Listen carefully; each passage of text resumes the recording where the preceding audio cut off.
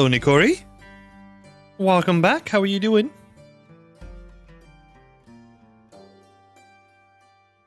Switch over to my screen as well. Hope you're doing well. It's time to get back into some medieval market stalls, huh? Not been doing anything on this project. I've been working on the other project. Let me actually give you a sneak peek of some of the stuff that I've been doing on the other project that we're doing with some other people from the community.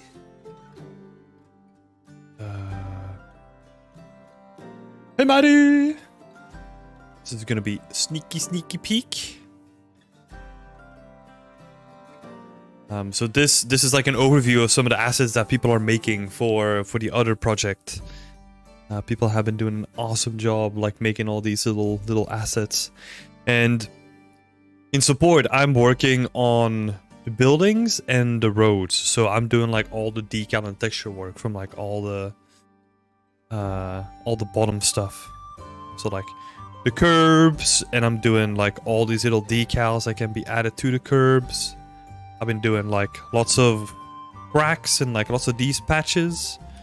And then yesterday I spent my day working on some other decals to just really make the roads feel like really nice, you know. And then we're gonna add these cracks to the buildings as well.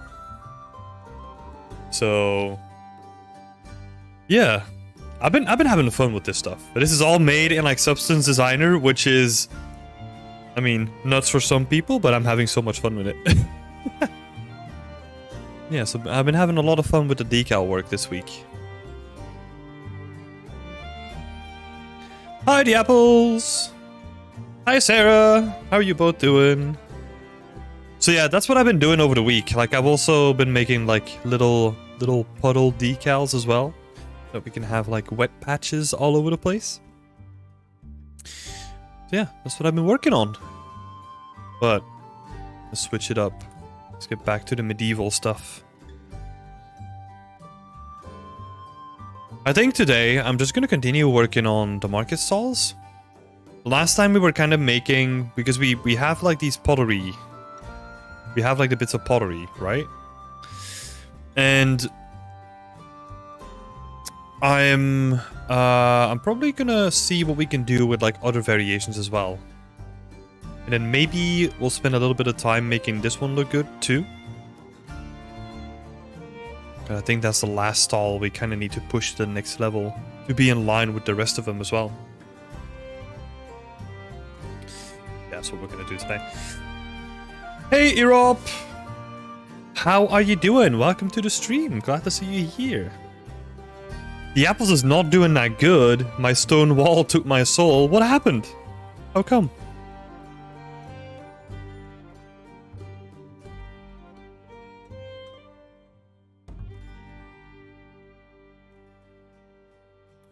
We do need to figure out what the rest of these stalls are going to be, right? Because last time, this is pretty generic up until this point. So maybe what we'll do is we'll kind of keep it pretty generic. No, I don't think that's a bad thing necessarily. So we'll just add like some boxes, some crates, some storage. And then later on, we can probably just replace it with stuff that we have made at a later point.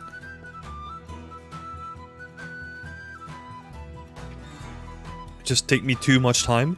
Oh, but that doesn't matter, the apples. Like, the only thing that matters there is if the outcome is good, right? It doesn't matter how long it takes. As long as you're learning, you're pushing yourself, you're doing your best. That's all you can do.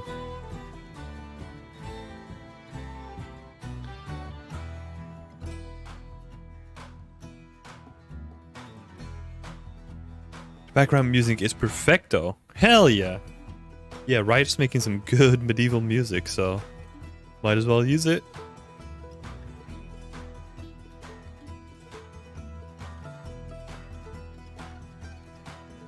I wanna keep like the animal stuff separately, so we're probably gonna do that in like the next iteration. Oh, I already have a line here anyway. So yeah, if you're new to the stream, feel free to ask any questions as they come up, or if you have like anything at all. Anything that I can help with, just let me know. I'll be glad to help you.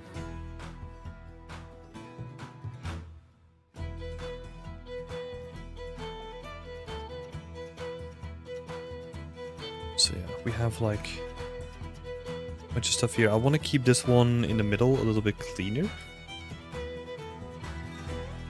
Like a little bit more open.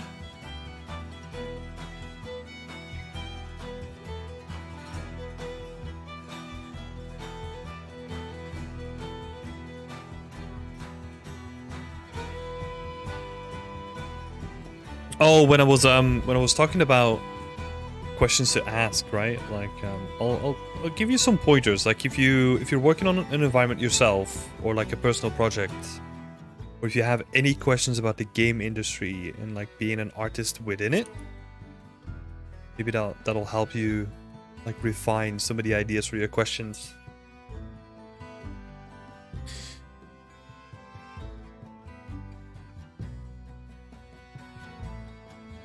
And in the meantime, we're just gonna... Okay. Okay, Streamlabs is working. I was testing something with that yesterday. Okay. Let me fix that real quick, because it's not Wednesday. I need to get used to this again. Look in. Let's see. Timer. Yes, okay. Let's do this.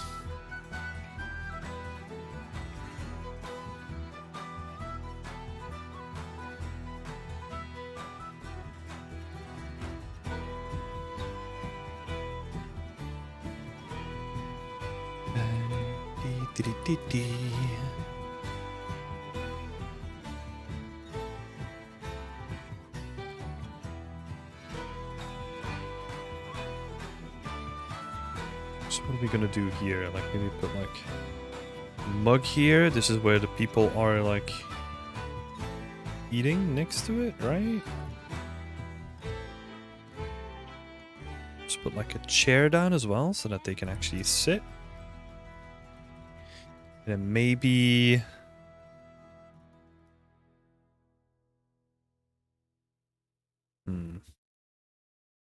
Oh, this is the Italian song again coming up, I think.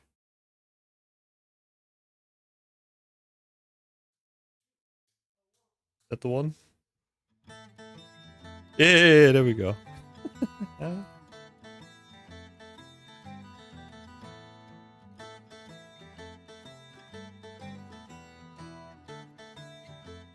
Mamma mia! Oh my god.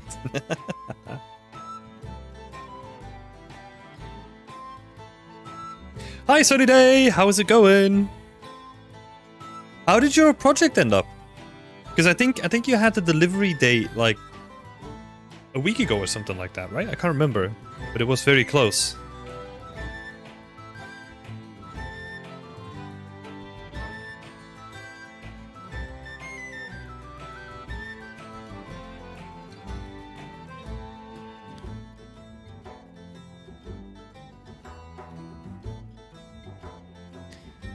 Just put some other bags down here as well. Well, I ended up passing the course, but things got messy. Uh-oh. Please tell if you want. Oh, shit. Okay. I didn't expect it to go there. What? I hope you're alright. Oh, you're better now. Okay. I thought things got messy on like the artistic side, where you just had to cut corners wherever you could. Not this.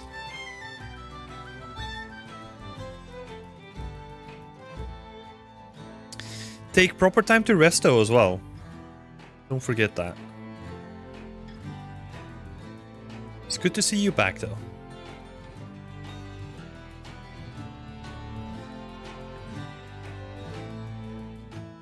We're kind of making this like an everything marketplace. Like these stalls, at least. They're just like generic stuff, you know?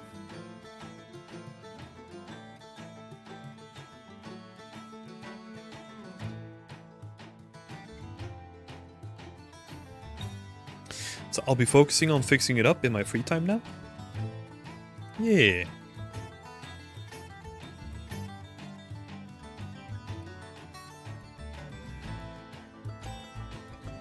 I hope, was the surgery planned at all? Or was it like just like an emergency kind of situation?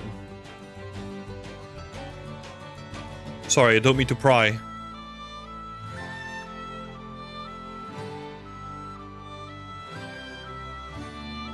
Yeah, Aladdin is saying the same. I hope he's also hoping that you're doing better now.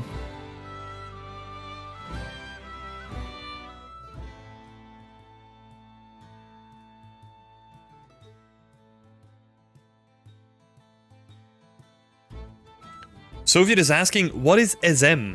Oh, so SM is the prefix for static mesh.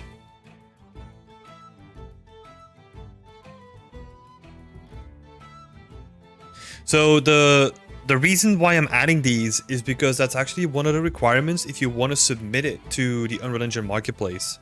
Like the naming conventions have to be super mega. Super mega wooden block 01. I like it. Yeah, so it's actually one of the requirements when you want to submit your stuff to the Unreal Engine Marketplace. Naming conventions. I think this one is good. Nice and dense. Like that. Just gonna move on straight to the next one. Gonna see if we can do some quick work here. And then we'll turn them into blueprints as well, or like level instances.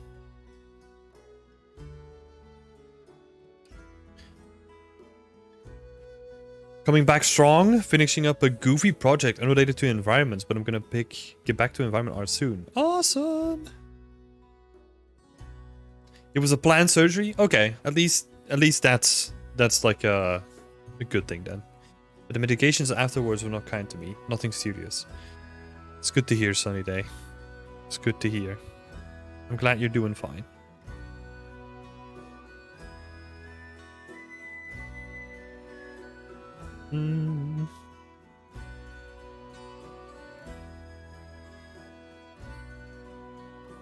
Just maybe stay in bed for a while. Yeah, it's good to have a proper rest, even if the rest is kind of forced upon you. You know, like sometimes we don't take enough time for ourselves. Enough about me though. How's the scene coming along? We've been chipping away. So we've been updating the market stalls. I haven't been doing a lot off stream, so that's why the progress is a little bit slower, right? We finished, I think the last thing we finished apart from the market stalls was like these stone walls. Finally made them. They're looking pretty nice. And then, yeah, now I'm just working on the market stalls. Trying to get the marketplace to look good. And at the moment, I'm just having fun with making like a whole bunch of different variations with them so that we can turn them into blueprints and then the whole level art becomes like way easier just to make new scenes. Don't speak about stone walls anymore, please. Oh my god. The apples, are you okay? That stone wall really hurt you.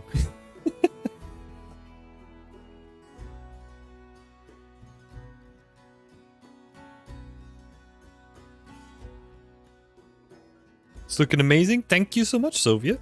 Appreciate that. It's looking so lovely. Yeah, I feel before what we were doing with the marketplace, I don't think I have like a screenshot set up for the marketplace actually. Don't think so. Yeah, it was not as good looking as before. But now we're getting like variation in the stalls as well. Like the stalls, they have like different heights, and it looks, you have smaller stalls now. Like it looks way more organic now, right? Like a bit too cluttered maybe, but we'll figure that out. And then we're gonna make like a nice stall here for like the blacksmith area.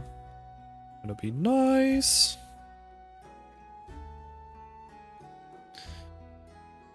Oh.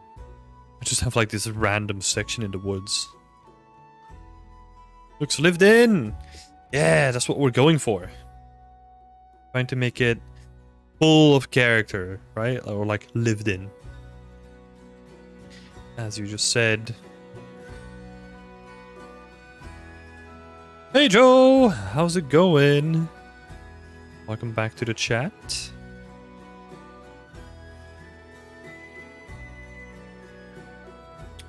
So yeah, what are we gonna do with this one? Let's see. Maybe we'll have like a couple of tubs on here. I wasn't really intending to use them this way, but it actually kind of works, right? Maybe the smaller one. Oh.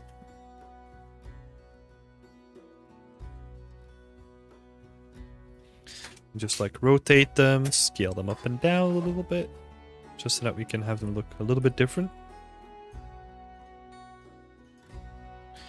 It's too big. It's also too big. And that's the one that we already have. Okay.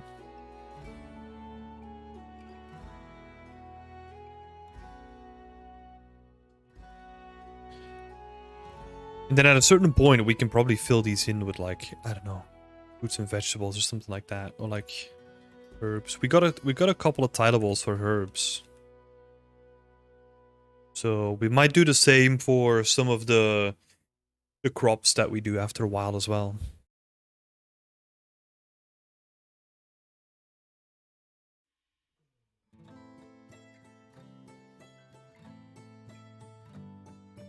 How are you doing, Joe? You're doing well.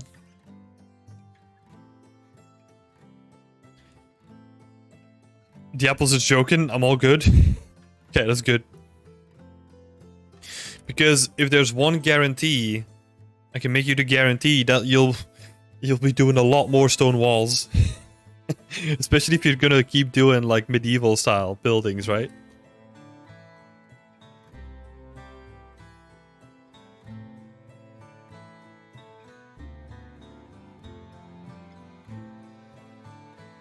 Oh, maybe we can push like one of these carts under here. We kind of have like people brought this in with them, and then they kind of stored it underneath it. We have a chair, of course.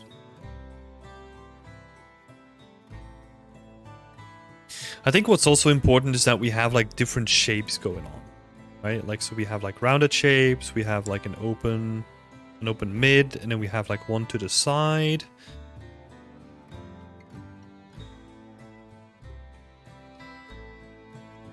What we'll do is grab one of these as well. Maybe find a good place to put this.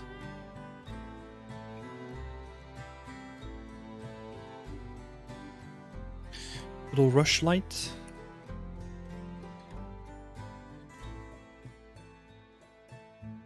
All good, how about you? Yeah, I'm doing good as well, thanks.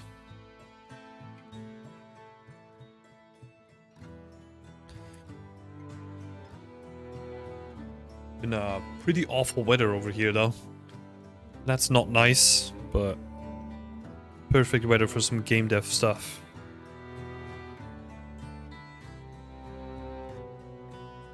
So I don't mind.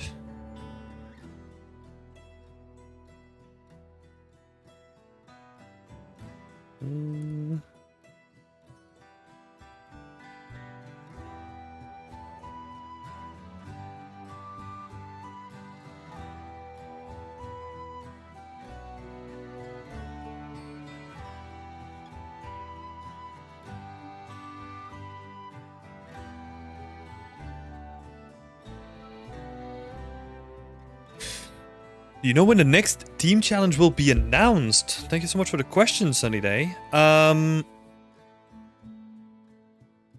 don't know the exact timeline, right? Because I'm a bit removed from it at this point. Let me actually check, because I think it's in Notion. Let me check for you.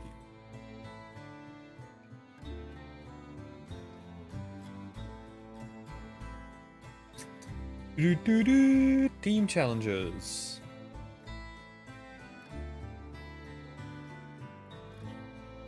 Production start at the end of October. Okay, so I think the next one is going to be announced in the beginning of October, or I think that's when the signups are going to go live. So yeah, it will be somewhere in October that will open up the next ones.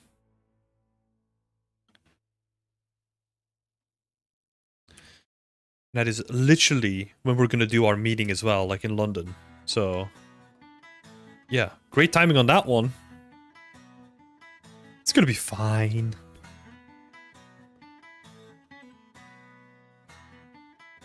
Been thinking about trying for it? Yeah, you should. You definitely should. Lovely, thanks. No worries. Happy to help. I know the current one, deadlines is tomorrow. Yeah. It's kind of funny to see the team scrambling in the back. But that's a natural thing. Like, it always happens that the closer you get to a deadline, the more teams start to scramble and like make really quick moves, and it's awesome to see. But yeah, unfortunately, I won't be around this weekend. So Lloyd is probably gonna host the team challenge final submission. Gonna be exciting. We're gonna do a live stream for that on Sunday. So if you want to see the results, we're gonna put like a bunch of postings up, and the live stream is gonna happen this Sunday.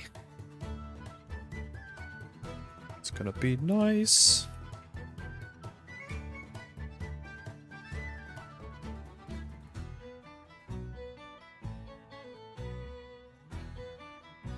A couple mugs here. Just putting in random stuff, really.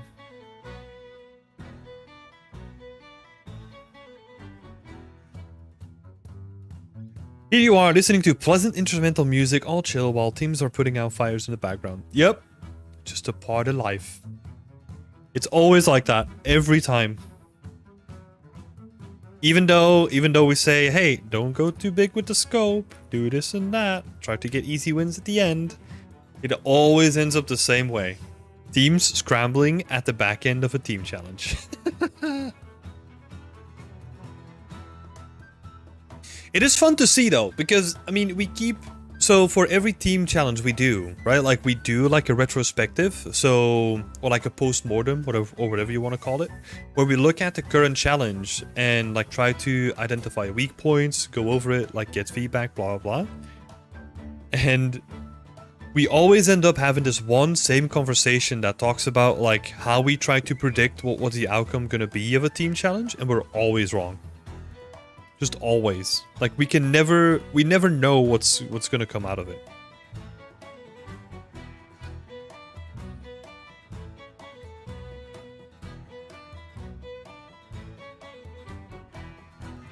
Hey, Populous!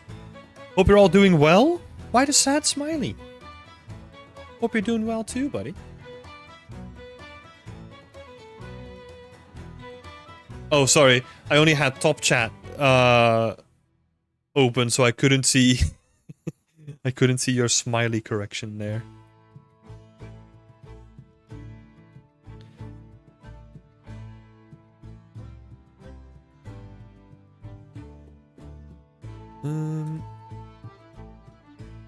Let's get in some plates, I guess.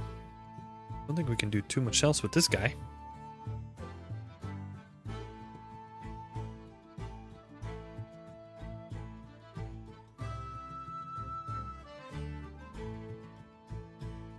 But yeah, talking about that sunny day, like the same probably happens in the university too, right? Where the teachers are just somewhat chilling out in the back, like waiting for everyone to hand in like their final submissions. But like everything is also on fire for them, right? That's kind of how it felt to me, at least.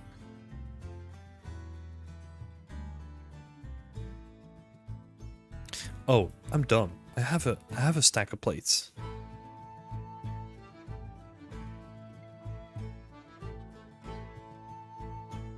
Yeah, there we go. Easy. Ook.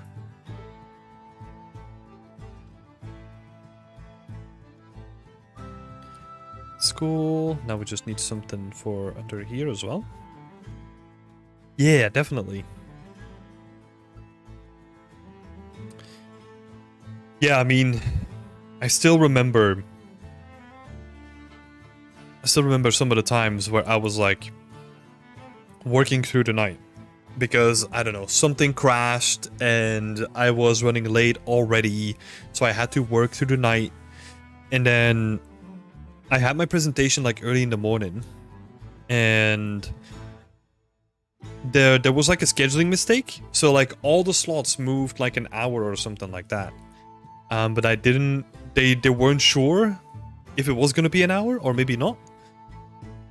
So I was like, cool, okay. I'm just gonna go sleep on the floor here, and I slept on the floor at uni, and they woke me up when it was my turn. So ridiculous.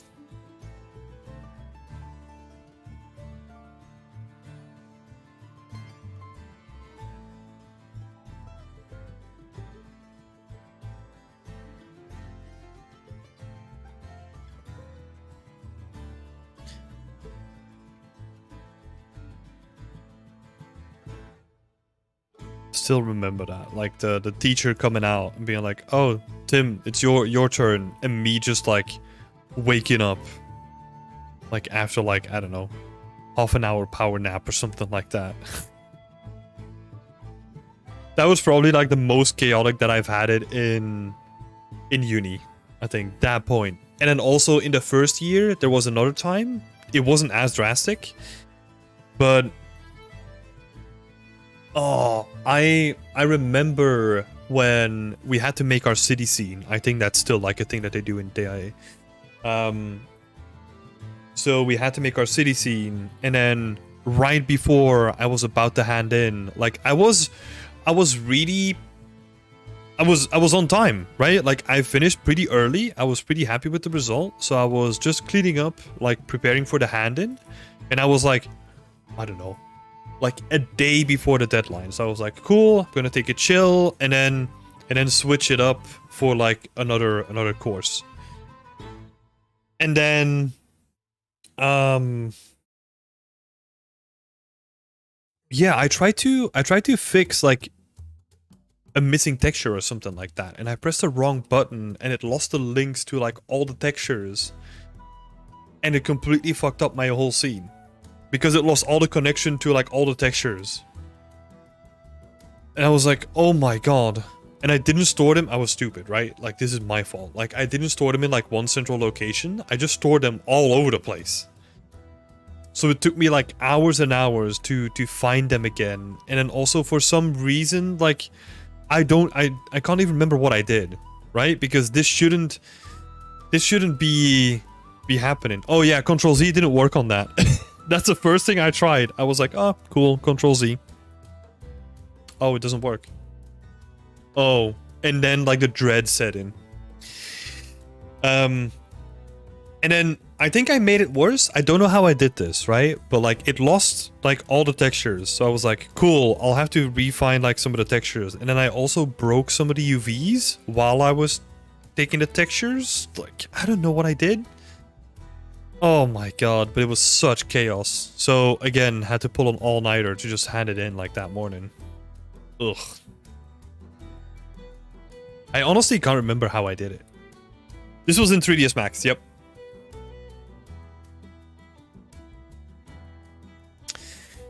How do you get that filter thing in Unreal where it filters out blueprints, static missions, and textures? Oh, this thing. I think you can add them here.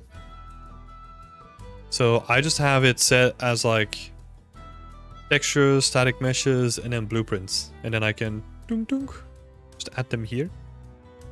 And I think there is a way where you can have the filters. Oh yeah, I have the filters set to like vertical rather than horizontal. That's the main thing.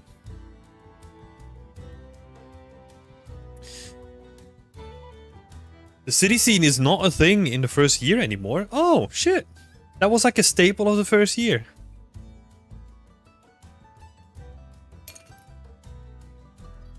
What is the thing that you have to do in the first year then now?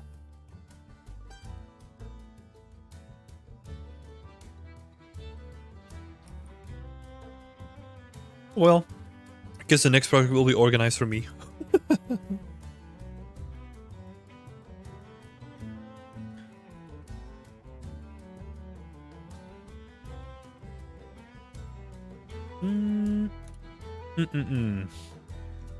Hey, it's Cairo. How you doing, buddy?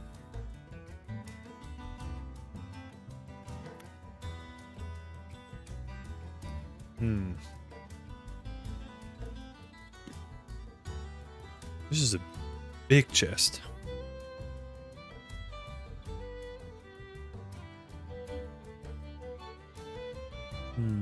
Maybe we take the big one.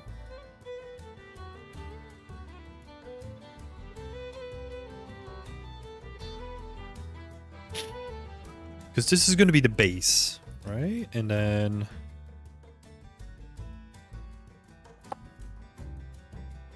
let me bring up my ref as well. Cairo's doing good. How is everyone? I'm doing good, buddy. Thank you so much. Doing some more medieval stuff after doing a week's worth of work on the studio project, which is going really well. So it's nice jumping from like current day contemporary stuff to like medieval.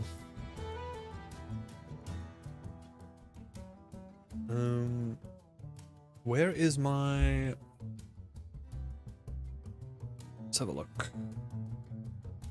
Where are my market stalls? Market stalls.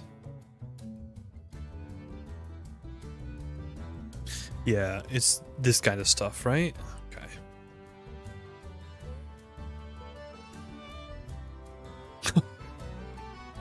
Sarah's hiding from Cairo. Why? He's not a bad person.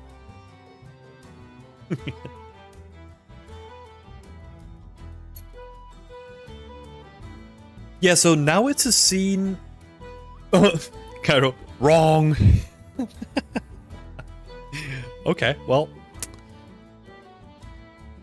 But talking about the city scene, now it's a scene based... so the city scene, to give like a little bit of an explanation, right? Because this is basically just our uni that we went to.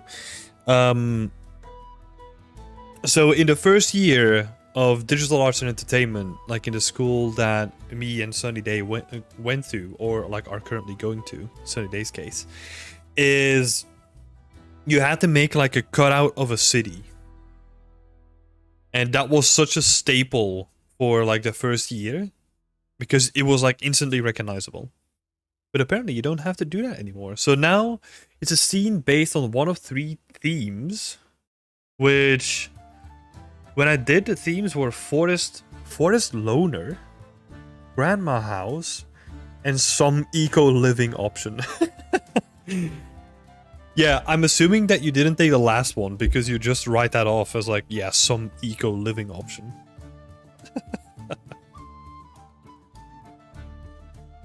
Sounds interesting.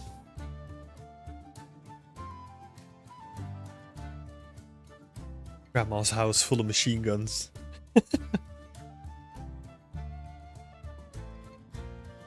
That's like Atomic Heart situation, huh? Where you have like the spider leg house full of with the granny with machine guns. I don't know, didn't complete the game, but still remember that moment.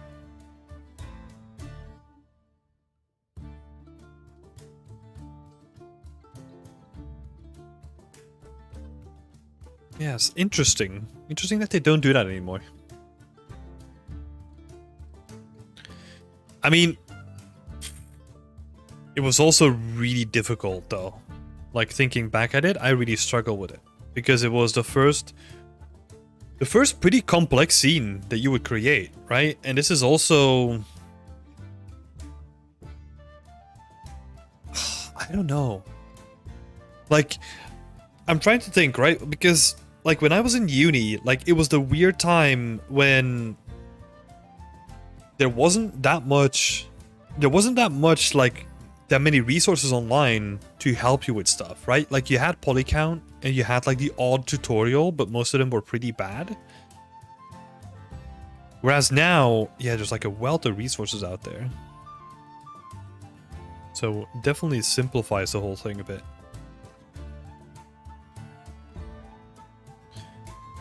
But yeah, I was definitely did struggle with that.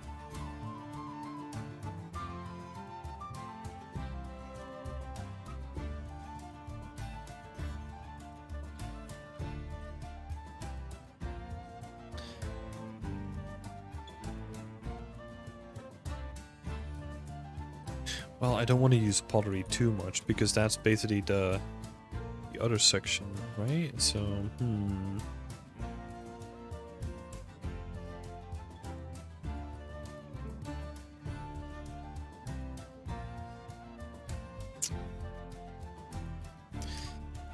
what are we going to do with this one?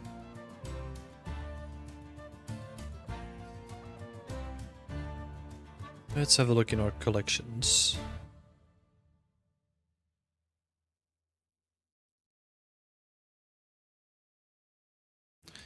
Potato.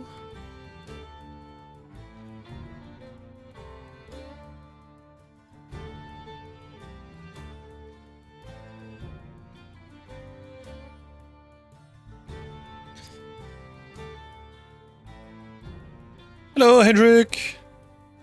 How's it going? Good to see you back.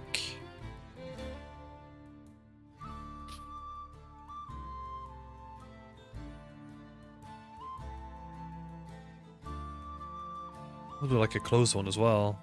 Hi, Vivek. How you doing, buddy?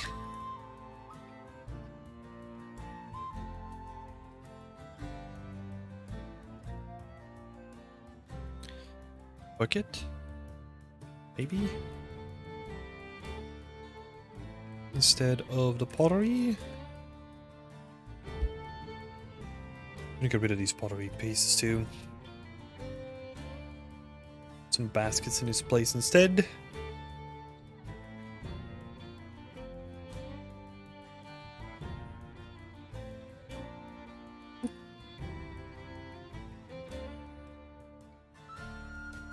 Oh, I keep doing this. I can't click on this because then it will remove this asset from the list.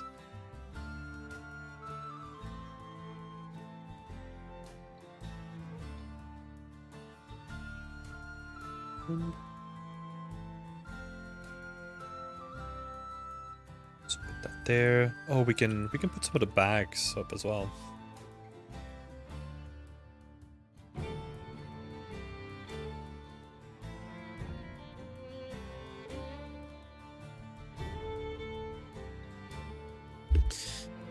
Henrik is doing pretty good. Improved my portfolio over the last weekend. Oh, that's awesome. What did you do to it? How did you improve upon it? Damn, chunky. Let's see. Oh, it might have the wrong material to it. No. I think so.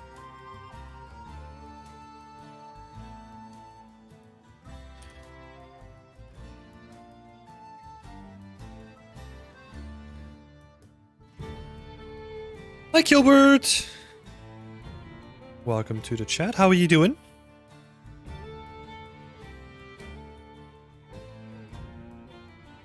Maybe we'll add like a little attachment like this. Let's It's gonna be difficult to figure something out what we're gonna put on it though. We don't really have too many small assets at this point, so might have to make some new ones at a certain point. Don't know what to make though. That's the issue.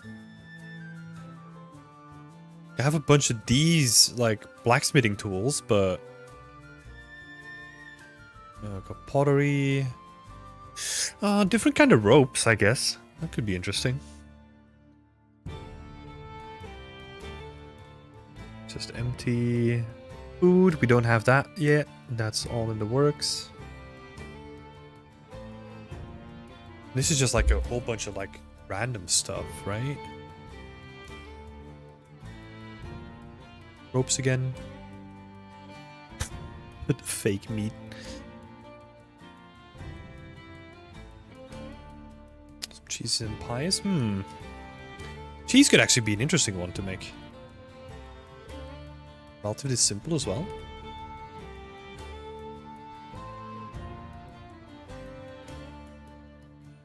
Added a new project and focused on good portfolio design and description and also submitted it. What do you mean submitted it? For portfolio review or to your portfolio as well? What you mean? Or did you actually post it this time? Is that what you mean? Portfolio review! Oh shit, let's go! Yeah, we got the next one coming up pretty soon. Well, not pretty soon, like 2 weeks, let's say. Second Tuesday, right?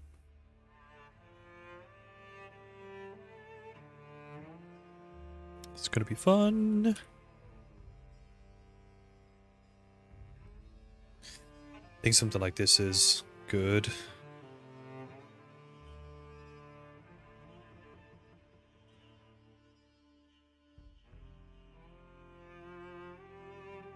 Gotta go for now, catch you later. Take care, Sunny Day. Thanks for popping in.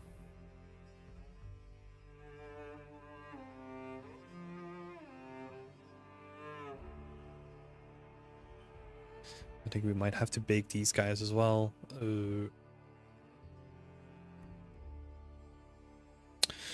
No, they are baked.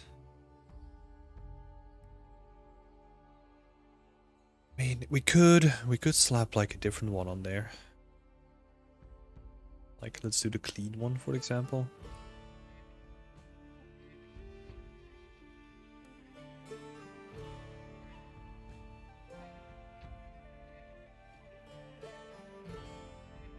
Nice. We can probably do the same thing with this guy.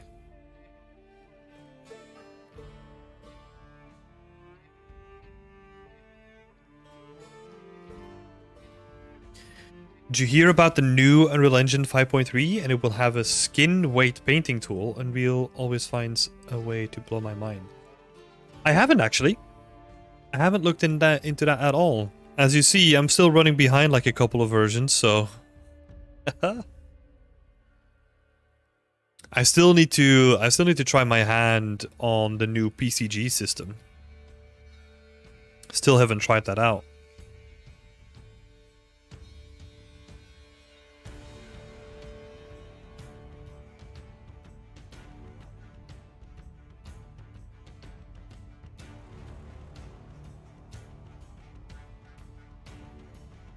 So that would be the first probably. Let's rotate these guys. What else is new in 5.3 then? Like anything else? Because I mean, I'm not a character artist, right? Care about that stuff? Don't tell anyone though.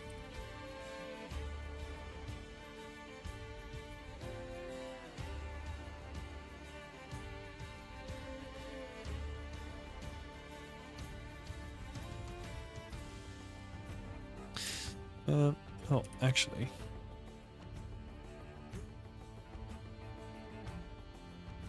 Let's put a coin purse here. Add some coins.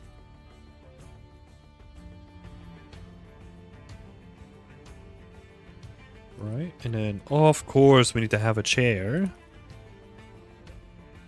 Stool in this case.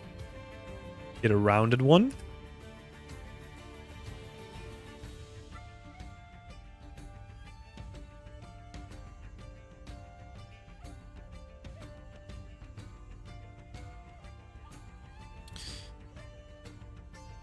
Oh, I guess we do have like rope bundles already, so probably want more. More than just like rope bundles, right? Nope. Let's put a lid on this guy. Dunk.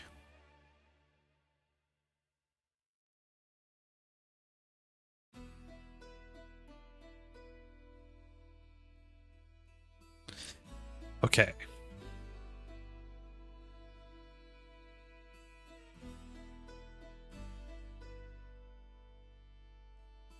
I'm wondering, can we do something with these planks?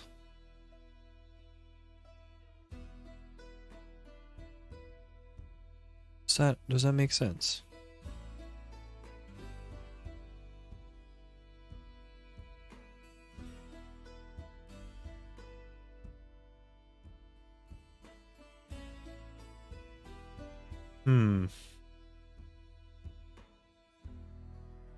Probably not, right? Those look a little bit out of place, but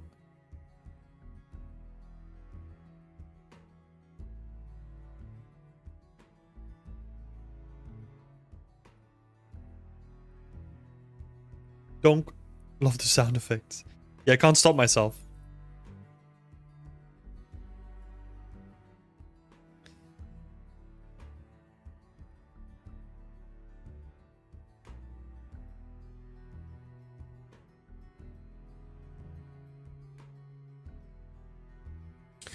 Red Twintail Studio, thank you for coming in. Yeah, maybe it's like a place for them to stand so they don't get dirty or stand in the rubble. Yeah. Yeah. I was thinking that too, right? Like, it does set it apart from like the others as well, so it could add like a nice variation between like all the other stands as well. So we're gonna try it. We're gonna try. Thank you so much for adding the comment as well. That's awesome. Let's see. Hendrik is saying, my project is in the early days, 2 projects, but getting feedback I think is just good.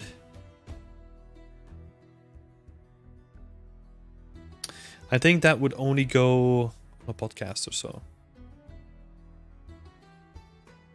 On a podcast or so. What?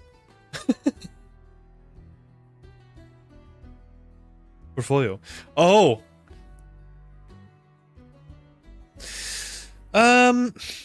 So if you're that's an interesting one, right? Because I feel like if your project is in the early days and you just want to get feedback, I would not go for a portfolio review, because I mean, I know that portfolio reviews up until this point have also included feedback on the work itself, but I'm trying to steer clear of that and focus more on the portfolio and the overall look.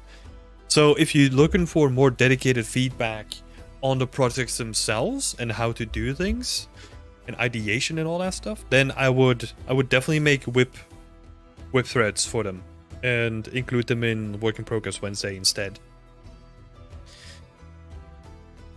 And then the portfolio is more for like the grand scheme of things, right?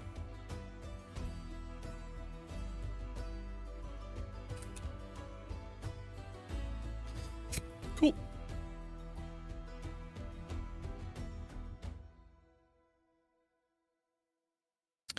Your portfolio is in the early days. Okay, fair enough.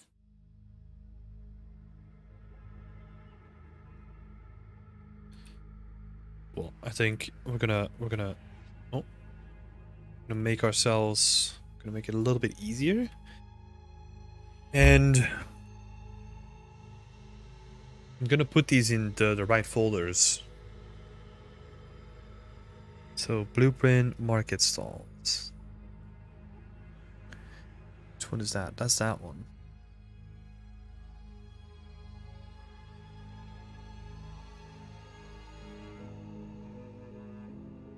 Yeah, but we don't really want to make them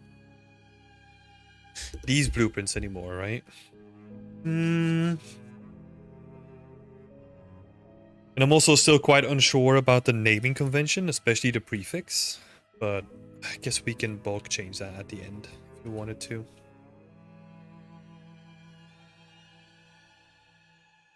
Just check everything's included.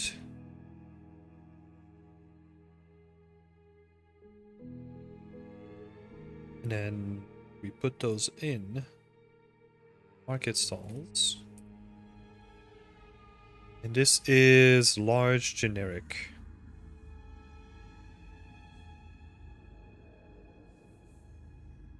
Marketstall large generic. Yes.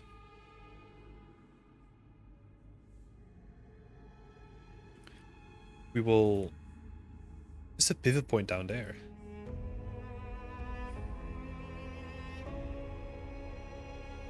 What? That's weird. Let's have a look. Let's lock all of this.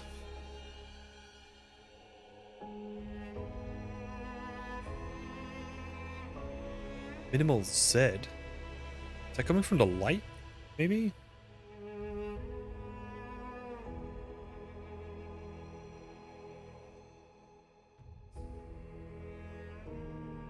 Because there's nothing poking through the terrain.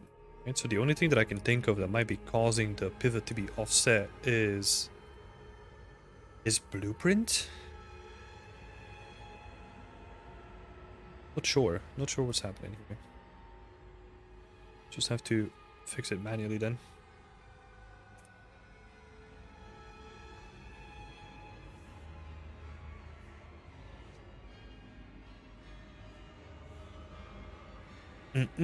Sorry for the confusion. No worries, Hendrik. I got it. Was getting fine, not perfect, but fine. Yeah. All good then.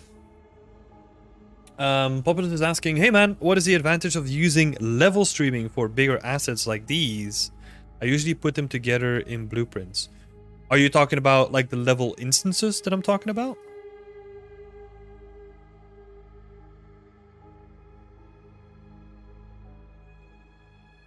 Because level streaming, that would be something different, right? So if you're talking about the level instances that I'm using here instead of blueprint, they're just way quicker. And they don't have all the unnecessary things attached to them. So like, for example, a blueprint has like a whole bunch of logic already attached to it, right? Where a level instance like this doesn't have that attached to it, so it's going to be cheaper.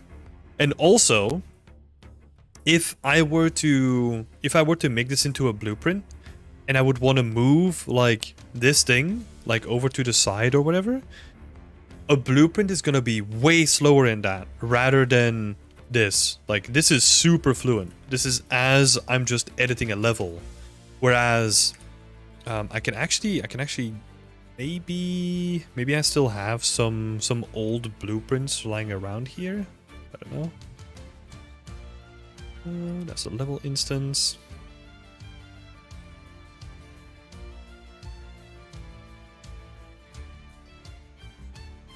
Those are packed level actors already. I don't think I have the older blueprints anymore.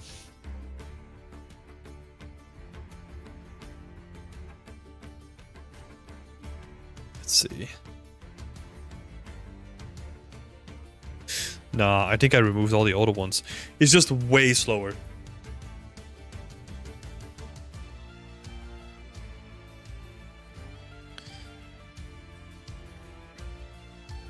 It's just way slower. For example, when I was working on some of the buildings and I wanted to move some of the modular pieces, or let's say I wanted to extend the building a little bit, right? It would just be literally unworkable in a blueprint because they're not made for complex modular pieces, where these level instances are. And then This is where it's going to get even more confusing for you, right? Like you have level instances that don't have any blueprint logic attached to them, but you also have packed level actors as well, and they're level instances with blueprint logic attached to them. So I think the thinking there is, let's say if you want to have like randomized randomized setups, right? Within a level instance, you can do it that way rather than having to make it in like a blueprint. It gets a little bit more granular, and I don't know what the performance hit for either of those is, honestly. So that's where it gets a little bit outside of, yeah, what I know, really.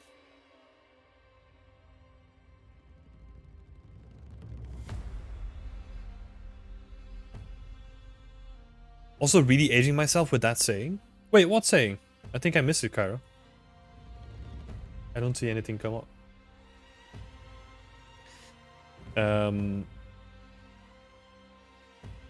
So yeah, I hope that makes sense, Populous.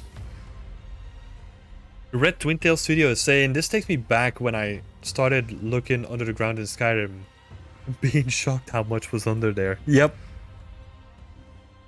Oh my god, yep. Yep.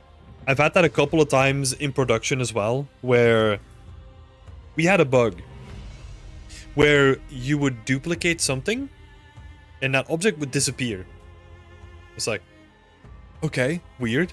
So we would just duplicate it again and then it worked. Now, the thing there is when you duplicated something, it didn't actually delete it. Like, it was still there. It was just that 000 space in your level. So what meant that after a while, the technical artists that we were working with, they were like, our build is getting perpetually slower. Like, what's happening? And then they did like a proper investigation, and then after a certain point, they realized that 000 was stacked with a whole bunch of things that people duplicated, never realized that it was going to be teleported to 000, and then they would just submit that regardless. So there were literally thousands upon thousands assets just stuck in like 000. Fucking ridiculous. Oh my god. Yeah, Cairo is probably having the same issue at times. CryEngine gang, hell yeah! So ridiculous. Oh my god.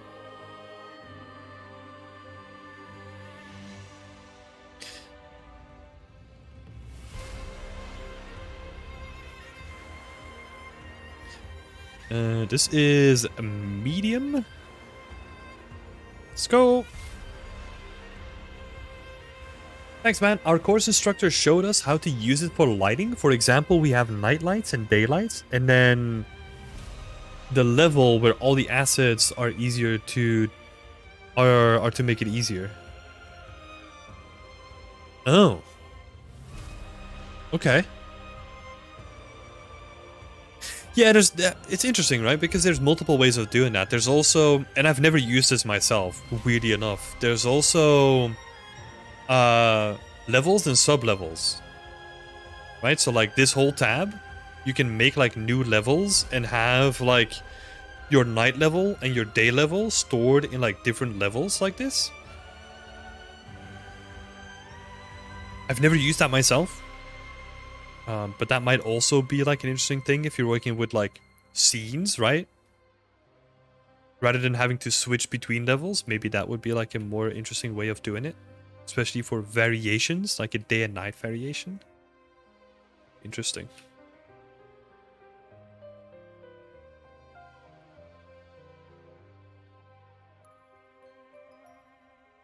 Oh my, yeah. There's a whole bunch of shenanigans going on in game dev. I mean, this is now well known, right? But there's an example. Wait, what? Where's my pivot? Oh, there it is. Do y'all know about the trains in, I think it's Fallout 4? I think, was it Fallout 4? I think it was one of the Fallout games where they have a train. And the way that they made a train was they attached the train model to the head of a character, then duplicated the terrain underneath, made it lower, so that if you put that character on that piece of terrain, the train would match the height of like the actual terrain. And then the train, to get it moving, would just be the character walking. Yeah, Fallout 3. Train hat. Yeah. Like, this stuff is ridiculous. But this is not uncommon. Like, game dev is freaking weird.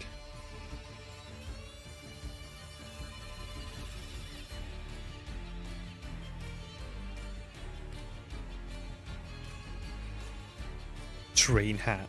Oh my god.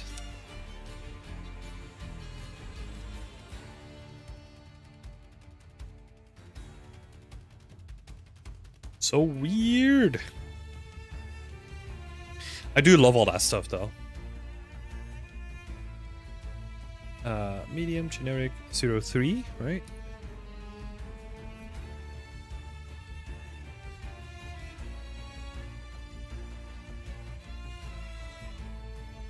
Why is that pivot offset?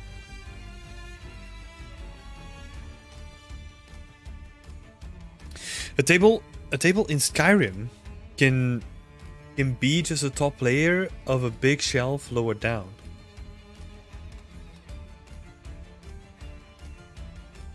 Top layer of a big shelf lower down. Oh, I see what you're saying. Yeah. So, love that. Yeah, those are some of the things that I would do as well. Like, a table could just be this. Like, hey, this is a table now. I love that. Sneaky. So, you know what's interesting? Like, all this stuff doesn't work when this asset becomes destructible. Because the whole destruct simulation would completely spaz out if it has to also take into account the collision with the landscape. Right? So if, let's say, someone were to shoot this and it would, like, break apart into, like, dynamic pieces, the pieces would be inside of the collision of the landscape. So that would never work if you could actually destroy some of the stuff in Skyrim. And that... Oh my god, those rules, like those destructibility rules, it can be such a pain to work with as well. It's like a whole separate layer of pain.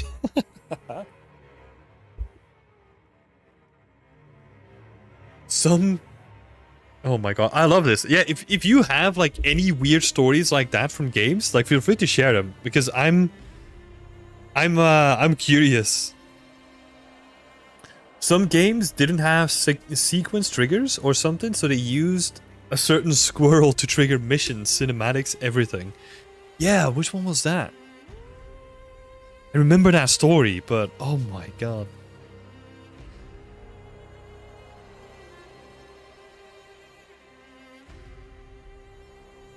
Henrik is asking, as what kind of job do you describe what you just make? Like the stuff that I'm doing now is level art. So it's a specific specialization within environment art. Like a level artist will purely be doing like set dressing and like putting assets that are already created by someone else into like nice compositions. That's what you'll be doing as a level artist.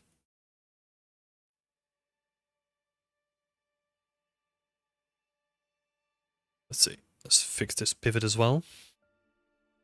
Okay, thanks. No worries. Why is that? I think the...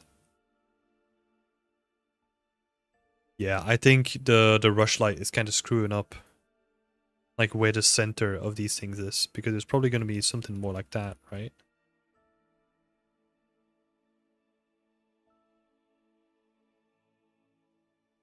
Hello? Oh. I thought the music was gone.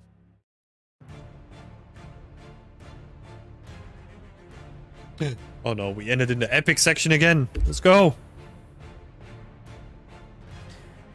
I bet there were days that going from all in chaos to things just working again magically. Oh. Yeah.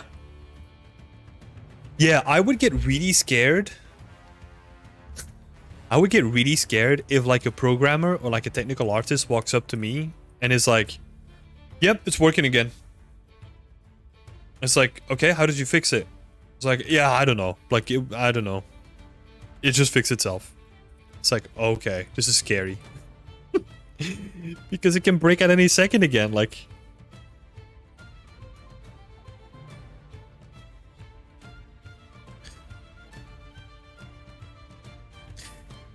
Assassin's Creed 1 horses had human skeletons? Oh my god. That's nasty. I didn't even know that.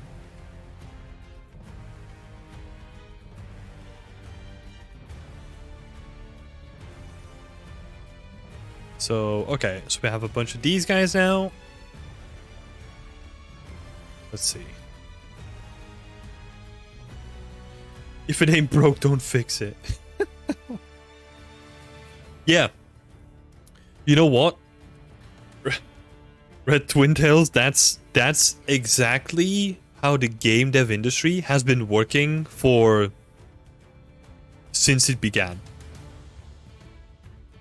And that's why some of us are now do now have these weird stories when we're like, oh yeah, stuff just gets spawned at 000, so make sure that 000 is always empty before you ship a game. Like, that stuff just happens. Because the previous generation was like, ah, if it's not broke, don't fix it. Like, yeah, some people have this issue, but it's not big enough, you know?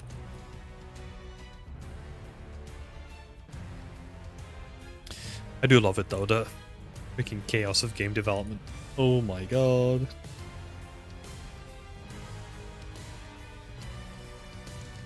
It's a different thing entirely if that is your day in, day out, but like now, looking at it from the outside, I do enjoy other people struggling with it, let's say that. So sorry, Cairo. Sorry that you have to deal with all the stuff that I had to deal with.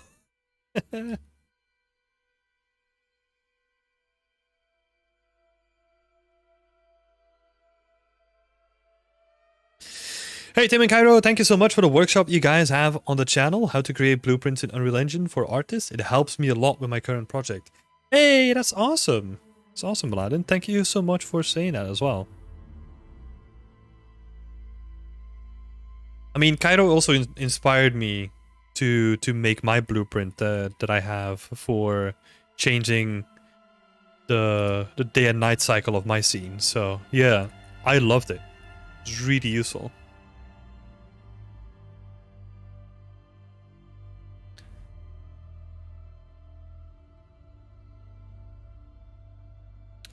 Need to grab a little bit of water. So I'm gonna do that first.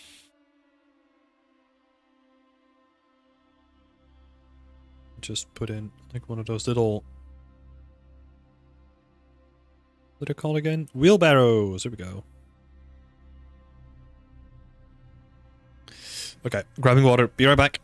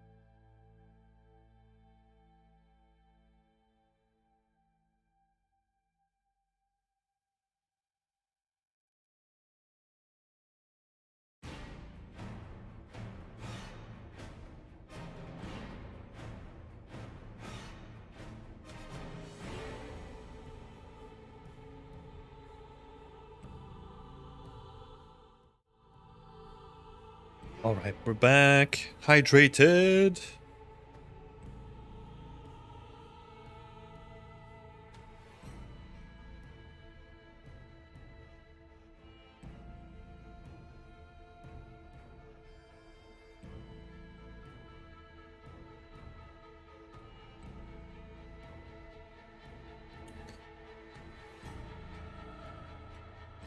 Yeah, what is everyone else working on? So, Aladdin is doing something with blueprints, I'm assuming, right? Cairo is working on NDA, I'm assuming. What is everyone else working on?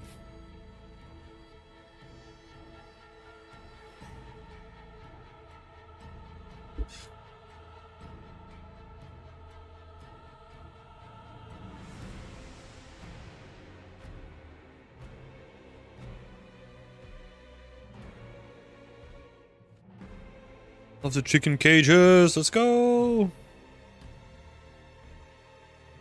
Yeah, they've been underutilized.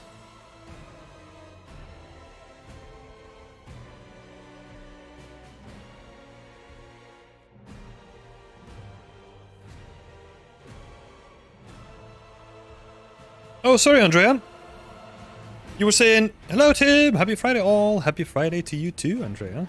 And thank you so much for the comment on the chicken stalls. How are you doing? I feel like it's been a little bit. Ah! It's epic music again. No. Need to clean up my playlist. Just want like chill medieval music, please.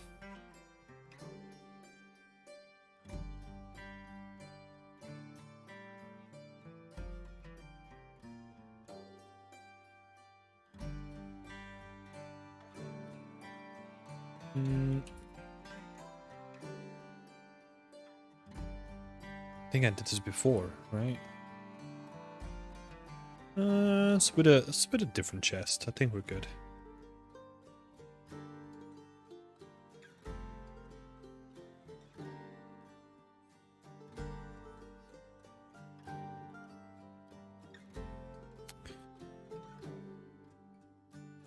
It's nice to be back. I had to take a break from work, suffering from creative burnout. Oh, sorry to hear that.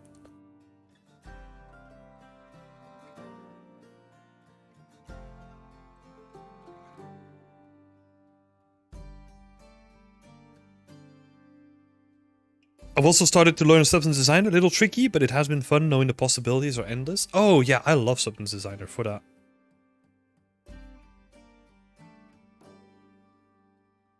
It's good to hear that you're getting back into it though. Like, how?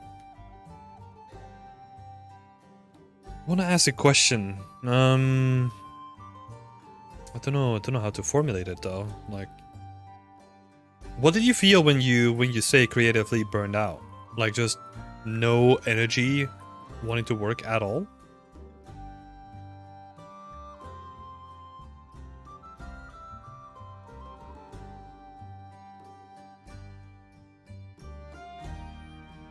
This is the little bowl, but okay.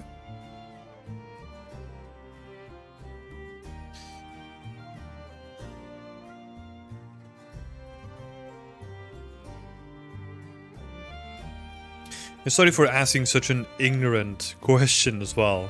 I'm just always curious how this manifests with other people.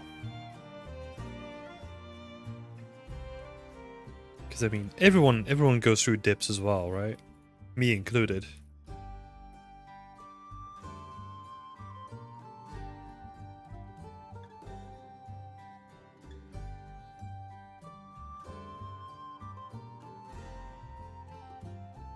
Doing here, so we put a bucket down so that they can clean the stall a little bit.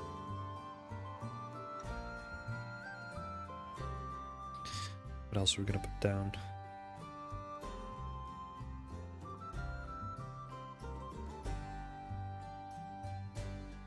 I'm also trying to think about like when the moments were that I really struggled as well on my end.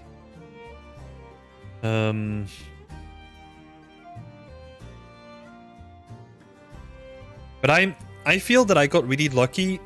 I mean, it sounds so weird to say, right? But like I feel that I'm really lucky that I got really creatively demotivated before I got into game art. So before this, in high school, right? Like I was going through advertisement and I was gonna do flyers and websites and all that kind of stuff, right? And one of the main things that stuck with me was what was it? I think it was a 7th year.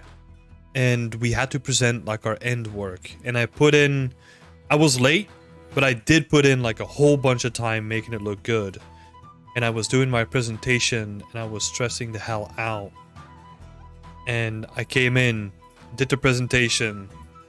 I thought it was okay. And it was in front of like a jury, right?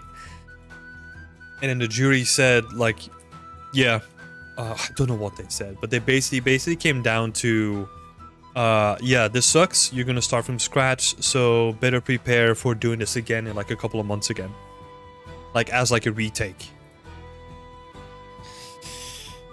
And yeah, I just remember going out of that room and just freaking crying, like on the way home. And then on the way home, I just realized like, I don't know. Something inside of me was just like, I'm gonna show these fuckers, you know? Like, I don't know, I kind of turned it into like, this is not healthy, by the way, right? But like, I turned it kind of into anger, and then like, I'll show them kind of attitude, you know? And I had that happen like a couple of times early on. But yeah, I think that also, I think it did two things. Never really thought about it that deep before, right? But I think it did two things. It kind of gave me an apathy for what other people would say,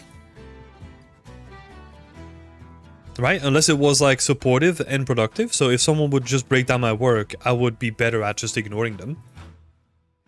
And then also just sticking with my gut, right? Like being more independent when it comes to it. Yeah. It's a creative endeavor is not an easy one.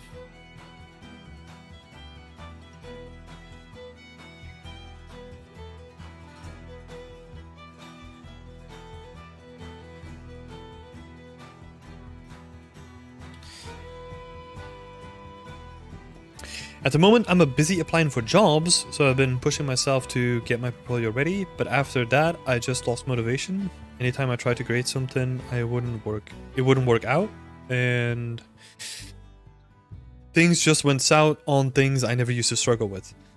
Yeah, I get that. Like it's you can't really make good art when you're in like a position like that, right? You need to be in like a good mental position to then make art and not let it frustrate you.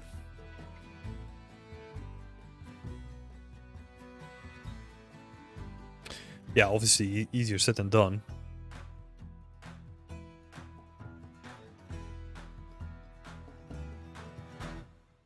And then Andrea is also saying, of course, exhaustion from looking around for jobs and feeling demoralized that there aren't any junior positions. Yeah, it is a tricky time out there.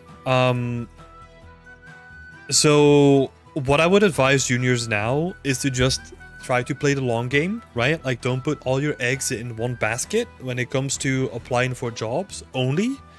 Like you kind of need to be spending your time like applying for jobs, like let's say you have 8 hours, right? Like spend one of those hours like maybe looking for and applying for jobs and the rest just on artwork.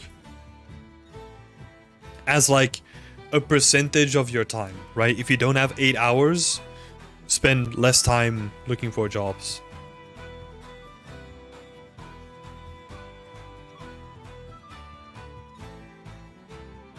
Because yeah, I think it is changing. I think there's gonna be over time there's gonna be more junior jobs, right? But it's gonna take a little bit, I think. But you'll get there. You'll get there.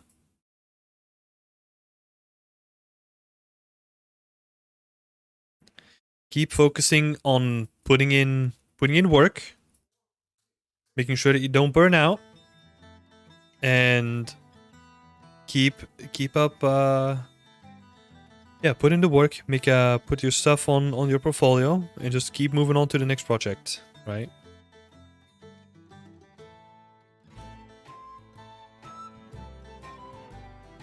Why do you think there will be more jobs in the future? So, okay, there are 2 points that I'm using as a reference for that, right? One is every year, I don't know which company does it, but I'm looking at LinkedIn and there's surveys that go out. And last year, there were, what was the percentage again? Like, don't quote me on this, right? But I think the percentage of the overall job market in the UK, keep in mind, this is specifically UK, right? I think 8% of those jobs were junior jobs. And they saw an increase in this year already. So that's indicating that there's more junior jobs available. And also, the second part is because, and this is more like a personal feeling, right? This is not based on like, this is based on my intuition, but not on any concrete evidence. And that's because we're still reeling with the aftermath of working from home, right? So what working from home did is a lot of seniors started to realize that, hey, I don't want to do this. I want to start my own thing, or I want to be like, I want to have freedom to move, or I'm looking for better opportunities, right? So what we're seeing, for example, on the senior range or senior or above, right, is that a lot of people have been getting really good offers because now the whole job market is more international. So that means that a company from America, for example, of course, if they're set up, whatever, like if the business is set up to do this, they can basically go to the UK, say, hey, we pay you 70k. Let's say, I'm just taking a random number, right? We'll pay you 70k, 80k. For the job that you're doing now, you just have to come and work for us. And what that means for a senior working in the UK industry, it's highly likely that that's going to be like a very enticing number.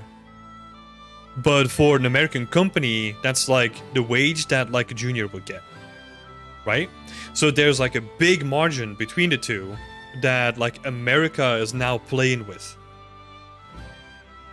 So that also means like that's the first part, right? Like seniors have been making lots of moves in the last couple of years. That means that there was a lack of senior staff in a lot of companies. And that also rains down to the juniors, right? Because you need senior staff to support those juniors. And like I said before, a lot of them moved to different companies or they signed better contracts with other companies. So that means that there's like, to me, there's like a tail to that.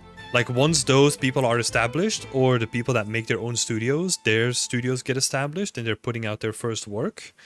That also means that then they themselves can hire more juniors, because a new studio is not going to require any juniors because they need experienced people to help build their first product. Right? So that's my thinking, like my personal thoughts on this. So I think we have seen this massive shift, but I think now the whole thing is stabilizing, and there's more. There's going to be more junior positions that are going to open up in the next couple of years. At least I hope so, right? And that's my thought process behind it.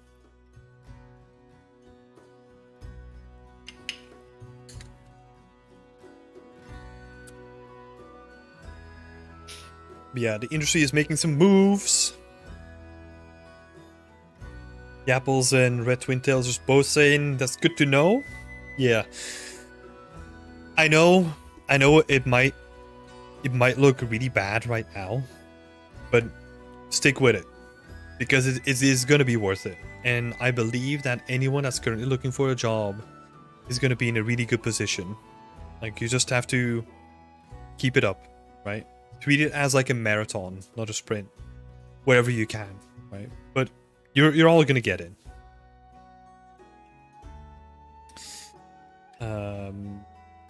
Rory's coming in. Hi, Rory. How are you doing? I am doing good. Thank you so much for asking.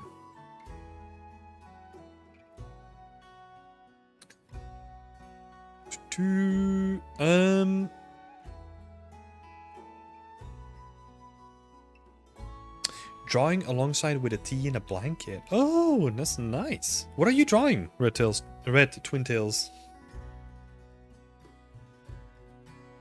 Yes, I believe we got this, chat. Hell yeah, that's the attitude I want to see. That's awesome. It can be intimidating knowing who you might be up against. It doesn't matter, Andrea. Like, because you don't know who you're going to be up against.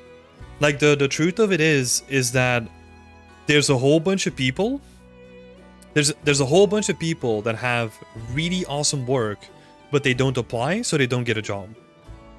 And there's a whole bunch of people who are, what's the best word? Like, maybe underqualified for the job, but they still get it because those other people don't apply. Right? So, like, the work is only one aspect of getting a job. Like, it's the work, it's your personal attitude, it's the person you are, what you bring to the table, as in, like, your positivity, right? So, like, hard skills and soft skills, timing, and persistence, right? So, yeah, work is only, like, one part of it, so...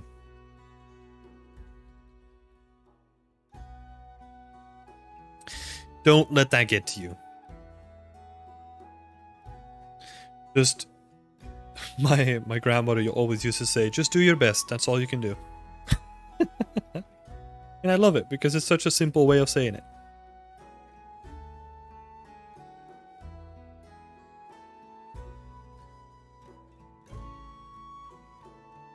Red for short is fine. Okay. And I'm drawing a game character design. Awesome. That's awesome. Do you stream at times as well, Red?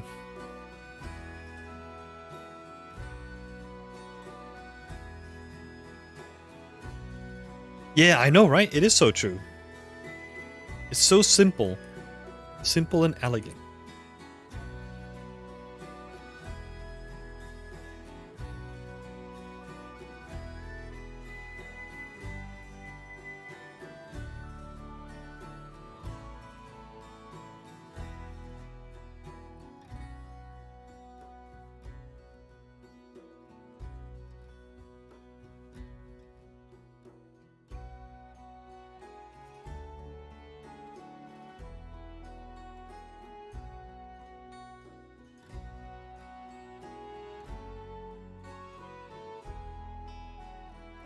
Oh, Rory is modeling in Blender, a medieval setting like Timothy, but stylized. Oh, shit.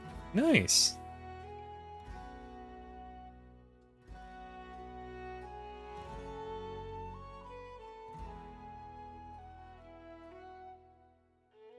Lots of medieval stuff going on. I like it. Definitely not biased, you know?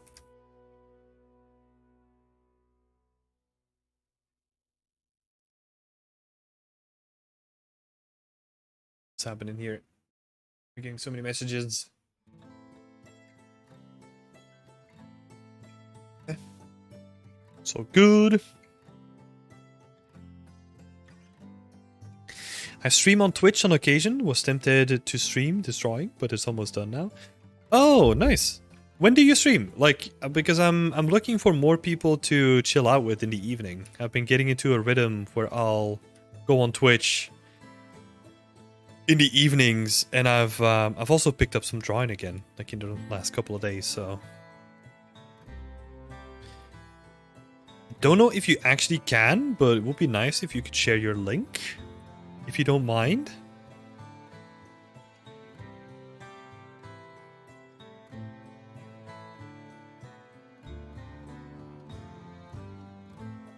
Medieval. Andrea is saying medieval is slightly more superior than any other genre. Sci-fi comes second. Okay.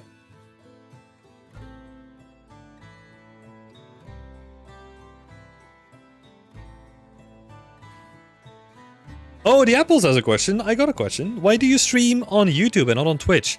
So, we used to stream on Twitch. But I just didn't like for the amount that I stream, right? It didn't really make sense to put like a whole bunch of time in it. And I felt that also, since all of our content was on YouTube already, like I wanted to do it on YouTube.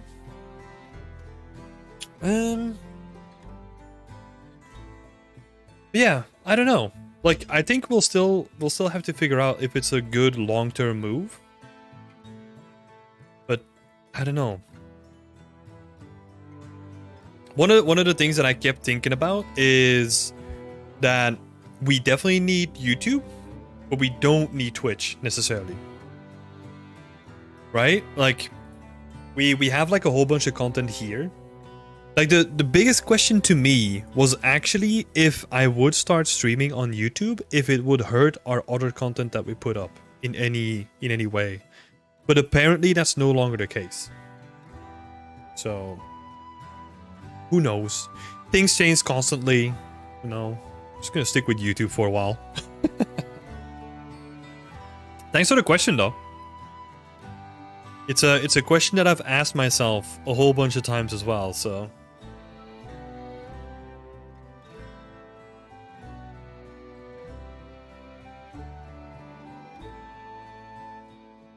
What do you all think?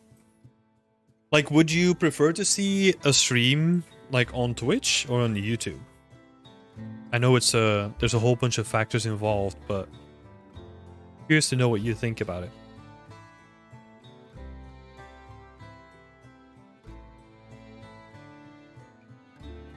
I'm gonna stack up some of these like under there.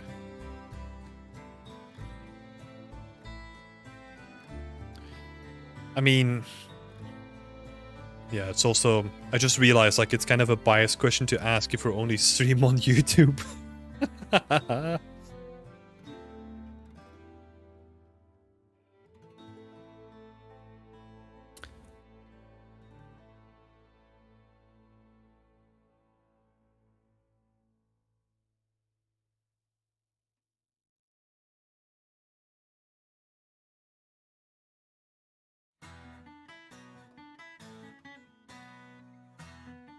Right, like it. Let's see if we can get like another one of these instead. Switch this one up as well.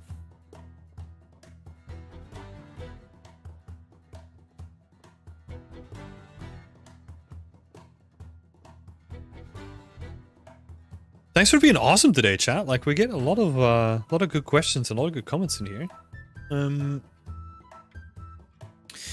Rory was saying, I was thinking about joining BE in September when I have a more presentable portfolio. Currently, I only have a character made by me. On environments, I'm still new.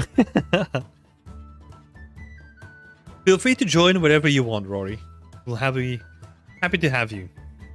And Red is saying I stream on Twitch occasionally.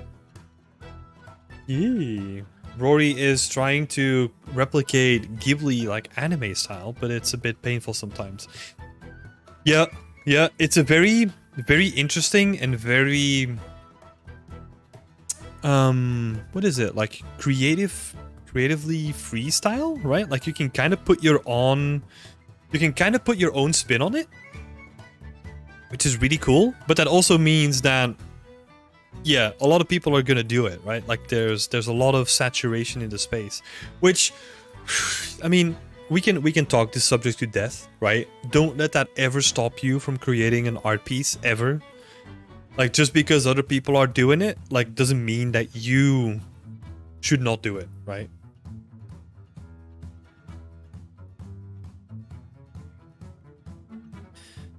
Oh, Red is also creating 3D in anime Ghibli style. It's awesome. Henrik is also saying it's hard to get a consistent style. Yeah, so the thing with a style is that it's something that evolves over time. It's not something that you think about and then create. Right? Like after a while, the more you do stuff, you're gonna learn your own style. But it's not. I tried this myself, right? Like trying to come up with a style for yourself. Like a style is based on what you like and don't like over time. Are you gonna put little dragons in those cages? Oh my god, that would be awesome. But no, probably chickens. But the chickens are gonna be made by someone else. I'm not doing chickens. We talked about this last time.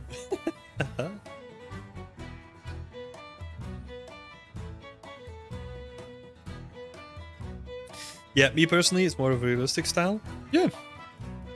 And you have a blend between everything. Right? That's the fun of being an artist. You can put your own spin on it. Let's have a look at some of the replies here, right? So, Puppet is saying YouTube, Vibu, YouTube, Hendrik also on YouTube. The Apples is saying I prefer Twitch. The chat is way more ergonomic for me. Yeah, I can see that. And Kairo's saying I've naturally gravitated towards YouTube these days. Not sure what caused the change. Yeah, like the only oh, we had this discussion on Discord once, and I think YouTube is better for you with VODs and such. Yeah. Yeah, I think so. Not sure what caused the change. Yeah, I think for me is it's important like how discoverable it is, right? But I honestly have no idea like how discoverable like a YouTube stream is. Because I don't really watch streams on YouTube. So yeah, I need to do some more research. It also showcases how prepared I am, right? When I made the move to YouTube.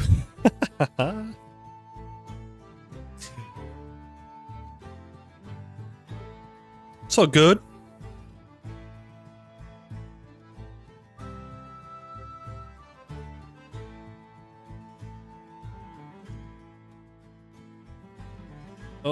Oh, chat's bugging out. What's happening? Here we go. Oh, second favorite also streams. Mostly to 0 people and lots of spinning around the viewport. Yeah. I mean, spinning around the viewport happens here as well. Or like, just talking and not even looking at the viewport. You always gotta start somewhere.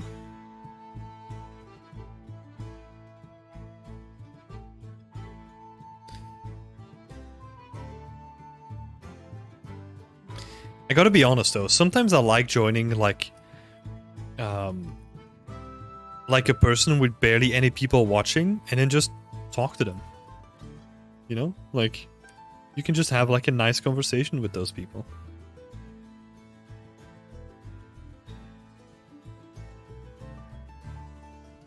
Get to know them a little bit.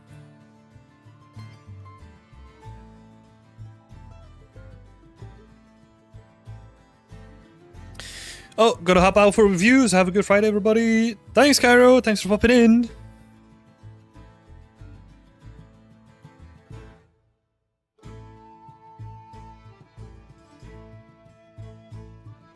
I don't love sitting through 100 ads before I can even get into the stream on Twitch. Yeah, getting into the stream on Twitch is freaking annoying. Because, like, I just want to watch it and then they just open you up with ads. It's like, don't like it.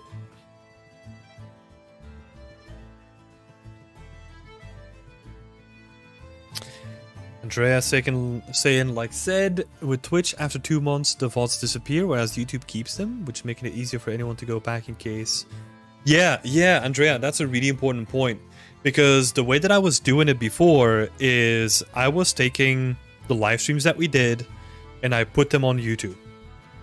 Right? But that means that I have to like export them, like upload them. Like OBS makes it really easy, or like Twitch makes it also really easy. But it's still I have to remember it every time, right? Like it has to be like a habit kind of thing. Where on YouTube, I stream and the VOD is up and I don't have to do anything anymore, which is super nice. Especially because I'm not a streamer, right? Like this is not my main income. So yeah, it's a different dynamic for me than it was than if you were like a full-time streamer.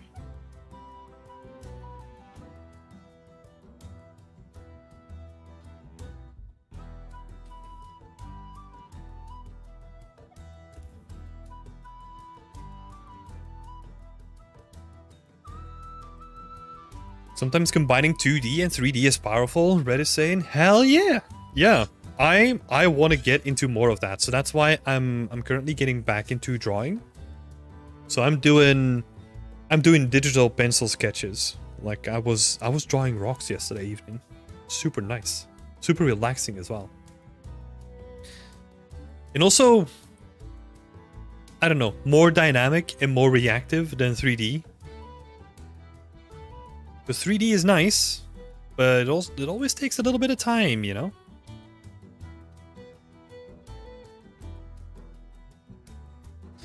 Oh.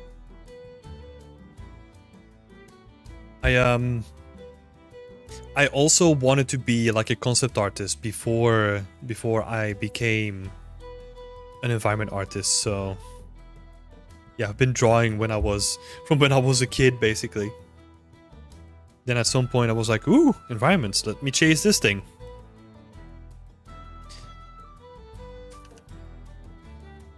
So that is large animals. But I gotta say, I always sucked with like putting color to something. Always sucked with that. And never really properly took the time to learn it. So it was always just like pencil sketches that I stuck with.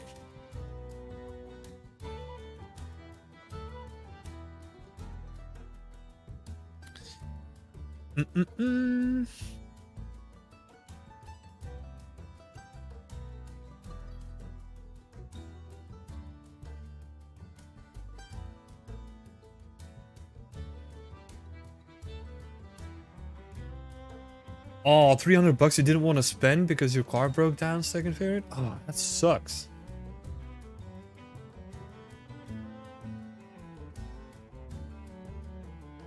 I reckon most of the times it's just better to wing it rather than doing and speculating on which one to choose. Yeah. Yeah, I think so too. Like you can overthink something, right? But sometimes it's just better to make a move, and then if it doesn't work out, you can still switch. Hey Damian!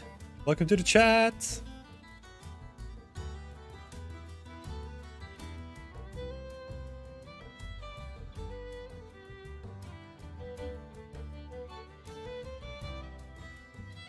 I will say that the YouTube chat doesn't show me every message, it seems. Yeah, I don't know if this is the same for you, but like on the top you have live chat and like top chat.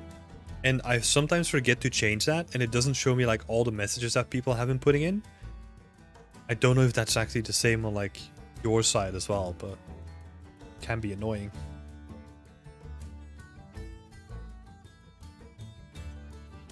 Yeah, Red is love and concept art. That's what I studied from my BA, and that's where I learned about the 2D plus 3D workflow.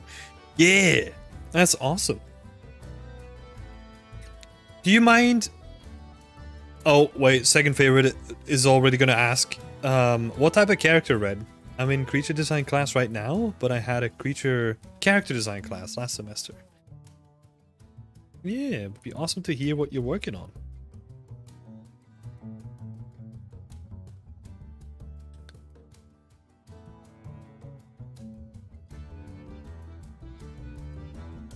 Small animals. Gonna head out for now, Alan? Have a great day, y'all. Thanks, Alan. You too. Thanks for popping in.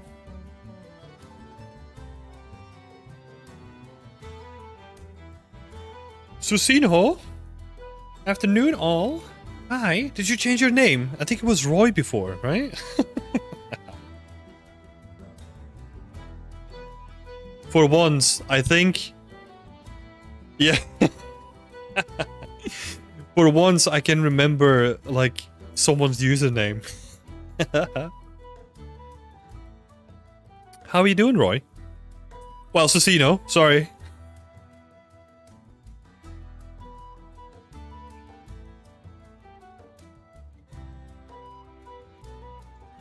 Okay, so we got a bunch of new market stalls. I'm not gonna do this one yet. So what do we have? We got pottery, we got generic, we got animals. What else do we have here? Like, what else could we make something with?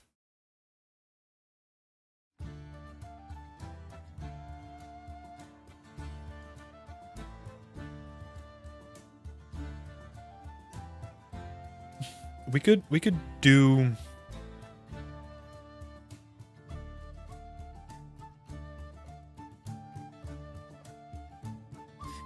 Fruit and vegetables? Yeah.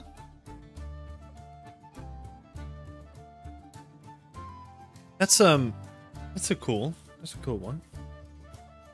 But yeah, I'm trying to think, right? So like fruits and vegetables, they weren't widely available, I think. Maybe... Oh god, here comes research.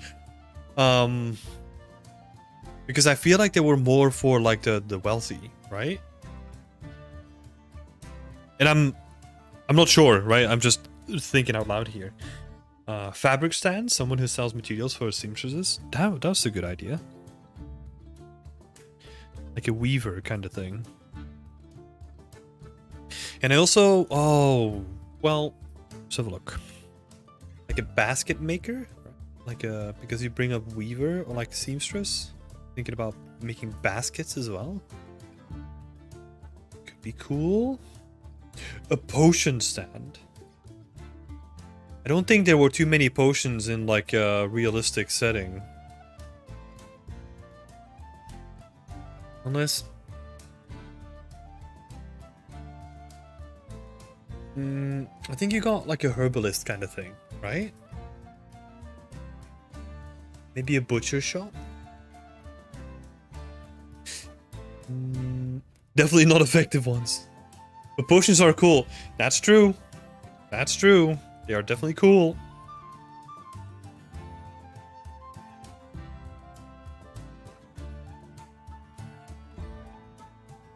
Maybe a butcher shop. Yeah. Man, I hate to be such a bummer, right? But it's like I'm putting such a big, what is it? Like limit on myself because I'm trying to keep it like pretty authentic, right? Like within reason.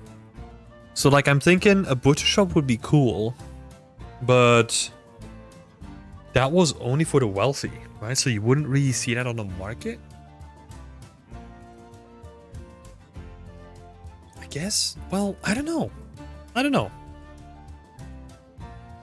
But then also, I don't really want to make like a whole bunch of meat. But then I also made fish, so I probably need to make meat anyway. Oh, what am I doing to myself? Well, I can get rid of the fish. I can do that. Because yeah, like for the fish, I don't know. I don't know if I'm gonna keep doing that. Okay, so what do we get out of it? Like baskets. I wanna do those for sure.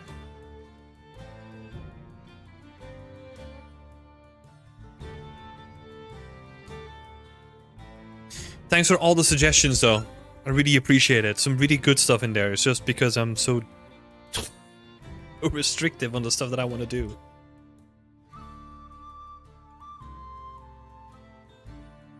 Butcher shop or two couldn't really hurt. Yeah. Then those potatoes from last stream are still bugging me. Oh yeah, they're like old potatoes. Like old boys. Need to be replaced.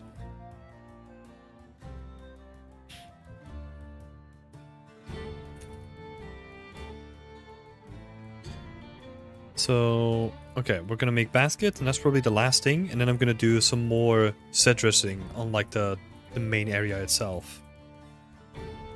And then I'm probably not gonna work on this guy too much, I'm gonna leave that for later. Wait, what am I doing here? Just get all of them in. Don't need that. Dunk. Oh, this is a big boy. Almost a bit too big. How big is this guy?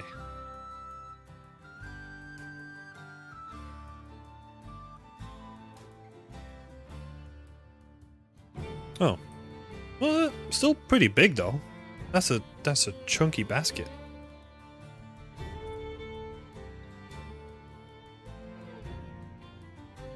Would probably expect it to be like a little bit thinner, right? What are we dealing with? 25% scaled down? Probably gonna be better.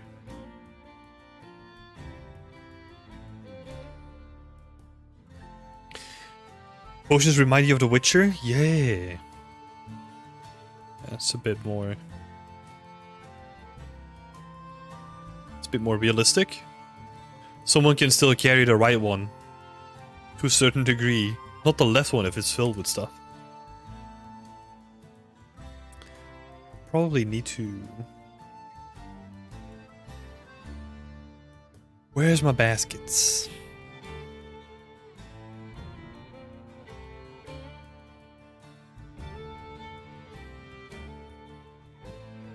Let's... Doesn't have to be perfect, but here we are. It's good. Threw creature design in the random tab on Discord, so that didn't fit anywhere.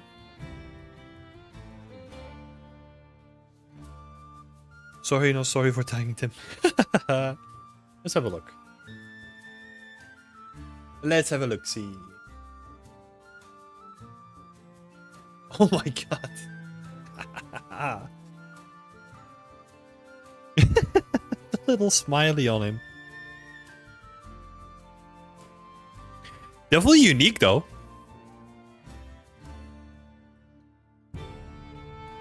Definitely unique. That's cool.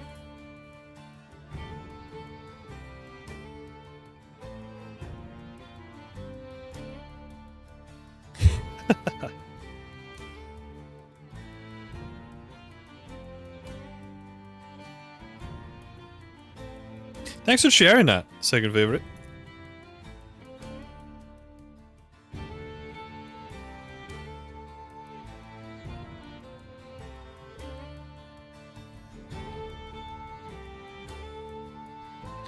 Will be bark camouflaged eventually. Well, its mouth, the top part, just sticks out of the water. Will be bark camouflaged eventually. Ooh, yeah. I thought it had some weird stuff going on. Like a trap creature.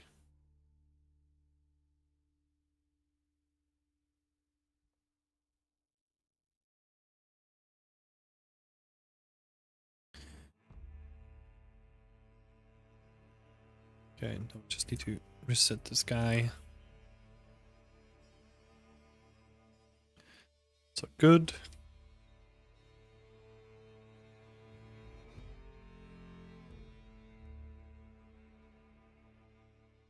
I think we could definitely have like a bit more variation here, right? But we could also scale those manually, I guess.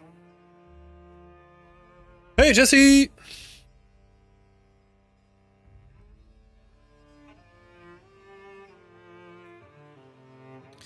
Good morning.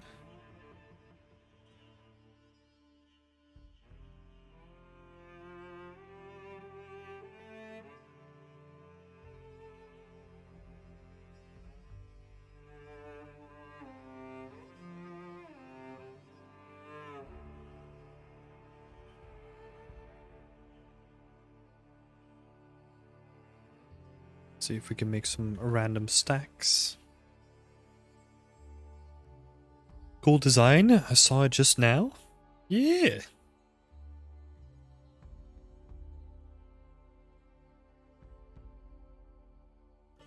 Cool little design.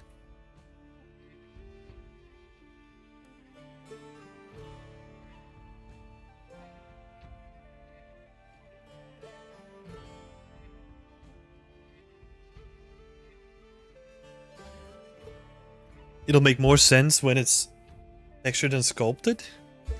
Yeah, looking forward to it.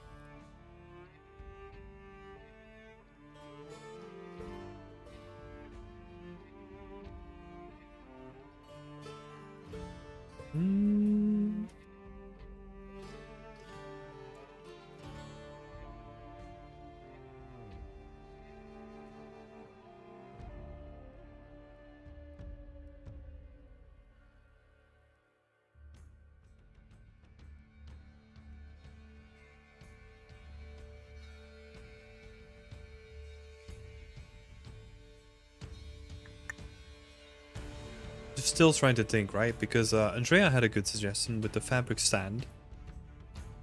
It would maybe be cool because I do have a paint shop,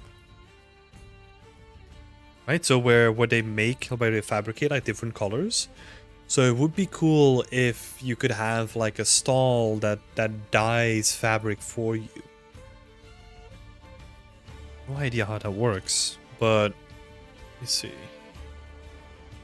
Because here in the paint shop, they do use it on like the walls, right? So, but they must do it on fabric as well.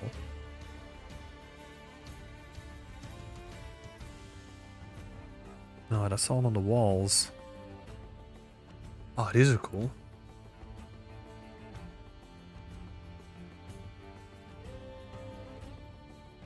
That would be something to look into, like if they do that.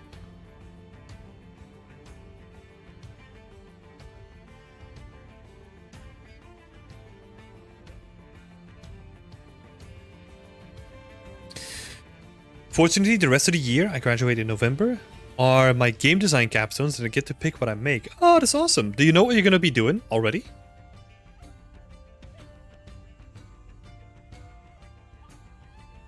That creature looks amazing. I'm pictured in a top hat.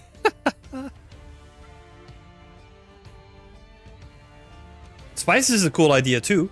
Yeah, so we already have spices, but I think it's broken. I think that the blueprint of it's broken. And I need to make more variations for it as well. Let's see. Where is it? Where is it?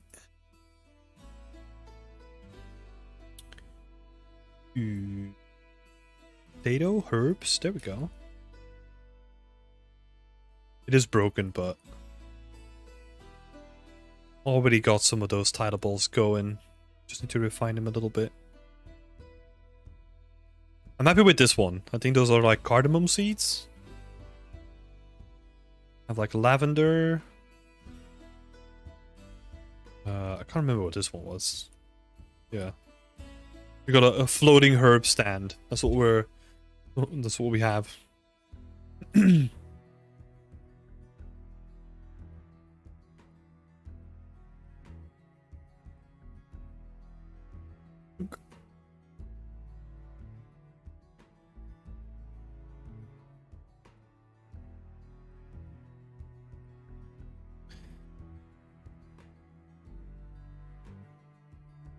Oh, wait. Do I still need to re-import this guy? No. Oh, I just scaled that one down again.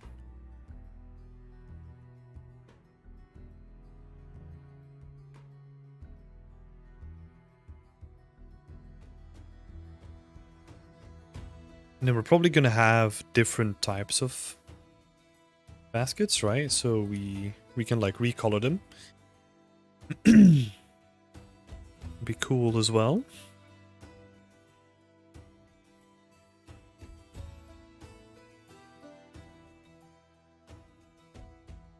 Spooky floating herbs.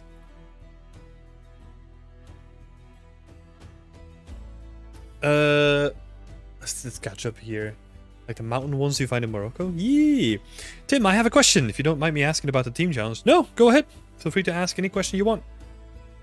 I don't really have an idea yet, and this is on like the game design, right? But I also have a few environments that I already have a good start on that I want to finish. Ew. Cool. Okay. Looking forward to it. Yes, these are made in Designer, Damian. the herbs. Yes, sir. And they are using POM, like you're asking about, Jesse. Pinterest is dangerous. I can sit there for hours if I'm not careful.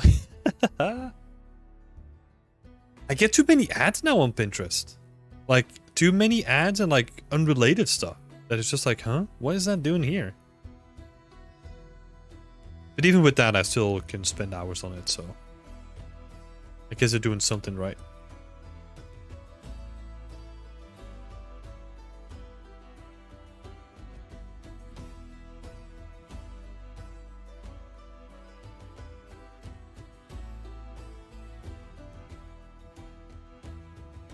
The videos are annoying when you just want a picture? Yeah.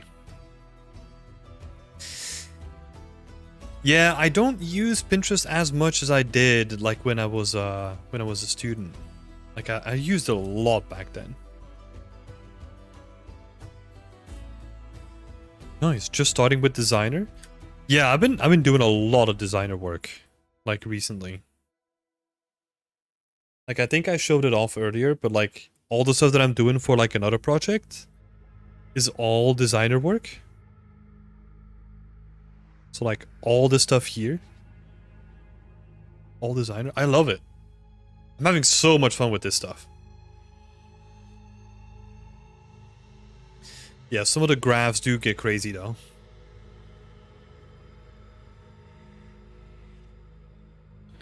Like just for all the different kind of cracks and like all the decals and all that stuff. It is fun though. Really fun. What's up? What's the discussion? We were just talking about the herbs and using Substance Designer for them.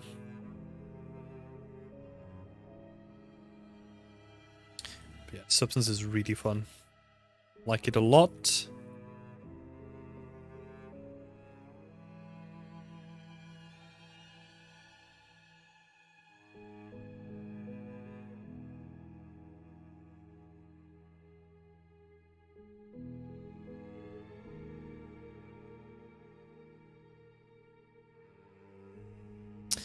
Hey Edu, welcome back. How are you doing?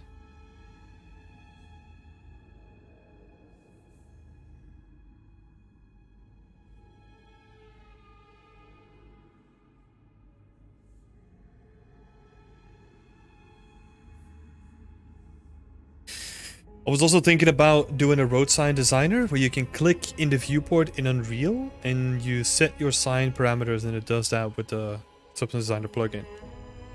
Wait, where you click in the viewport in Unreal and then set your sign parameters and it does... Oh, like that. Yeah. Yeah. It's probably... I don't know. It's my opinion, right? I find that stuff like pretty convoluted. Like it's probably... What I would do in that case is I would have people like input a picture, right?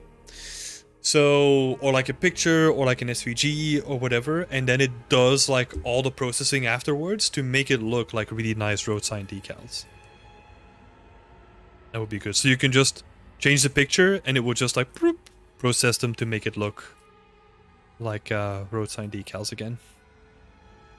And then just output the textures. Done. Can totally do that. Yeah.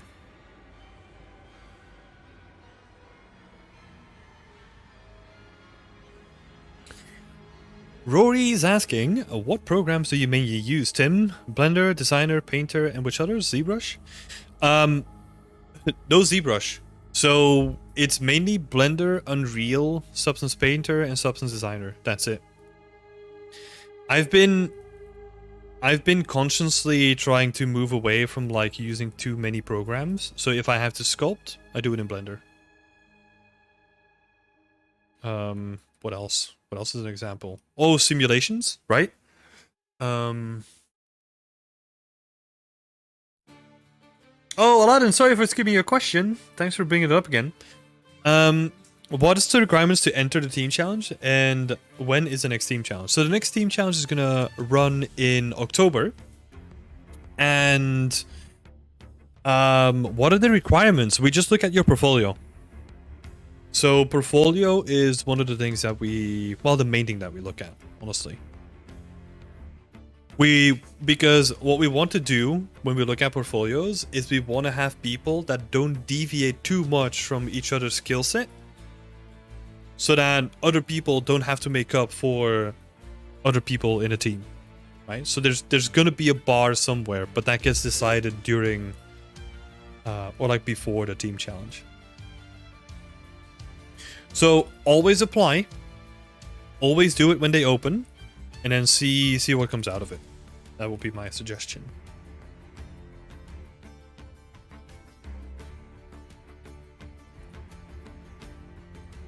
Awesome, thank you so much, Tim. No worries.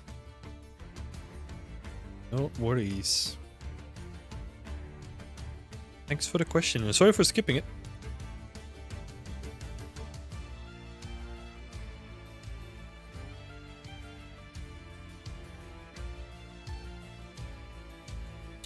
So yeah, no ZBrush. I haven't used ZBrush in like, I don't know, I would say 4 to 5 years, I think.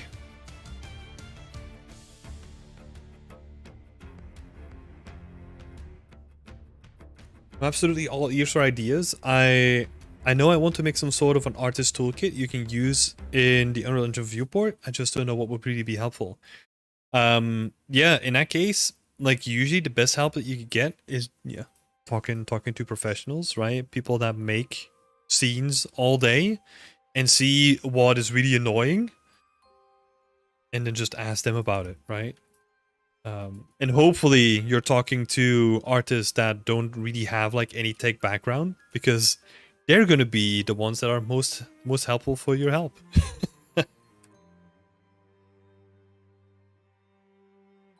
Most grateful for your help.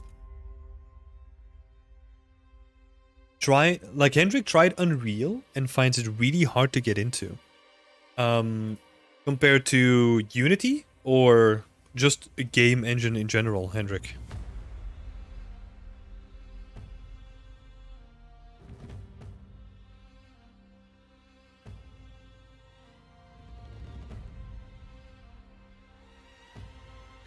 Compared to Blender. Okay. Yeah, they're kind of different, right? If you want to work in games, you need game engine experience, so that's where like Unity or Unreal or Godot or some other engine comes in, right? You're definitely gonna need like experience in a game engine if you want to get into the industry. I mean, assuming that you want to, right? I don't know if you want to or not.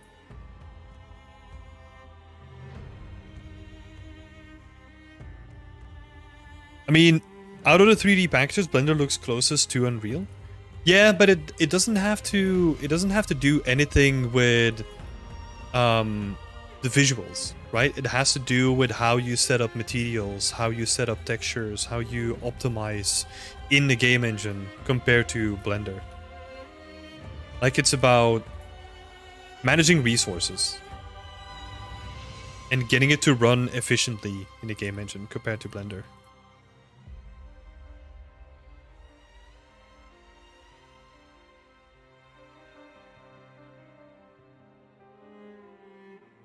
And that's really, really important when you want to make games. I mean, that's why we do all this stuff, right? Like all the high to low poly baking, all the unwrapping, like making normal maps, like all that kind of stuff. We purely do that because of performance reasons, right?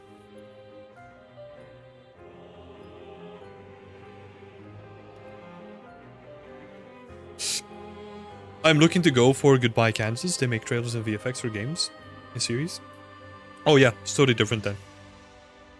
I would still recommend looking into Unreal anyway, because the way that Unreal is kind of setting itself up is that it's also going to be used in cinematics and movies and all that kind of stuff too. So I would still recommend it. But it's it's less of an importance than if you wanted to make games, right? It's a different importance level.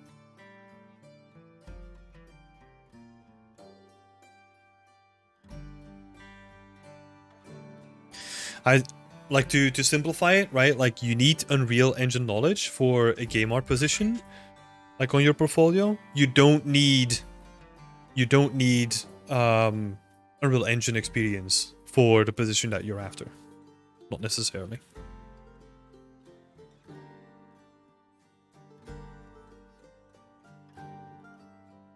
Edu is asking what the ism stands for in front of the mesh names. Dumb question. No such thing as a dumb question. Thanks for that. And like second favorite to say in stands for static mesh.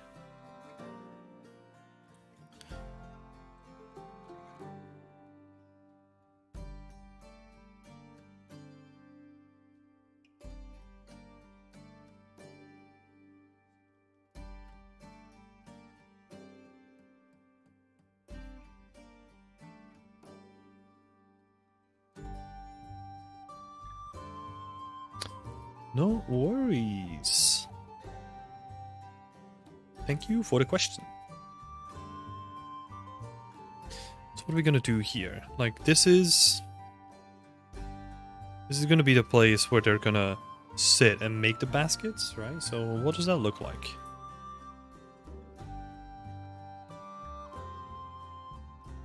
Just a couple of benches, right?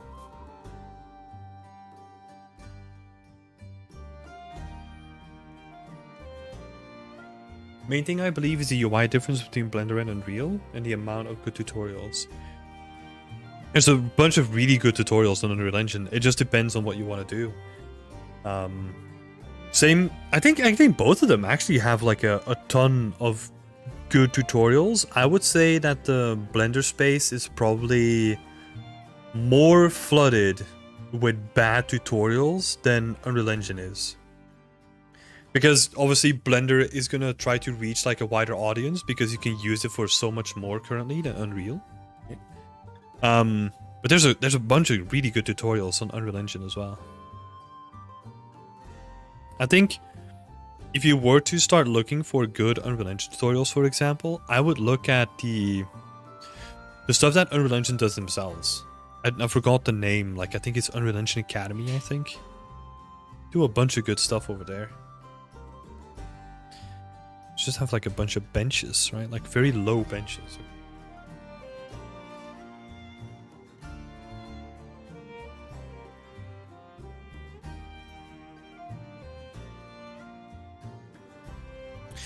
Okay, thanks. Yeah, no worries.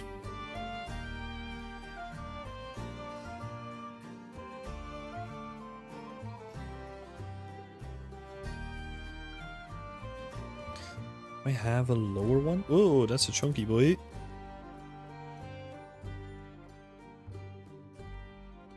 That's for wood cutting. For wooden shingles. It's another bench. I need to adjust the texturing on this one, I think. Yeah, this doesn't have the decal shader yet. So we need to change that one up. With a decal material rather.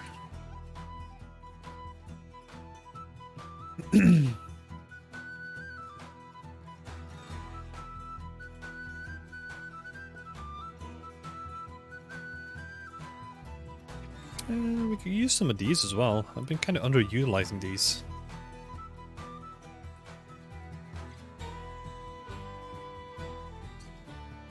If you want to learn about materials and shaders, Ben Cloward is insane. Yeah, Ben Cloward does really good in-depth technical stuff on the topic. It's good.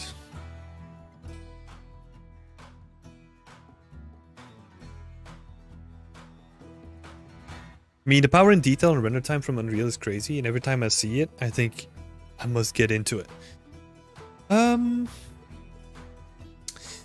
Yeah, but don't let that cloud your decision too much, right? Like, if you know that you want to get into VFX, like, it's not really necessary, like as a core skill to learn Unreal, right? It's gonna be nice if you have it, like it's a good competence to have.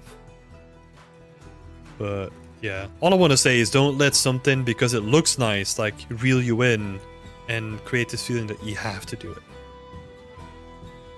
A good way of looking at this, by the way, is look at. So you have a specific example, right? I think it was Goodbye Kansas, if I remember correctly. I don't know what Goodbye Kansas. So I don't know what that studio produces. I'm completely out of the loop with movies and all that stuff. Or like any cinematics really. But look at if they have openings. Look at the programs that they require you to teach. Or like require you to have. And then you know what you need to learn. Right? Very simple and effective way of figuring out how and what you need to do to get into a company like that.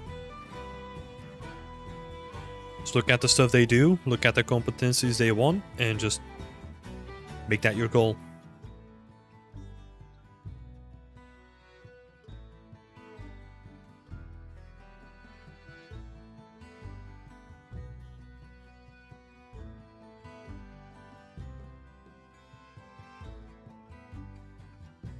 What else would they need?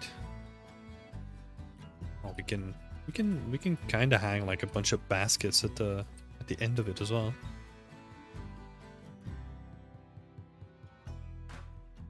We have book.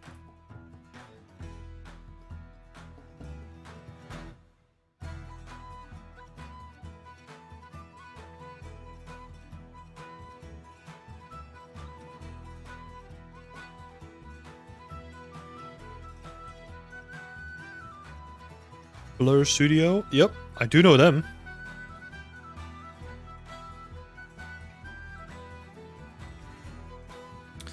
I mean, yeah, Blur is like a household name, I think.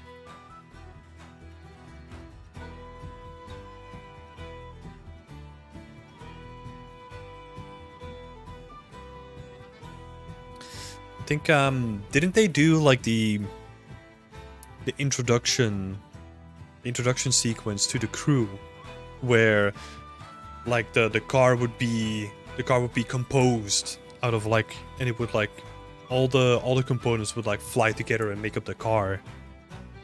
I think it was that. That was such a good trailer. Let me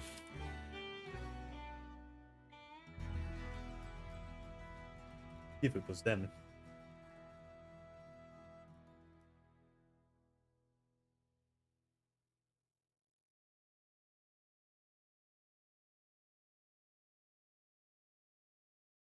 Was that them?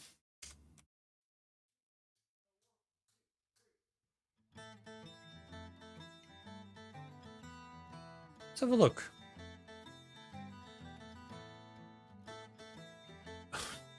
Peggy 12.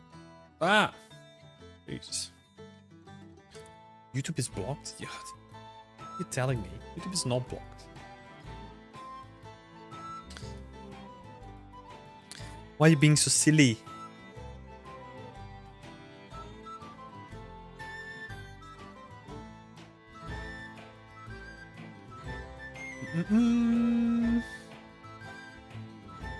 Oh, it doesn't even say, really?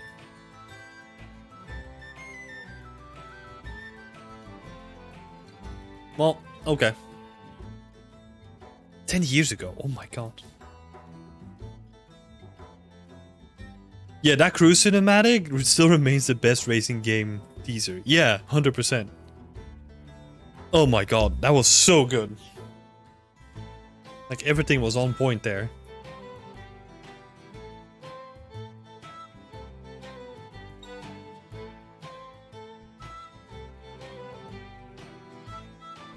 So good.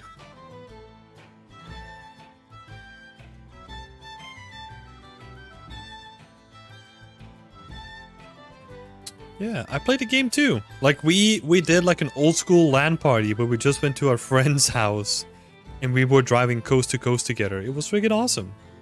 And then after that we played it a couple times and stopped playing it.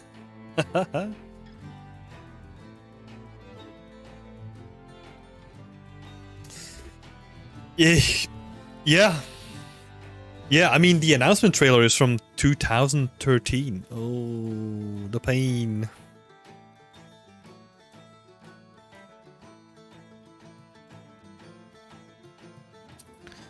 The pain. Time flies, huh? Better make the most of it. Instill some dread into everyone. Welcome to the chat, by the way. Dread chats with Tim.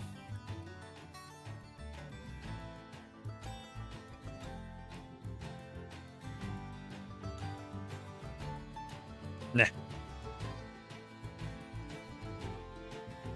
I haven't played that one, but I picked up Forza 5 the other day just to stare at the environments. Yeah, Forza 5 is nice. Like, I kind of treat, like, all the Forza games, as just, like, whenever I just want to go for a drive, right? I don't really play the game, I just drive around. Don't really care about, like, playing or completing the game at all.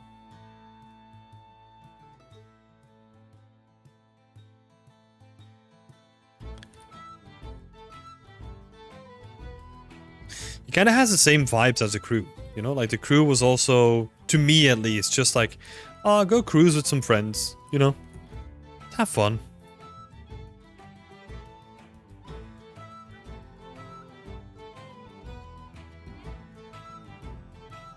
Spending way too much time on hanging all these baskets, but hey.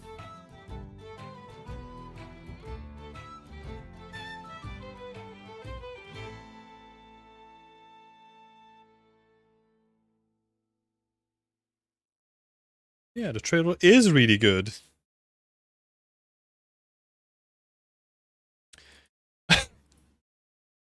Funny you say that, Aladdin. I'm imagining Tim playing GTA and stopping at the red lights. The silly thing that I do, and that I absolutely love to do, is I'll put on a podcast. I'll boot up Cyberpunk. Then I'll drive around the world. And I'll just drive around the world. And sometimes I'll pretend that I'm just a part of the world and I'll stop at any red stop sign that I can encounter. It is so fun.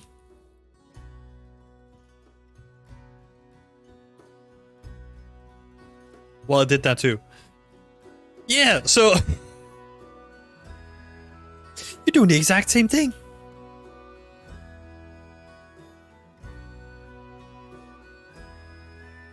Yes, that is the best feeling though, being immersed in the world. Yeah, 100%. I mean, that world, yeah.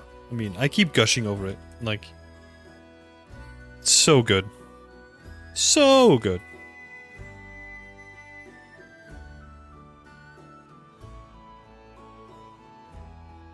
I mean, that's also why I wanted to become an environment artist, right? It's like, make worlds. Like, get that feeling of like something that you made. That people are enjoying and walking around in. That's fucking awesome. I love that.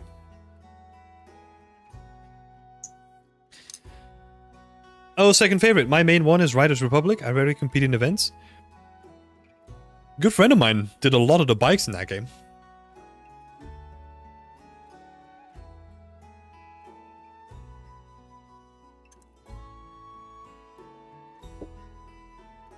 What a small world. Red is also saying, that's fun, right? Just cruising around. Mainly why I played GTA and such before too. Yeah. I mean, I haven't played like any of the recent GTA games. Because, I mean, I think we talked about this last time, right? But I just don't care about like living in a world that looks exactly the same as like the world outside. Like, give me something new, right? Like, I want to be immersed into something that I can't necessarily be immersed in outside. Of course, I can't do all the crazy stuff that you do in GTA, of course. But, yeah. And I also know why they create them, right? And I do think that they still serve a place because a lot of people just don't agree with that statement. But also, yeah, I don't play games to just do the same thing that I can do in real life, right? Or like, look at the same stuff as it looks in real life, let's say. Necessarily do. That would be fucked up.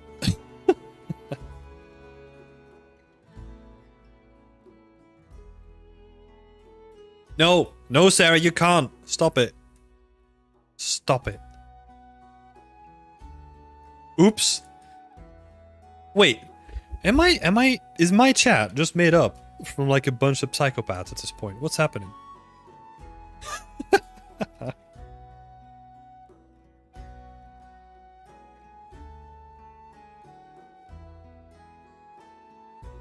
What do you mean you don't hit pedestrians on your way to work? What do you mean?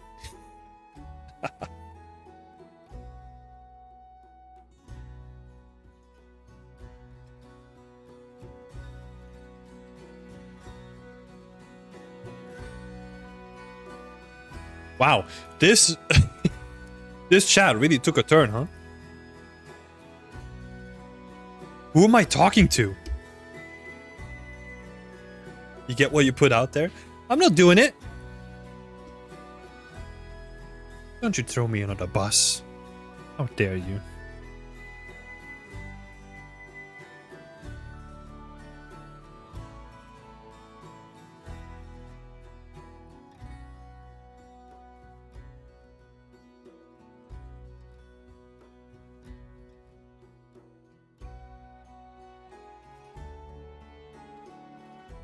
That all of a sudden reminds me of the worst mission ever. Like in GTA Vice City. I don't know why I remember this one specific mission, but I absolutely hated it as a kid. Where you have to fly like a remote airplane and like hit people inside of like a building block that's like a construction site or something like that. Oh! Whoa. Saving vans? I don't even know what the point was of that mission. I don't think it's that one though.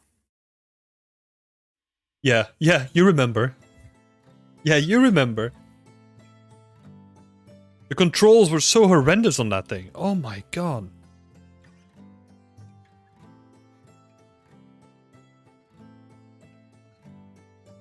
Red, remind me, saving vans. What was that mission? I don't remember that one. Was that the one? I also remember like a helicopter sequence, right? It was terrible. Don't know if that was that mission, but I always fail this mission. Yeah, me too. I don't think I've ever completed it. Did you play the remaster? Nope. Nope. Why? What's happening in it?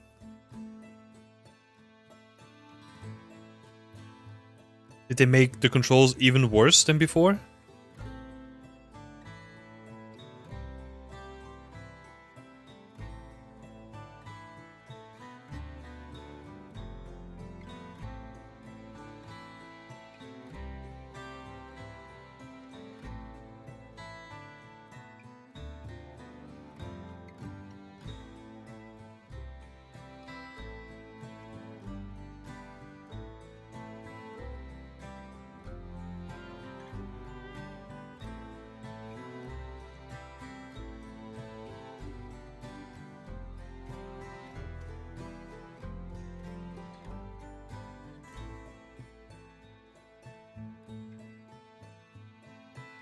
Lance fans dance gets taken by some thugs. My god, the naming of this is so ridiculous. Then you have to save him, and it's like dozens of them. It's a bit after when you open the next island, do you think? Oh god, I can't remember any of this.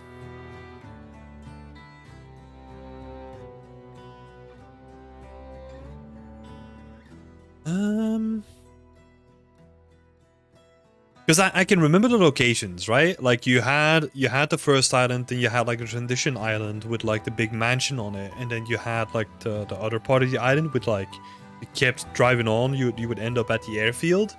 And you also had to do this annoying mission where you had to hijack a tank from like, I don't know, one parade.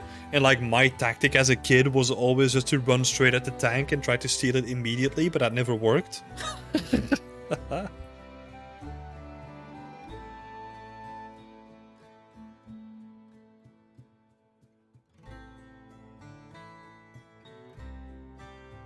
You would just golf in GTA.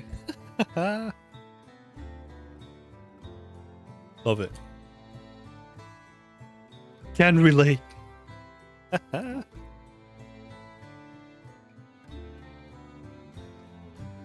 This is like me getting like laughed at by my friends because I loved to play Tekken for the bowling that they have in it.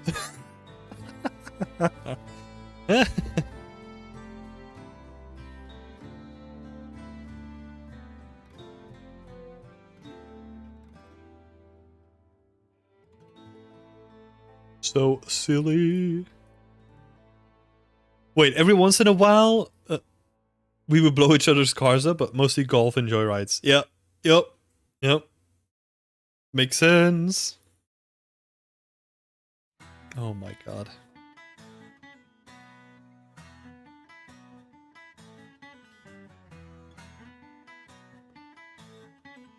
Hey, Nico. Oh no. That's 4, right? I never played that one. Like, I think I did the intro and I was like, yeah, I don't want to do this. I was like, nope. I think I was already done with GTA at that point, I think. So I played Vice City. Well, no. Played 1. I played 2. Didn't play 3. Played... Can't remember all of them though, but I definitely played Vice City. Definitely played San Andreas. Tried 4, was like, nah, I don't want to do this. And then I don't think I touched like any GTA after that.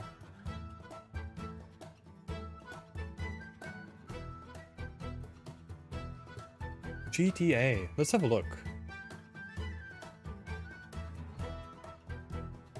Wiki. I'm curious.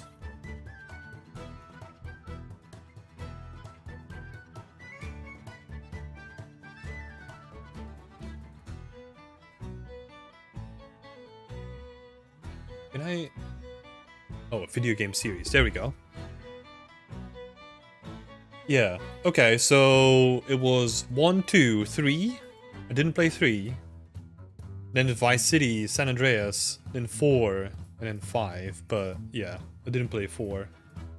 Never played any of the expansion packs, like any of the handheld games as well.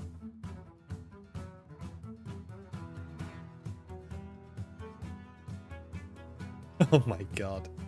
All these old games.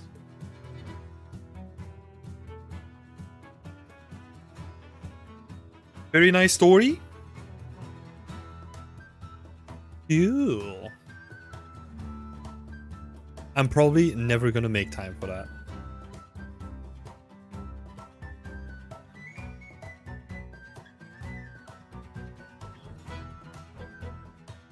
Too late. Too late. Can't deal with old GTA anymore. It's done. Close chapter. Fun times. Yeah. I was too busy playing MMOs, I think. I played a bunch of MMOs. That was my thing.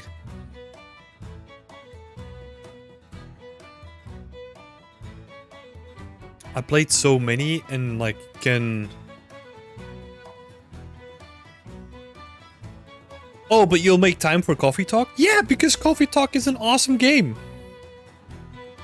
Like, if I try GTA and I'm like, nah, don't like this, I'm not gonna try it again. No way. Coffee Talk is awesome. Still need to play the second one.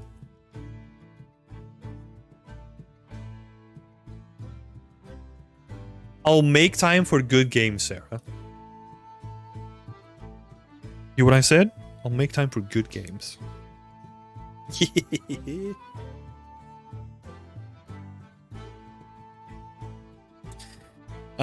Same. What kind of MMOs did you play? Oh my god, I played so many. So the first game that I ever played was an MMO called Tibia. Then at some point, tried RuneScape for a little bit because my friends were absolutely addicted. Tried that for a while. Then what was after it? I don't know the sequence of it anymore, right? So Tibia, RuneScape. Those are the big ones in the beginning. Then I switched to WoW, got hacked, and I'm still permabanned on WoW. So yeah, I only played WoW for like half a month. Didn't do that. And then I played like a whole bunch of like other games. Like, I can't remember the name of them, right? But there was like one MMO where you would work your way up. And then there was one person that could become the god of the server, and then the rest of the server had to kill him. Like, it was like a monthly thing or something that happened, where you would become like the god of the server for a month, you become like really big, and then you would become like the boss of the server, and people had to kill you. And then you would drop loot. Like, it was such a weird concept. Played that.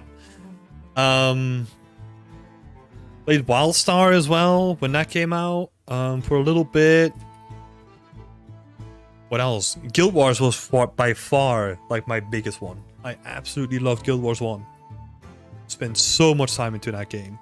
Played a little bit of Guild Wars 2 as well. Didn't really like that too much. I did run a guild in that, like the biggest Dutch and Belgian guild on like one of the servers, and it absolutely combusted into flames when I tried to hand it over to one of my lieutenants.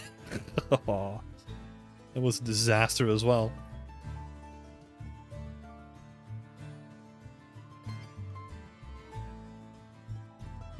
Yeah, there's a whole bunch of them. There was a period where I would just play like new MMOs like every week. Because it was like, hey, I'm kind of done with like my mainline MMO that I'm playing.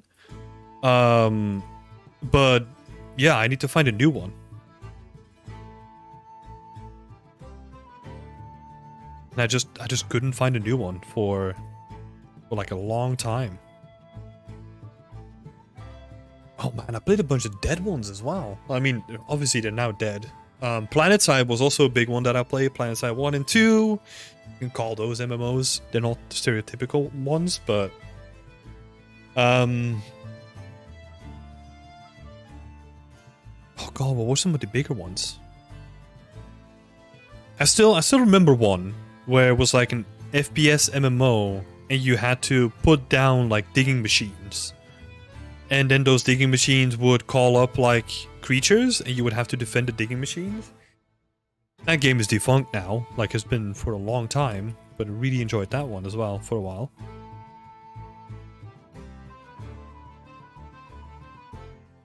But yeah, played the Lord of the Rings online, played Rift online. That was a game that I played for a while. Dark Age of Camelot was an MMO, I think, that I played for a little bit. EVE Online, played a lot of that. But that was just a bit too hardcore. Oh my god, that was intense. Yeah.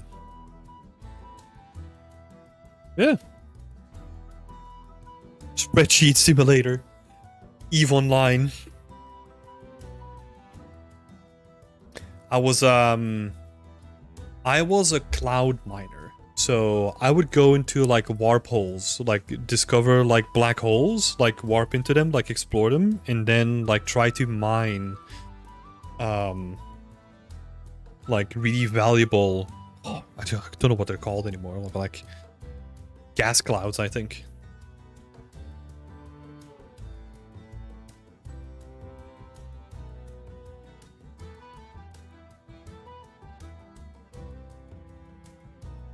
Would actually be cool to at some point go through a list and just see which games that I played, like MMOs from around like 20s to 2010s or something like that. There's probably a lot of them that I played.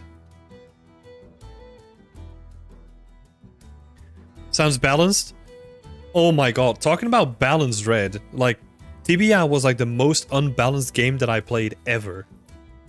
And that also made it like the most intense game that I played ever. Like ever. Like you would so the core of it is you level up, right? But as you level up, like you get like a tiny % of movement speed as well, and there's no level cap.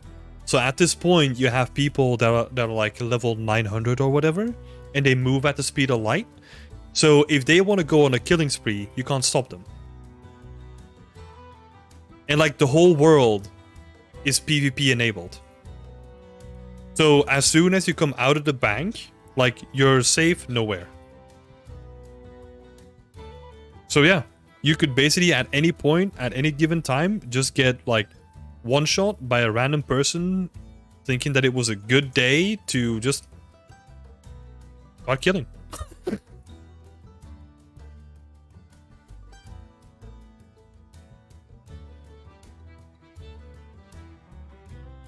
So many of them just get into all the ads.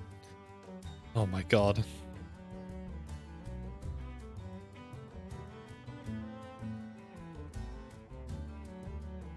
Yeah.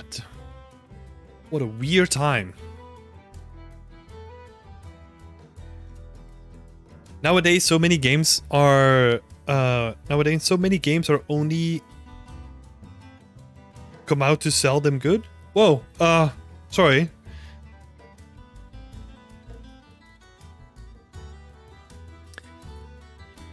Nowadays, so many games are only come out to sell them goods. Oh, yeah. I see what you're saying, like microtransactions and all that stuff, right?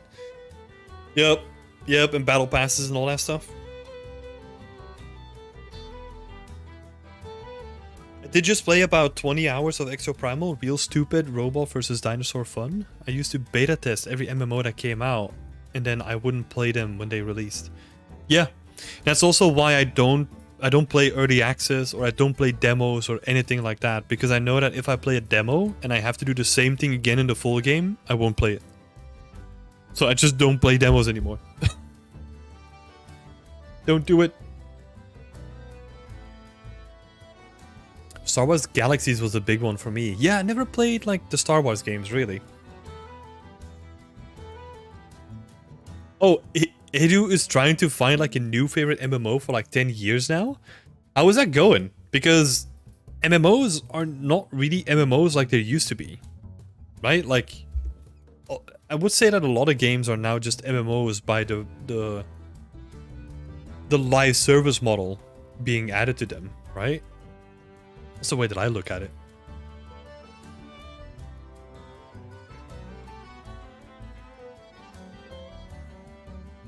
Yeah, I think if you want to make like a really good MMO now,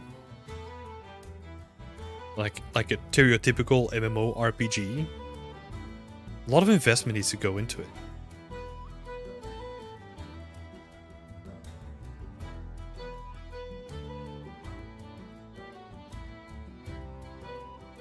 Yeah, I read something about that where they added Jedis into it, and like the whole thing just busted basically.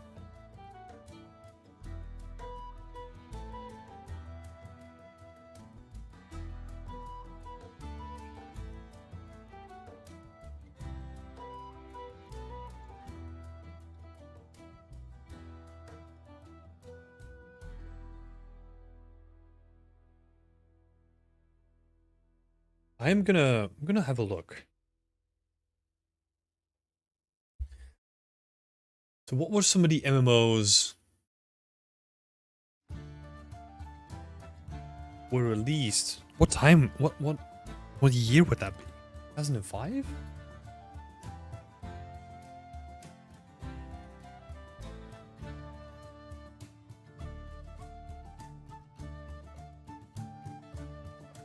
Oh my god. Here we go. But this is just... Oh my god, this is just like an entire list.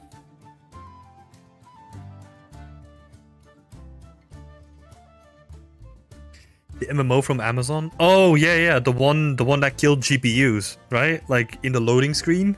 Oh my god.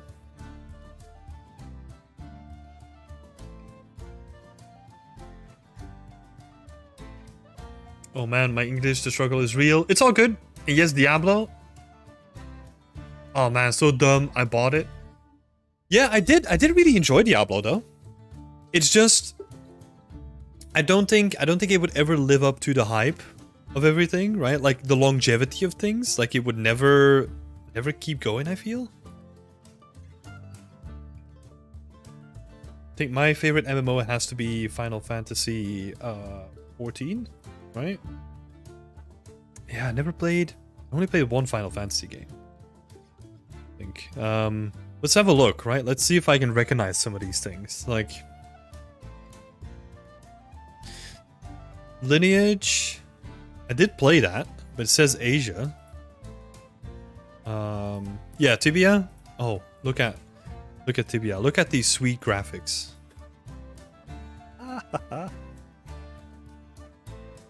Let's see. Whatever. Don't want to go on like a Tibia rant again, but like this is basically what it comes down to. Just they wouldn't even have animations for you hitting a monster. Like it was just pretty basic. So Tibia was my first one. Then I played a little bit of Ultima, Lineage, Asheron's Call, rings a bell. EverQuest, played a little bit of that. Dark Age of Camelot for sure. RuneScape for sure. Oh man. Ragnarok. I think I played that one. EVE Online for sure. Tropia. Tropia Universe? No, I didn't play that one. That's the one where people still pay like crazy amount of money for it, I think.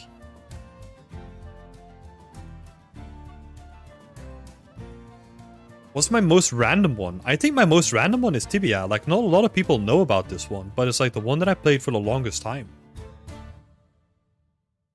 But that's probably my most random one. Or like one that I forgot about, because I honestly don't know a lot of these anymore.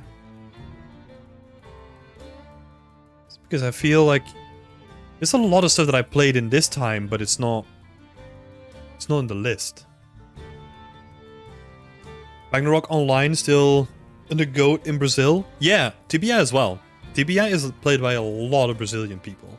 Brazilian and Polish people, I think. But it has like a massive Brazilian community. Worms Online. This is all too new already. Rasa. Yeah. With that for a little bit as well. Age of Conan, hell yeah, played that for a while. What else?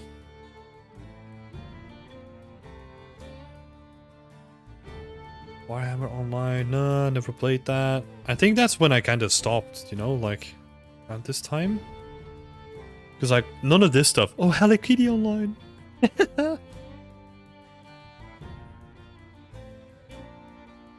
No, I can't. Well, Rift I did play. Terra? Maybe yeah. I'm trying to make sense in my head, right? Where I was. Terra, did play that for a little bit. Rift, played that for a little bit. Secret World, I played that for a little bit. That was a weird one. Arcage. I've been playing MMOs for too long. 2013, that's 10 years ago. I was 20? But at this time, I was spending most of my time in Guild Wars 2, though. That's the one that I played like full time, and then I tried like other stuff on the side, I think. Yeah, and then yeah, I played Wildstar for a little bit, but that didn't last long. Albion Online. Yeah, but there's like a whole bunch of them that are just missing, obviously, but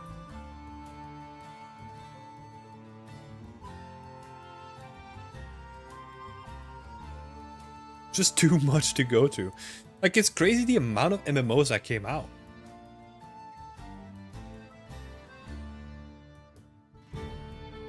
Ace Online. Uncharted Waters. Nora? Roblox came out in 2006? What? It's been around for a while then. What? That's crazy. Did not know that. Oh, Red, I'm curious to see how Riot's new MMO is going to be. Yes. So I think Riot has all the cornerstones of what would make a good MMO. Because they have an interesting world that is, at this point, now already built out by like all these other franchises, right? That they have such a solid base to make a good MMO. I'm really curious about that one too. And there's another one.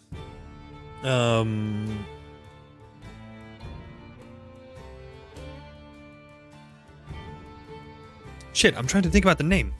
I'm forgetting it. Let me see. Let me see if I can find it.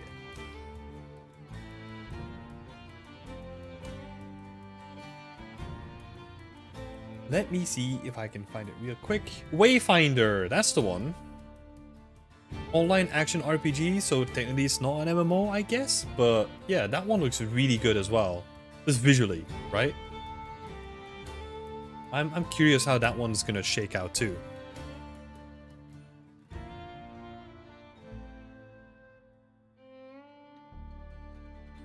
Pumped for Wayfinder? Hell yeah! So this is the thing, right? I think I'm not gonna look at anything before those two games come out. I'm gonna play it, enjoy it while it lasts, and then as soon as I'm bored, I'm just gonna pop out because I don't have like the mental capacity or like time to to like fully dedicate myself to an MMO, right? Like MMOs at some point were like I would wake up, play an MMO until I went to sleep and that's it.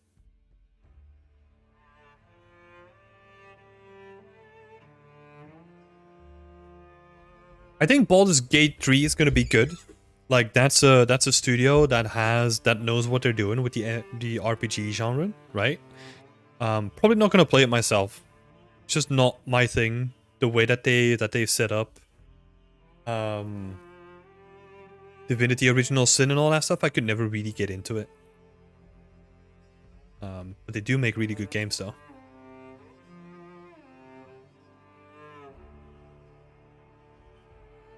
Ticks sound good. Yeah, all the stuff that they've been putting out is looking really solid.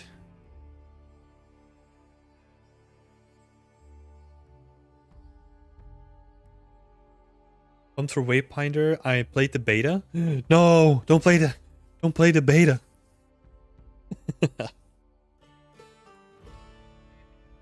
It's good that you're enjoying it though. Fun and gorgeous. Did a few 3 to 4 hour sessions in Wayfinder when usually I just have like under hour game sessions. Oh, interesting. It's good.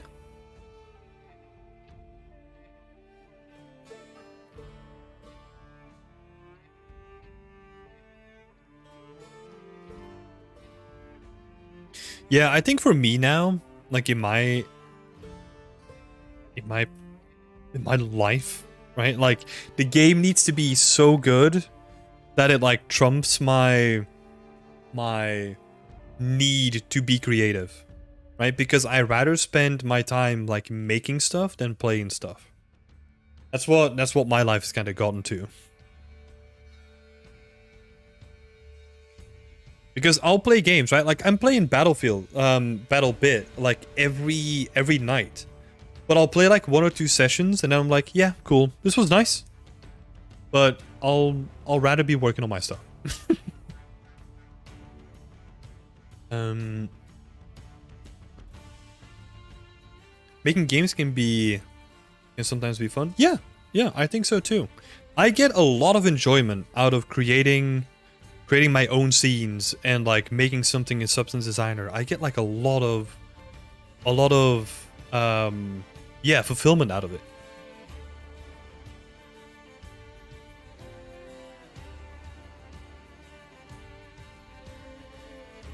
Basket medium low. Do you want to delete it? I don't want to delete it. Oh, is it because I made a group? What? Okay, let's see what happens. Okay. Oh, okay. We did this thing.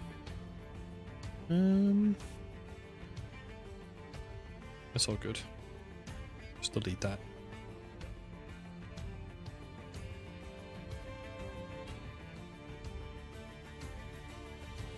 Red is also saying for sure it's a huge time sink. I tend to just follow the seed now, but before I used to play the whole day if I had free time. Oh yeah. Yeah, I would play regardless or not if I had free time. Like remember the stuff that I was saying before about me sleeping on the floor like before an exam? I mean, part of that was also my own fault, you know? Let's be real about that. It was because I was running events in Guild Wars 2 and I was trying to take care of my guild.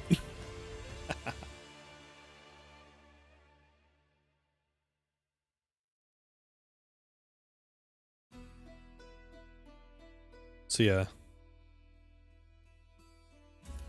Yeah, don't necessarily want to get back into all that, you know?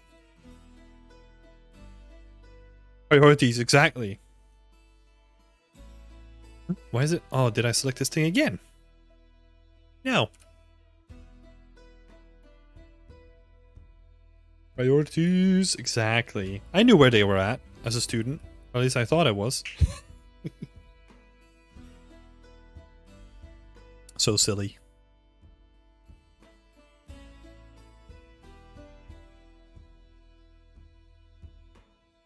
What did I name the other one? Did I name it medium? Yeah, okay.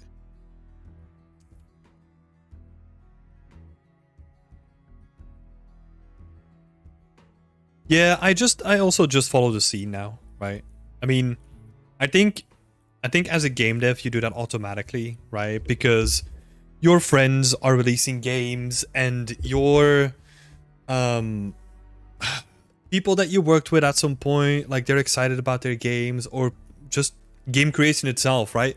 Like I feel what's interesting is that I celebrate games that come out from people that I've never met because I just know what a hassle it is to put a game out there.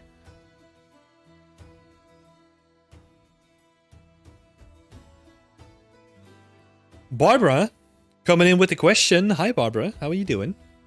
Which GPU would you recommend for Unreal Engine 5 environments? I'm not sure. The minimum specs, because it depends on what quality bar, like what scalability bar you want to render things at. I'll show it in a little bit. Right after I save this one. So this is small. 0.1. You're already seeing it here. Like my scalability settings currently have been set too high. But you can have, like if you have like a, like I have a 3090, right? But if you have like a GPU that's worse and is kind of struggling, then you can just like drag the slider down or click on like low quality setting. And then it will hopefully not crash on me and like take care of everything for you.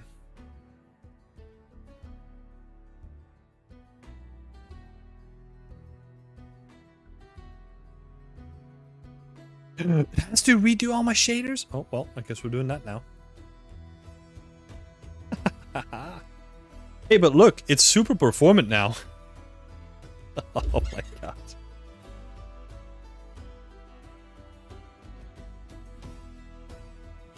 Yeah, also depends on how you optimize. Yep, that's true.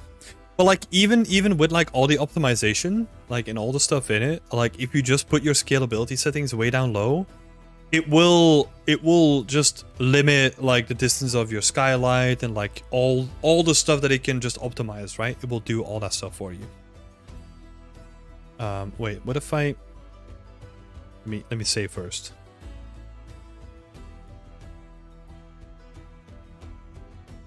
Did you save everything, please?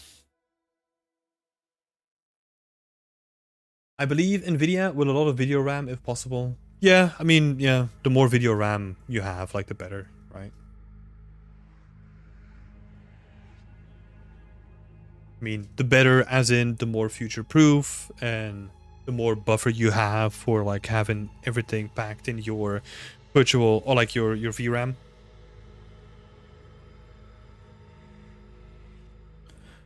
Oh, it still needs to do all the shaders? Oh.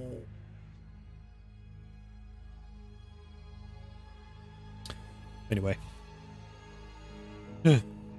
Look at my road of blood.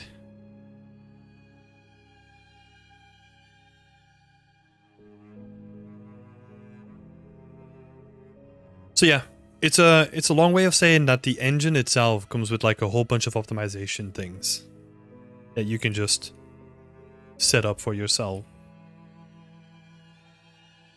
But if you want to have a look, like I'm pretty sure that Unreal Engine probably has like minimum specs for it.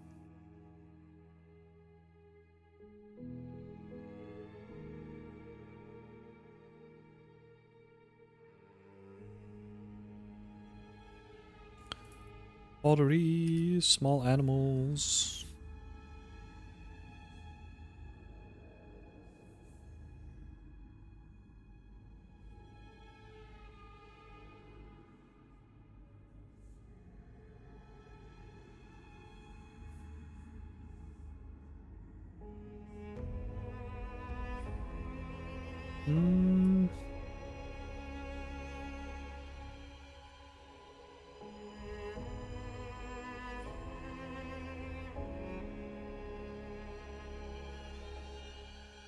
This is not really small though, right?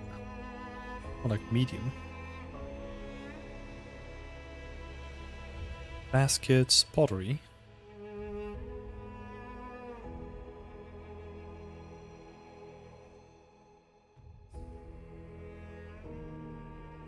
Let's give these people some space so that they can actually get behind the whole thing.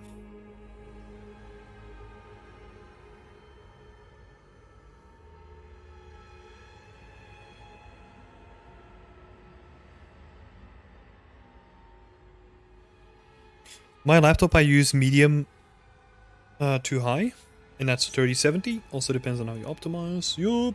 I accidentally bought a 4090 one day, so mine has been going well. Yeah. Yeah, of course it's been going well. The 4090 is a beefy hunk of GPU. And also, yeah, Tocino, accidentally. Yeah, how?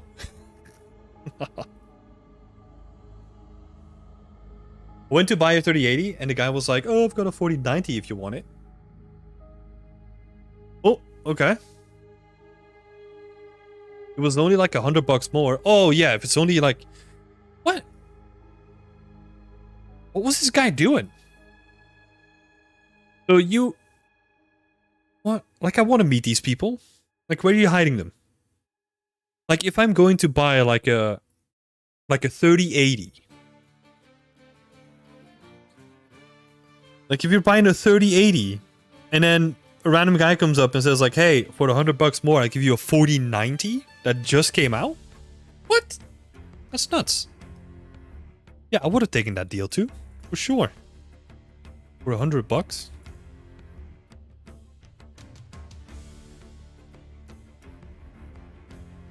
That's crazy.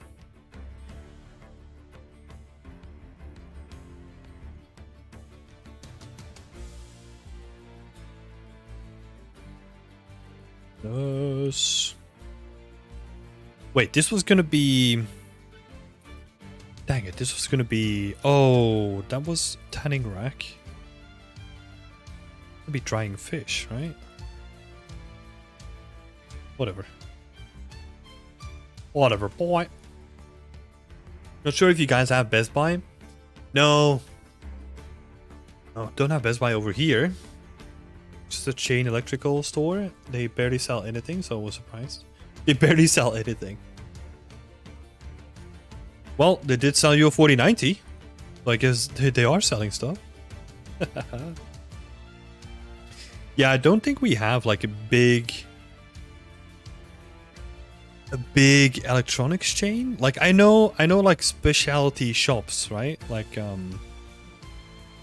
there's like online retailers that do like specialized in like PCs.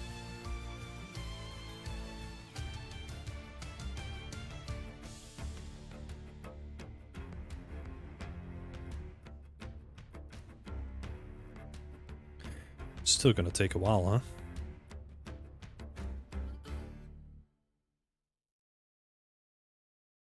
Have a look. Red is working with an overclocked 2070 Super. Working fine for me right now, but should upgrade soon. Yeah, before I had this card, I was running a 1080 Ti. So I did like a really big upgrade. And I'm really happy with it. Also did like a CPU upgrade as well from the first gen Ryzen 1800X, which it is a good CPU, but oh my god, I had so much issues with it because it was first generation Ryzen. And now I have like a 5900X. Oh my god, no issues with it at all. Whew.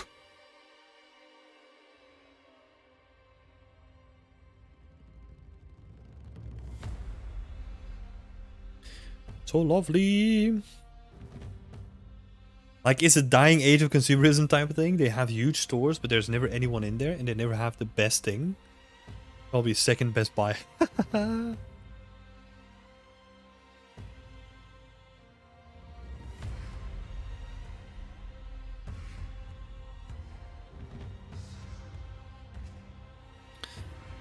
Okay, while that is doing its thing, just gonna let it do its thing for a little while. I'm gonna make myself like a cold coffee, so I'm gonna be right back.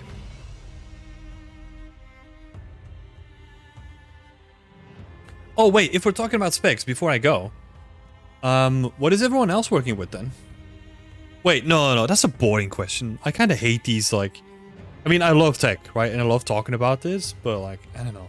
Such a boring question to ask chat. Like, what was the biggest upgrade you've done and when you did it? When have you done it? Then I'm gonna grab a cold coffee and we'll come back.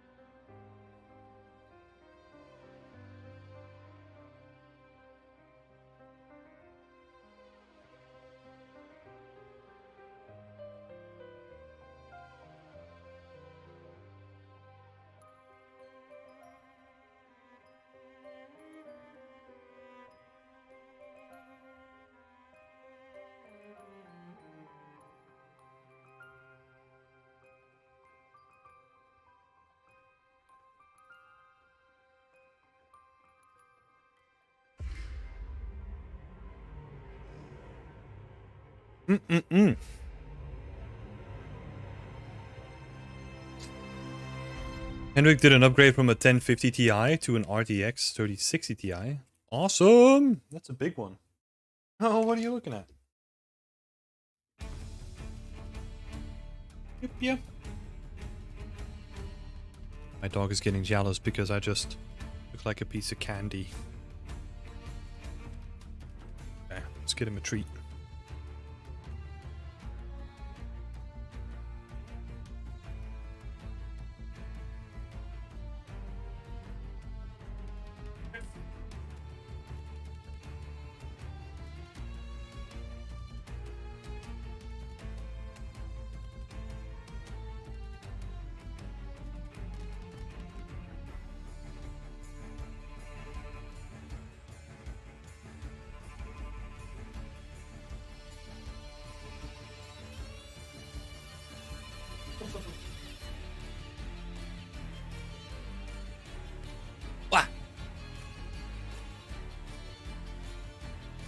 If we see you actually, let's have a look. Zoom out a little bit. Let's rotate it down. Oh. What? I need to see. Go. Oh. Look him. Look him, sir. Whoa. No, people can see it. Woo. Like, watch it. Yo. Whoa. Whoa. Yo. Big shot. Should have gone full screen for that, but little Nacho.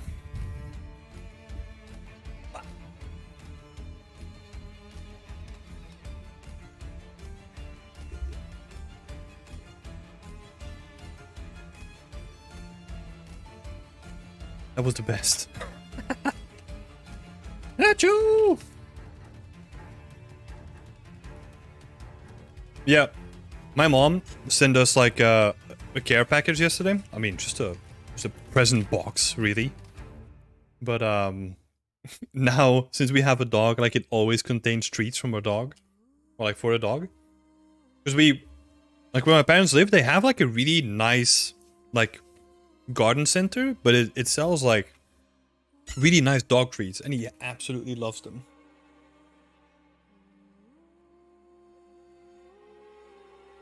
As I say, I have a dog sleeping in my lap right now. Oh, shit. Tim casually gobbles dog treats.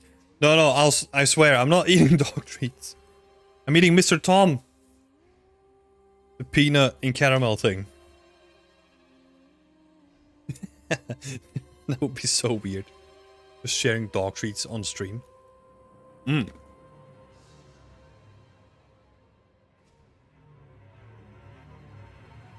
Mmm. So let's have a look at these upgrades then, shall we? So Hendrik went from a 1050 Ti to a 3060 Ti. That's a big one. Everyone that went from a 10 to a 30 had their minds blown with ray tracing. That's honestly the main reason why I bought it. Like ray tracing and DLSS. Right? Like, I was like, give me the fancy new stuff and also add longevity to my card. Cool. Yeah, and it wasn't a time where prices were exploding. Yeah. Yeah, I did have to buy like my 3090 for like a really expensive price as well, but hey. It's also my job, right? I kind of use that as an excuse to pay too much for a GPU. Red is saying the biggest upgrade for me was going from an Intuos Pro medium tablet to a Wacom Cintiq. Oh my god, that's awesome. Those 27-inch Cintiqs, they're enormous. Like, I've seen a lot of my friends work with them. Oh my god, they're so big. And they're so heavy as well. I'm assuming, do you have like one of those stands? Well, do you have like one of those arms with them as well? Or do you just have like the stand or something?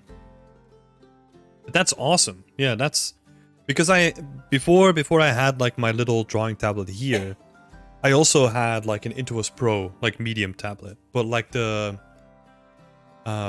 USB socket broke on it, and then I kind of fucked up the soldering on it too. I was like, don't want to deal with this. Got lazy. Plus, I had it for like a long time as well. Oh, Susino is keeping all your GPUs since 970. Should get a display case for him. That's awesome.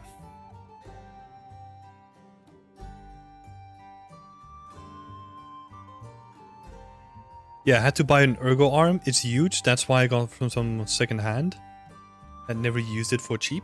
I can barely get the arm stands anymore. Oh, really? Dang. Okay. I didn't know that. Because yeah, I think Wacom makes their own stands or arms as well, right? But they're like the Apple of drawing tablets, so it's gonna be like really freaking expensive probably. Way too expensive.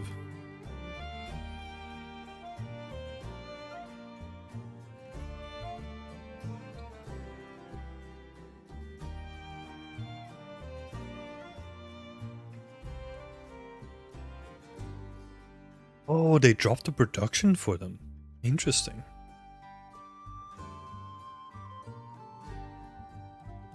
Even the off-brand things for those... Oh, even the off-brand arms for those things are expensive. Yeah. Yeah.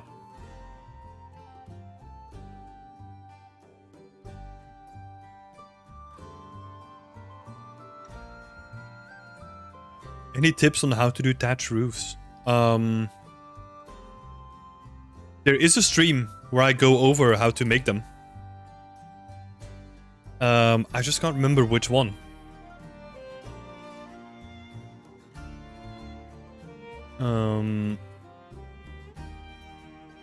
Any tips, like any generic tips? I would say try to make a texture that can be used in like every situation, right? So I'll open up my thatch roof material.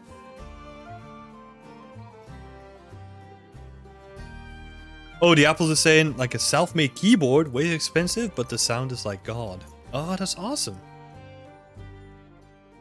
Is it still in here? No. Let's have a look. Asset library. Titleables. No, I think I called it hay.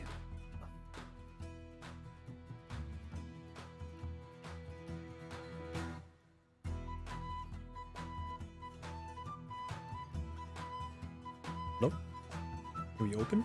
Oh, do you have to specifically drag it here? Oh, okay, I get it. I get it, Substance.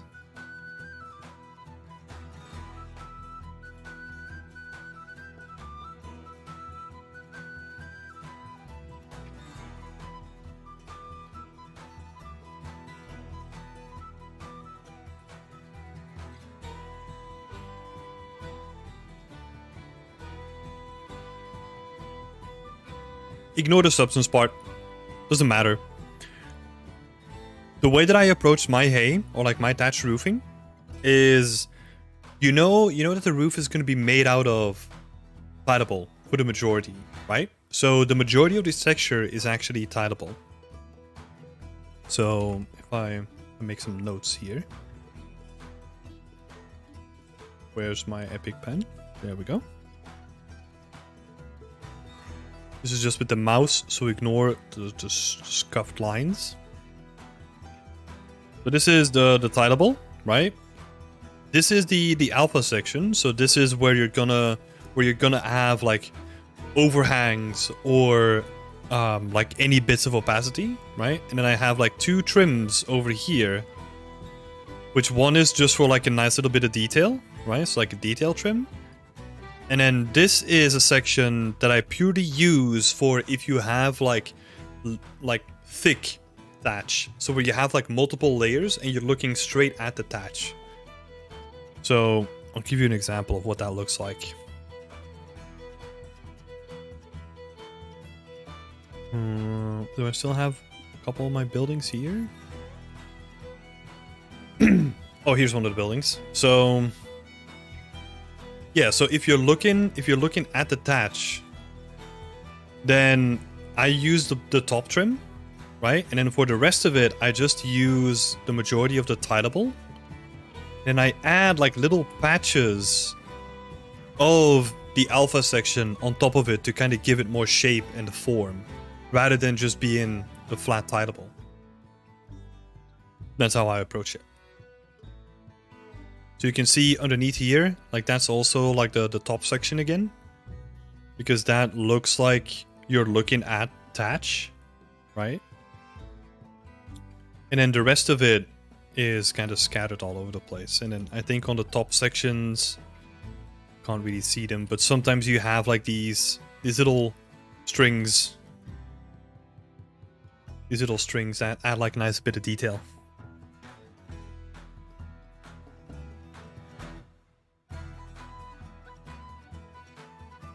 Yeah. And then it just becomes about the layering, right? Like all the layering on top of it is just like planes with like a couple of deformations, and then I just like scatter them on top of the main volume.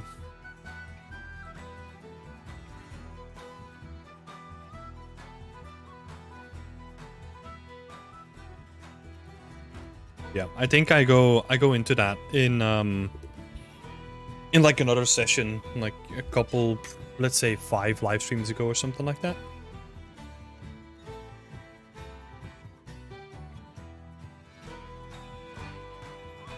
And then you can kind of reuse that on like other bits, right? So like this stuff also has the same sort of setup. Where you have like the alphas on the sides, the titleables on the core, and then yeah. You can really be very versatile with it.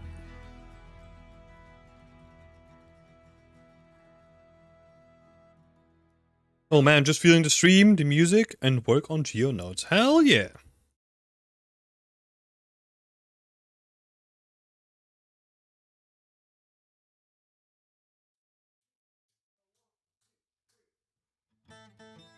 No. Not the Italian song again.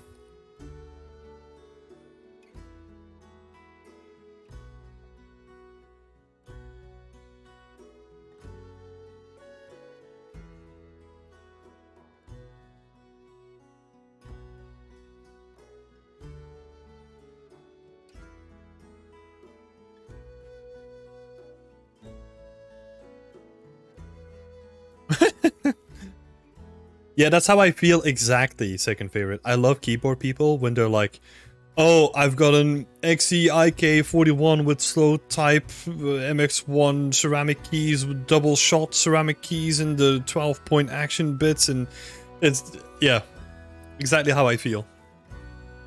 Like, I have a mechanical keyboard, but it's like a Keychron, you know? So it's just like I don't want to build this stuff myself. I let that to the professionals. I just want like a cheap, sleek looking mechanical keyboard. And that's it.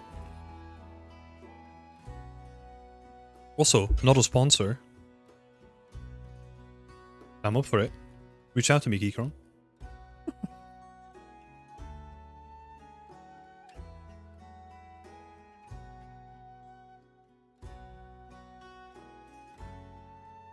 Let's replace some of this old stuff.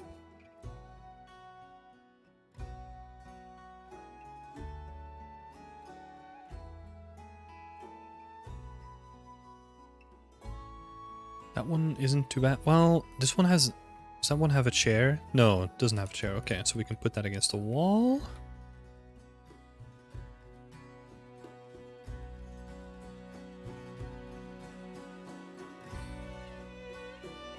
The reason why this path is yellow, by the way, if you're wondering, is because I turned off all the RVT stuff and I deleted like the 2 capture volumes for it.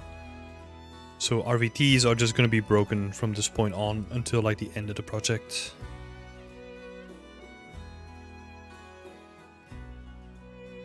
I think it kind of works, you know, like the little planks here. I think what we can also do is just add more of them as well.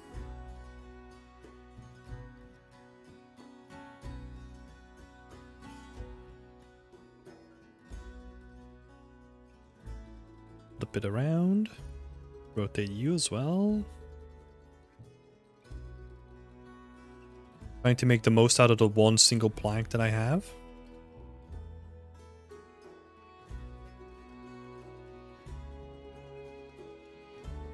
Maybe we can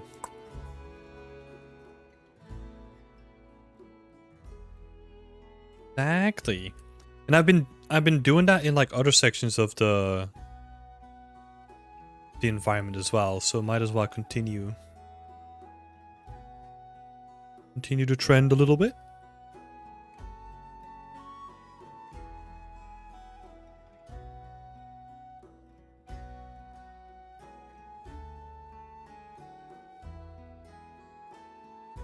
I do not have a puddles layer in my landscape material. No, but that is a good idea. I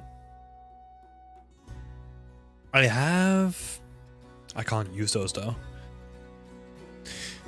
Because I did literally just make puddles for the other environment yesterday. And I was thinking, maybe I could reuse them, but they're kind of made for concrete. I don't think they're gonna work here.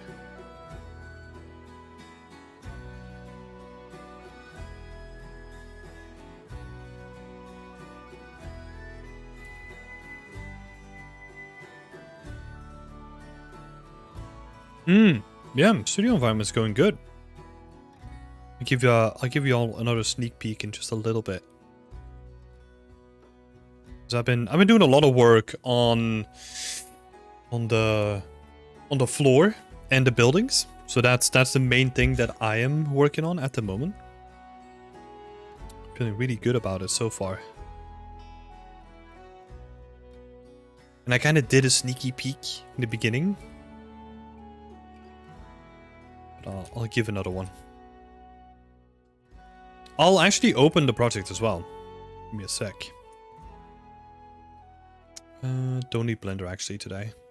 Didn't really do any Blender. Don't need this either. Nah, I think it would be good. It would be good to kind of open the scene, kind of go through it. Because it's getting at a good state where we can actually look at it. When there's like a lot of stuff that we can kind of show off, because people have been doing freaking awesome work on it. So might as well kind of share it a little bit, right?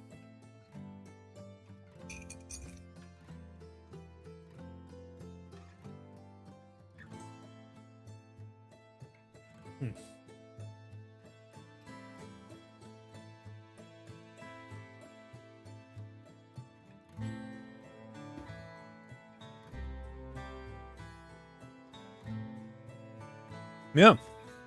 So this is how it looks. Aladdin is gonna go. Have some time to chill because my brain is gonna blow up from planning my new project, specifically planning the trims. Have an awesome time and have a wonderful day, all. Yeah, have a wonderful day too, Aladdin. Thanks for popping in. So yeah. This is the little project that we're working on. I've been doing a lot of work on getting the floor to look really interesting. So I've been setting up like multiple materials with like decals that can be used and like overlaid to create like really complex like little settings, right?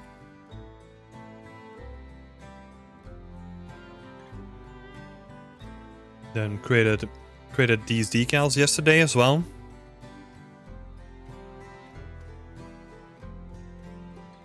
Yeah. It is getting together.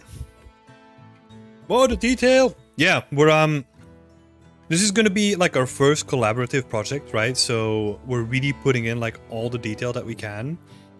For example, people have been working on all these props and they all have such a good detail amount, right? Like ripped pieces of cardboard. You have these chairs, like all of it can also still be like adjusted on the fly as well, because this is going to be something that we'll sell, right? So we want to build in like adjustability so we can have it look like really clean, or we can make them like real dirty. Like, we'll give you control over like the colors of the dirt and all that stuff as well. So you can really customize it to what you want to get out of it as well.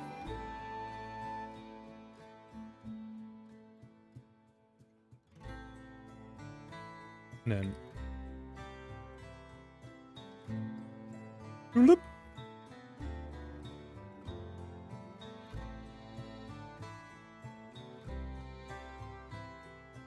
Yeah, but it allows us to customize like all the assets. So like the system that I just showed off on this little chair here, that's going to be applied, or that is applied to like all of these as well.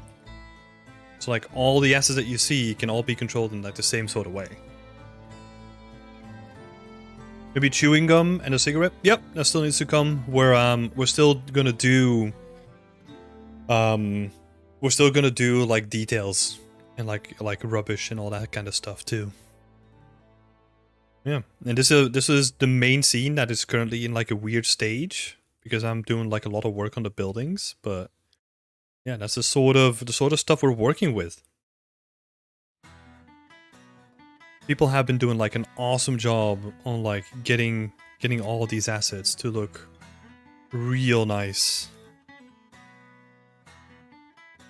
Like a bunch of these plastic boxes that are looking freaking awesome. Like these water barrels. Like a bunch of buckets next to it. And like all the cardboard. And then what I've been doing, yeah, you can see some of the cardboard boxes here. Like just all the freaking detail on it is super nice. And then what I've been working on is the building stuff, right? So what we also want to do is we want to give people control over the buildings. So that means that if we go into a building, it's still work in progress. Keep that in mind, right? But that we can go in here and we can say like, hey, look, I want like this building to look completely different. And all the buildings kind of have that same sort of customization to it, right? But what is this? This is a community project that we're currently doing with 12 people in total. And this is going to be our first sort of, you could call it like a studio project. That's what we've been calling it. So we have like a bunch of people collaborating and working together to make this look real nice. And then we're gonna sell it on the Unreal Engine marketplace.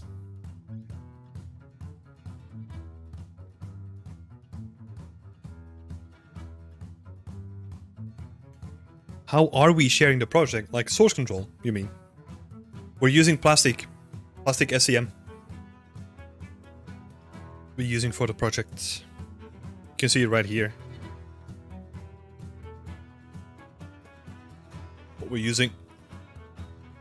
We use the same thing for the team challenges as well. Well, sorry, it's no longer called plastic SEM. It's called Unity source control now.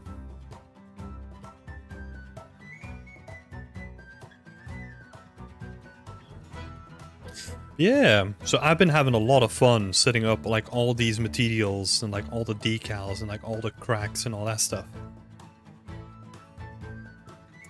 Unity, the irony. Yeah, it just got bought out. Like I think like a month or something ago. It was very fresh. So yeah, been having fun with blueprints, textures and all that kind of stuff. But we're gonna be sharing more of this in the future. What we wanted to do is we wanted to get to like a good stage with this first, so that whenever we share something, it's gonna be in like a really good place, right? Kind of like we're seeing here, right? Like this shot is getting to a place where it's like I'm really confident that you can see the end product, what we're pushing for. So that's why I'm confident showing off like this shot specifically. Because it has all the components that we're currently working with.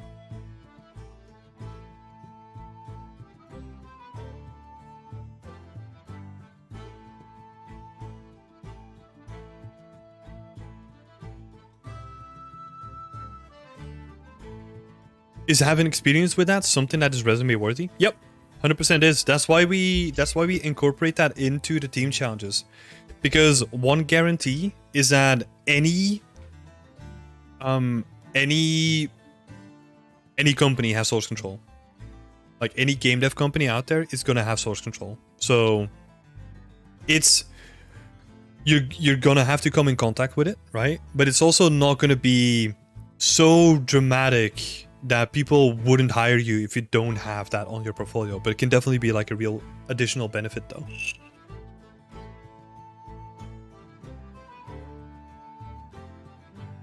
That's really cool. Loving how it looks. Yeah. Getting to a really nice state.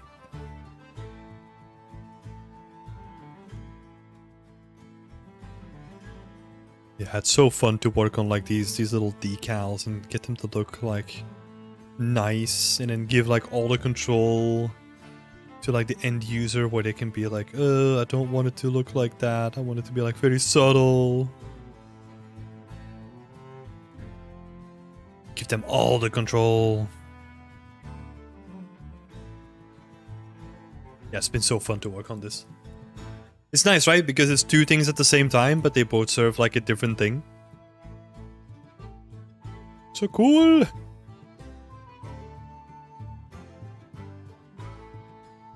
Are they traditional decals or cut into a plane? Hold up. So these are just like, they're not deferred decals. They are mesh decals. Right? So like this is just a texture that I made in Substance Designer, and then I just cut like a mesh around it. Puddle decals.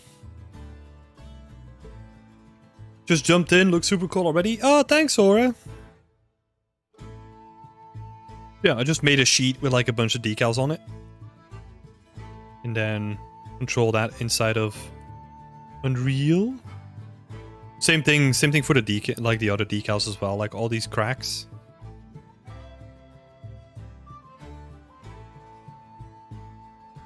Yeah. Barbara is asking, is there a platform except Google Drive that is good for sharing textures and assets with teammates? Do you mean source files? Like when you want people to actually work on the source files, but you don't want to put them on your source control necessarily? Because what some people and companies do is they will set up a source control that is, so you would have like a source control, like one of them is for the project and then one of them is for assets. So you would have like two source controls that are managed differently, and one of them contains the source files and one of them contains like the project itself.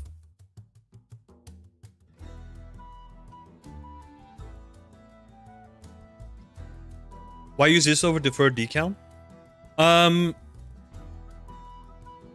I think I still need to change it because these use deferred. Well, these use like a decal shader on a plane, right? I think I just need to still change this up on the puddles, to be honest. Now that you bring it up.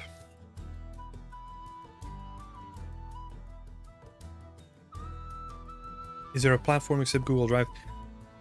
Google Drive is still pretty good. But yeah, like the issue with Google Drive is that it's not necessarily like linked to your desktop or something, right? So the way that we're currently working is that we don't really have a setup for sharing source files, because everyone is kind of making their own assets, right? So all the work is kind of like compartmentalized to one person's asset in this case. So we don't necessarily need it. Yeah. Yeah, there's like a bunch of things, right? Like if you're doing it with like a couple of teammates and this is your first time doing it, Google Drive, Dropbox. If you're not doing regular transfers, like WeTransfer is a good one if you just want to send someone your files like occasionally. What I would recommend is having a NAS drive, like network attached storage. That's something that I have here as well. Like I have, I think it's four terabytes of storage. So like my asset library and all that kind of stuff is added on top of that. So I could really easily share with other people should I want to. But that's more like a personal thing, right? You could technically do that on like an enterprise or like build a team level as well, but I don't have it set up that way.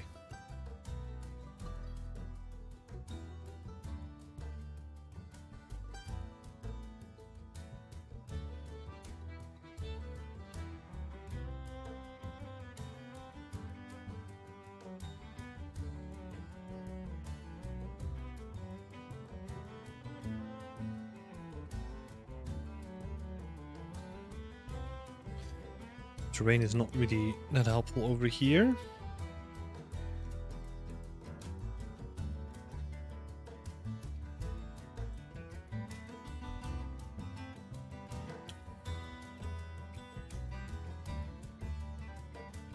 I don't necessarily want to remove the terrain either, so...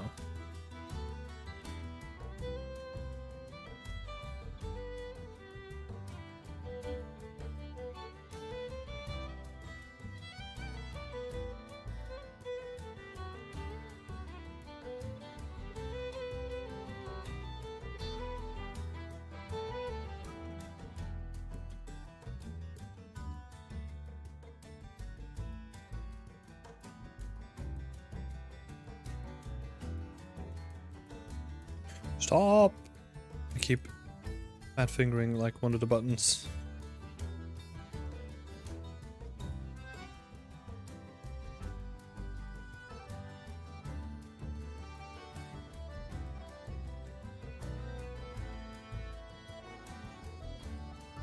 Because I even think with plastic, like the source control we're using now, I think you can store big files, but then obviously you're gonna pay way more if you do so. So we're trying to minimize the effect, right? To kind of reduce the costs or like the expenses on our side. Well, on my side, to be honest.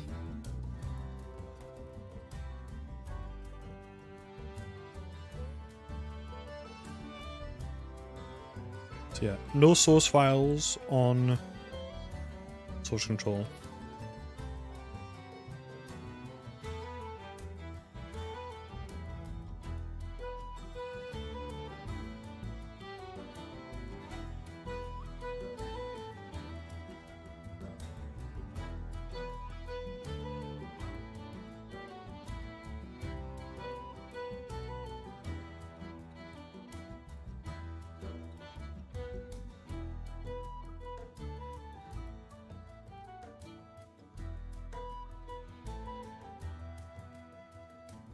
Doo-doo.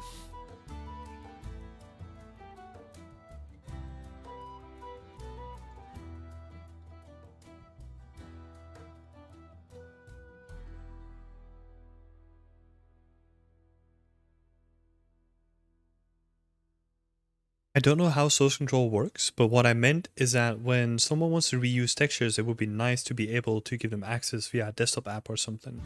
Not sure if that's possible. Yeah, in that case, you could still use Google Drive, right?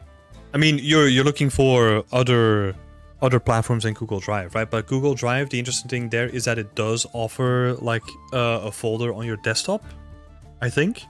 So that's the same way that I'm setting up my network attached storage from Synology. It's kind of set up in the same way where I have like my little application here called what's that called? Synology Drive. So I can technically like access my storage or like my things that I put on there from everywhere, right? So like everything from Beyond Extent is on here, everything from my asset library is on here too. So I could access those from like wherever I want to. And I can then also set it up in a way where I can share that with someone else, right? So if they then also install like Synology Drive on their end, it basically becomes like Dropbox I think Dropbox is a better example, right? Like it becomes like just a folder on your desktop that is synced between the two locations. So that's the way that I share, for example, like graphics for the challenges that we run, right? Like if I update the graphics on my end, I want other people to have the latest on their end as well. So that's how we share them too. So yeah, I would say Google Drive, Dropbox are probably like the most well-known ones.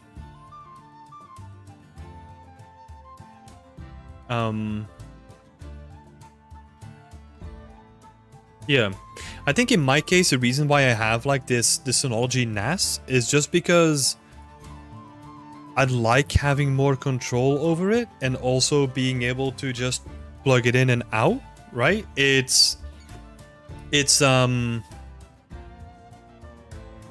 I'm not necessarily like a big fan of cloud storage, even though this still is to a certain part, right? But I feel let's be honest, I'm a control freak. I like having control and like having to, like, I can look at my drives and I can tinker on them and I can expand them whenever I want and I have like full control over it.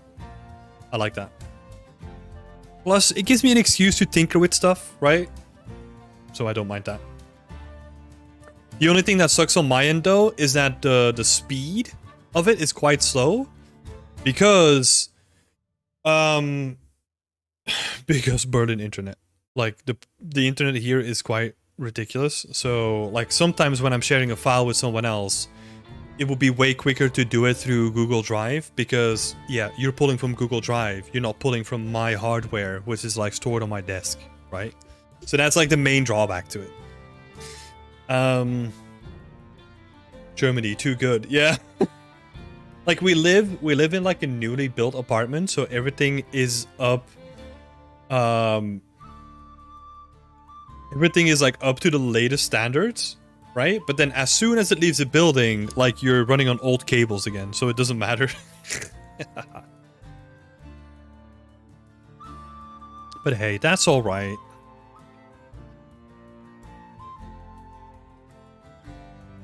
But yeah, so you don't know how source control works, right? So source control is basically doing the same thing, but it's not necessarily meant for big files. It's meant for like game projects or software projects or something like that, right? And it has some additional functionality that makes it really usable for if you're working on a game together with someone.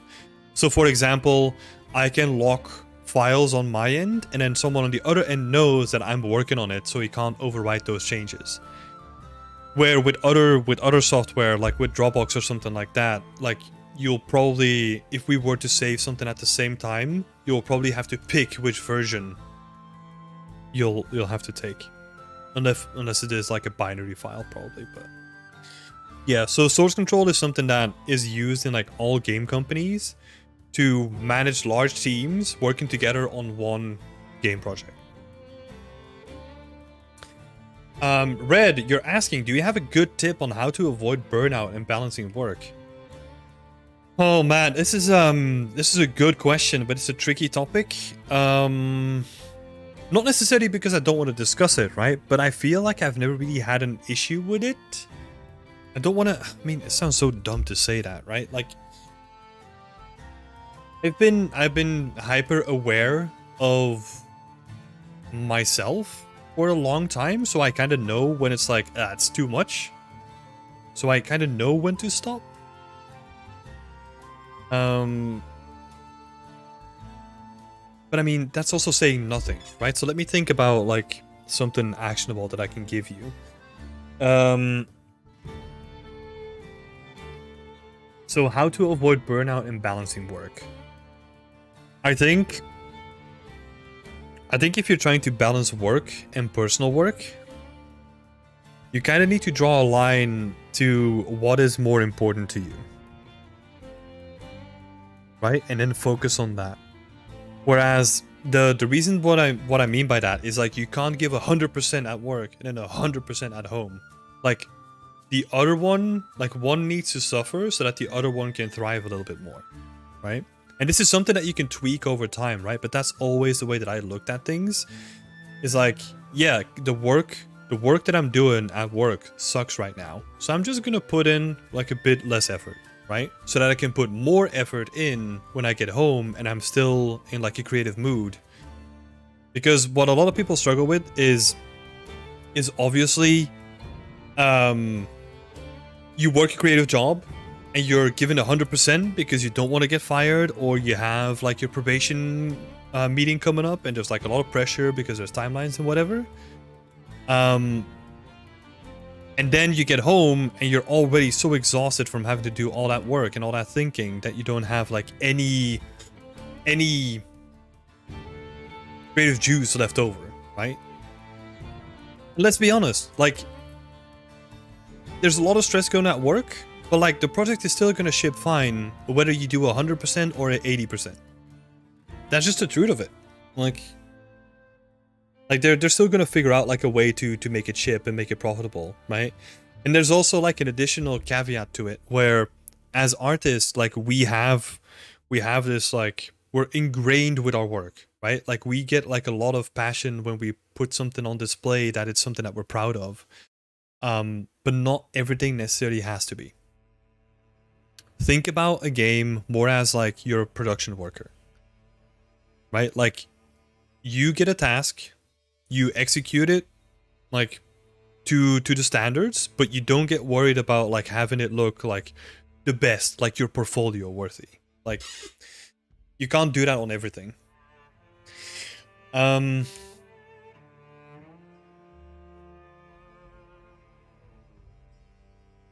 Yeah. Oh, okay. The reason I ask is because I have a friend who also wants to get into the industry, and they go 110% until they hit the wall, but putting out great work. Yeah. You gotta look at it as like a marathon, not a sprint, right? You can only do so many sprints until you get tired for real, and you're gonna burn out, right? Like that's only a part of the course. So what really helped me as like an actionable thing that you can, oh, gotta make dinner. Thanks for the stream, Tim. Have a great weekend, everybody. You too, Andrea. Thank you for popping in. Enjoy the food. So, an actionable thing that I love to do is, and it's kind of like, it's interesting because people look at this as like, ugh, I hate this. It's too restrictive, right? But I think there's a lot of freedom in putting up barriers for yourself. So what I'm talking about is trying to form a habit around this thing. So what that means to me is, when I was doing my regular job, I would still do like half an hour after work. Like half an hour. That's it. And I would have like real shitty days. I would do that half an hour and be like, I'm done. And then you're just done, right? That's fine. Go play some games, relax, like properly relax. But there would also be times where you would still get back into it and you would keep going for like a couple of hours, right?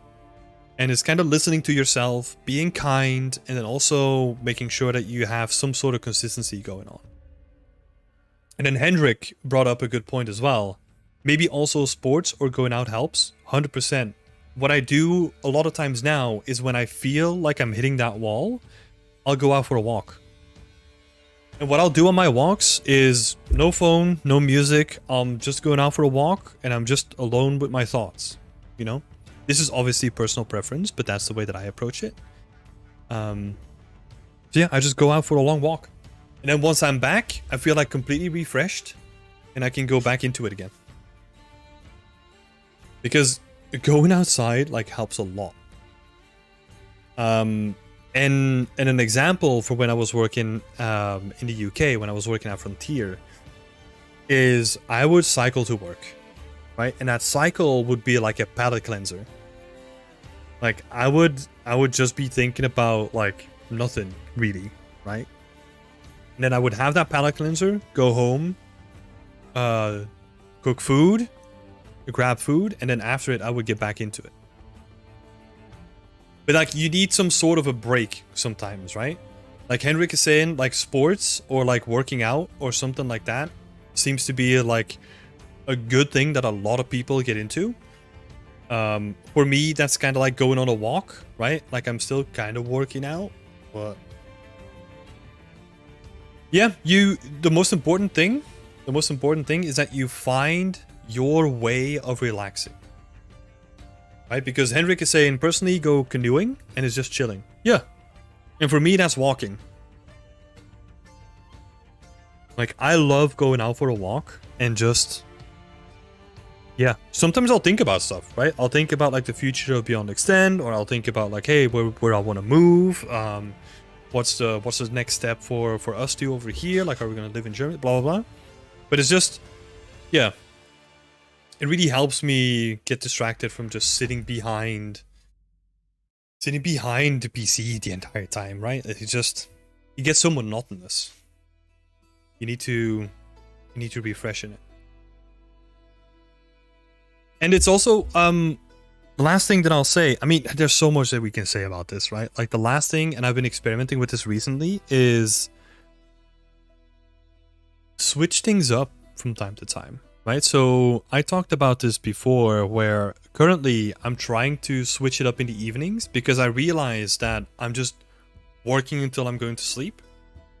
So what I'll do now is after my girlfriend goes to bed, what I'll do is I'll look at Twitch streams, and then I'll just sit in the sofa or like on the balcony or something, and I'll just draw.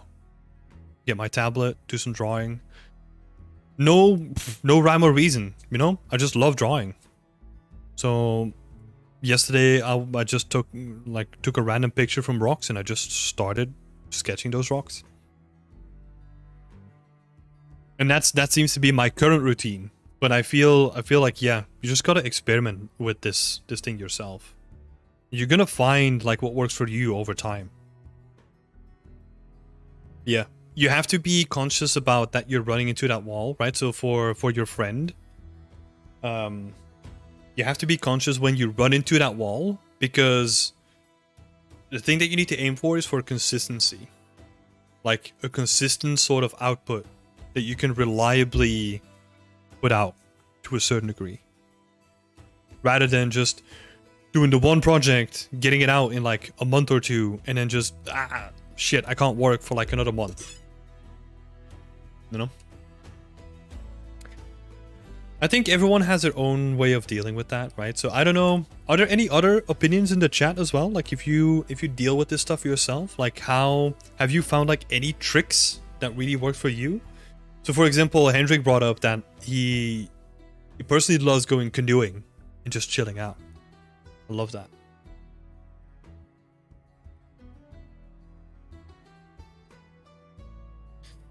Oh, and thank you for subscribing, Sazi.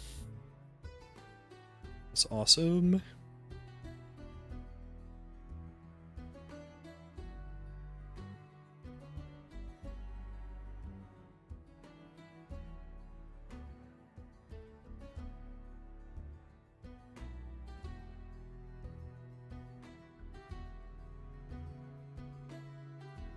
Oh, yeah. Maybe, I don't know, maybe this is like a quirky little thing, right? But when I'm watching streams in the evening, what I'll do is I'll watch like really laid back, like wholesome streams, right? Like none of those like frantic young guy energy streams. I'll put on like a stream of someone who's like painting, like something very chill. Right, so that's very important. Like it almost seems like an afterthought, but that's like very important when I'm picking my streams. Like I'm not looking out there for like some high energy like person, you know? I just want some chill vibes in the evening. Very important.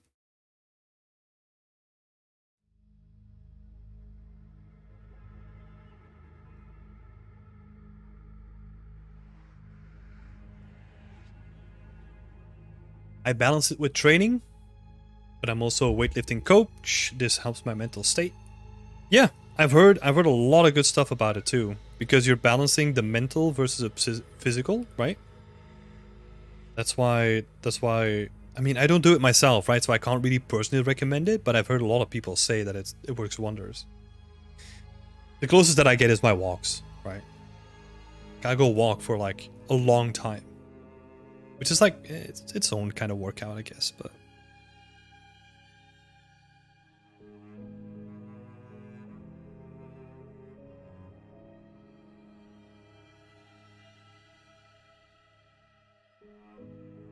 But it can be anything. Yeah, I think so too. The most important thing is that it just works for you, right? On one project, I got back after a month, and that was really helpful. But sometimes this isn't possible. Yeah, that's also why I'm saying, because in your friend's case, Red,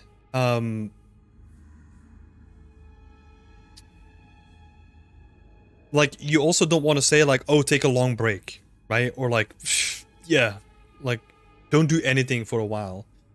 That's why I'm such a fan of like the consistency thing, right? Where it's like, it's being mindful of who you are and how you can build your work schedule around that. But like the reason why I'm such a big proponent of like the habit thing is because it removes the thinking about the work. Right? If it just becomes like a normal part of your routine, like you don't dread like after work, like, oh no, I still need to do my personal work. Like, no, you're going to do personal work. Like it's you're trying to move that from like a mental burden to like something that is just gonna happen. Right? It's just part of your routine. That's what you're trying to do with that.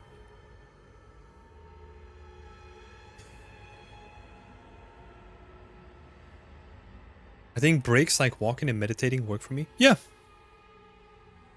Yeah, 100%. And that's the thing, right? I think it's the being aware of yourself is probably the most important spectrum here, because there are times when I'm like, I feel I don't know what it is, but I feel like I'm not 100% myself today, you know, or like, I don't know, I feel I just don't know. Go out for a walk. Go out for a walk. Do something different.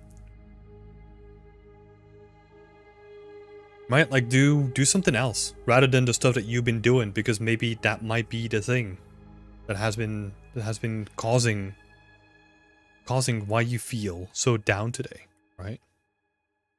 Or like so demotivated, or however you might feel that you can't really put into words.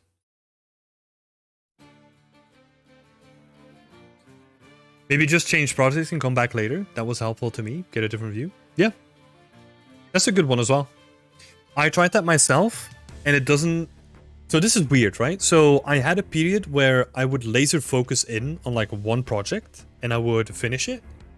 But now I'm in a completely different position where we're doing the studio project, and then I'm doing Beyond Extend, and I'm doing this project on Fridays, you know? So like my week is like chaotic. And I actually kind of like it. I actually kind of like that, like, I don't know what I'm getting into, like in the beginning of the day. And that, yeah, that becomes part of the excitement for me now. But again, like a couple of years ago, that was not the case, right? Like I wanted to have my days kind of planned out and like kind of strict, but that's what I mean. Just see what works for you. See what you can come up with to work within that, right? Just get a big ass bottle of wine and a box of chocolates. Makes a lot of sense. It's like when you get the best ideas in the shower because the pressure is off to perform. Yeah. When I go on walks, that's when I have my best ideas. But it's also... Yeah, like that's the thing, right? Like you gotta be conscious that you don't go out for walks to get ideas then, because then you're kind of in work mode again.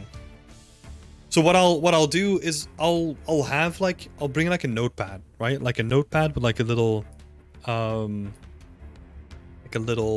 marker. And then occasionally I'll write some stuff down. But yeah, most of it is just about like mental exploration and just like thinking about like, hey, how, like, why am I feeling like this today? Like, what happened that made me feel different? What can I do tomorrow to maybe change that up and see if it's still consistent or not?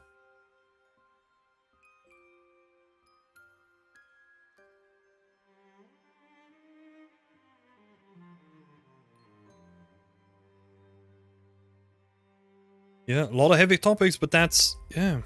I mean, it's part of being an artist, right? Let's have a look in the chat here, right? Because there's a whole bunch of people sharing their thing on it as well. I'm bad. I'm bad at it. I'm on a burnout week right now. I have work in 3D and school in 3D, but I also don't want to do anything else. Yeah. I keep it fresh by switching up what I'm doing, but it also ended in trying to learn too much. Yeah. Well, again, like, it seems to be going back to like the same thing in my opinion, right? Where it's like you got to be conscious of the stuff that's happening in your life. Because if you realize that you're doing that, right? So, I mean, I'm going to talk about my own life, right? Like, there were moments where I was, this can go both ways, right? So let's say the opposite approach, where my second year in uni, I realized that I wasn't focused enough on school or on work or whatever. And I only realized it because I was looking back at the first year, where in the first year I thought that I was doing a lot, right? I was at like my capacity, and then I looked back in the second year and I was like, oh man, like I can do so much more now.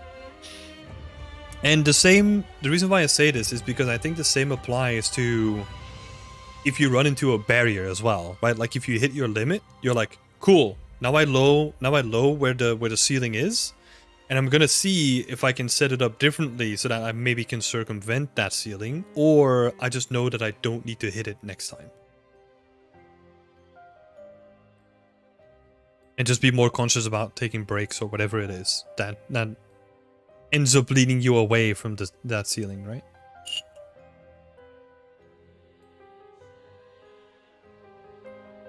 Curtis Holt also has a good video about it. I'm gonna make a note of that. Because this is gonna be one of those eternal topics, right?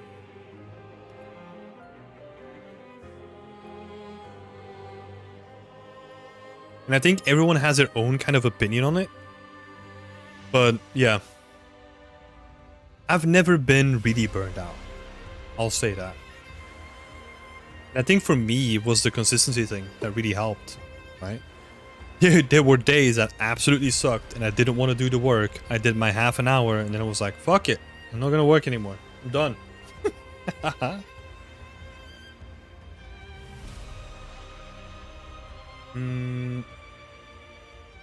That's reality, I'm afraid. I've been burned out, left work and lost work and money. Just need to be confident in your abilities and try not to stress too much about it. Yeah. Yeah. This is also like an interesting thing, right? Like, of course, money is always going to be on the line, but money is not the end-all be-all, right? I mean, this is also a very controversial thing to say because there's a lot of people that would love like a bunch more money and like absolutely struggling right now, right? Not necessarily talking about those group of people, or like that category of people, but the thing that I really realize is that you can technically, especially if you're working in a digital field, and now with remote work and all that stuff, you can put yourself in a place where you can make more money, but you can't make more time. So to me, what became more important was what am I doing with my time? Like, what is fulfilling to me? Like, what am I enjoying? Because I want to do more of the stuff that I enjoy and less of the stuff that I don't enjoy.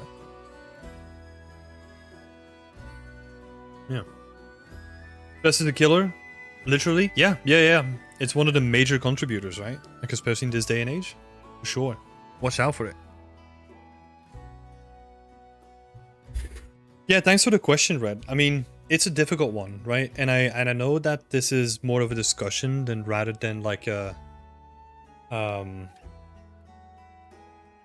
rather than like, I don't know, here's like your top 5 things to do, right? But I feel like that's the reality of life. And the best thing that I can say is just listen to yourself and try to see what works. And if it works, good, keep doing that thing. If it doesn't work, try something else, right? And like keep on stacking that sort of mentality until you get into a spot where you're like happy with what you're doing. Say his advice. Yeah, I try. There's probably people out there that could put it better into words, but hey, I'm just an artist. Zeno, Tim, can I get your advice on something? Yeah, sure. Ask away.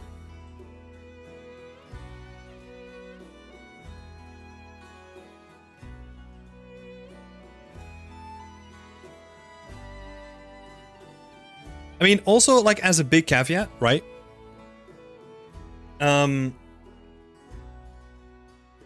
So as a big caveat, I don't have this shit locked down, right? I'm still tweaking all this stuff too.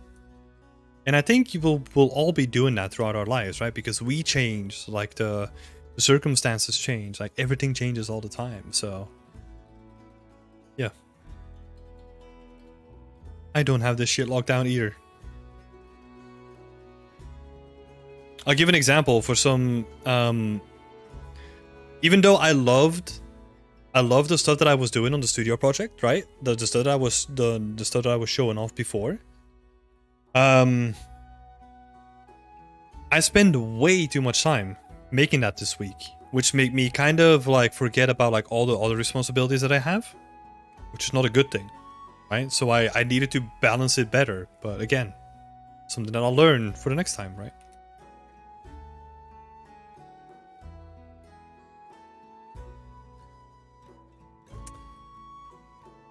What's happening here? Why you floaty boy? Oh, pivot. Let's change the pivot. Why can't I go back? What? Okay.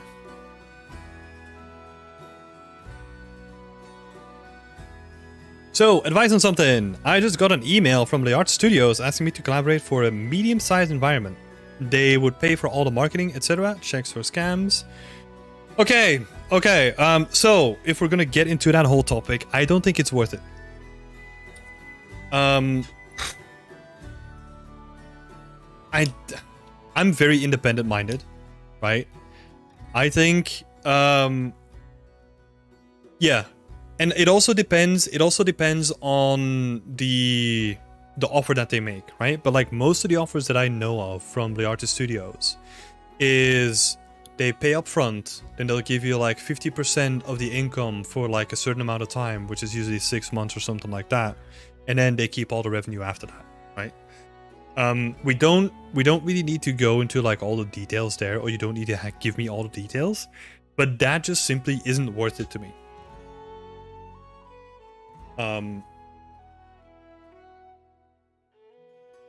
My personal opinion on that, right? What I would do if someone reaches out to you with that, I would look at like what channels they use for marketing and then see what other projects are out there, and if you want to be associated with a brand that does that, right? I'm trying to think of a positive. Well, I'll give you a positive. You know, they'll take care of like the updates to the environment as well.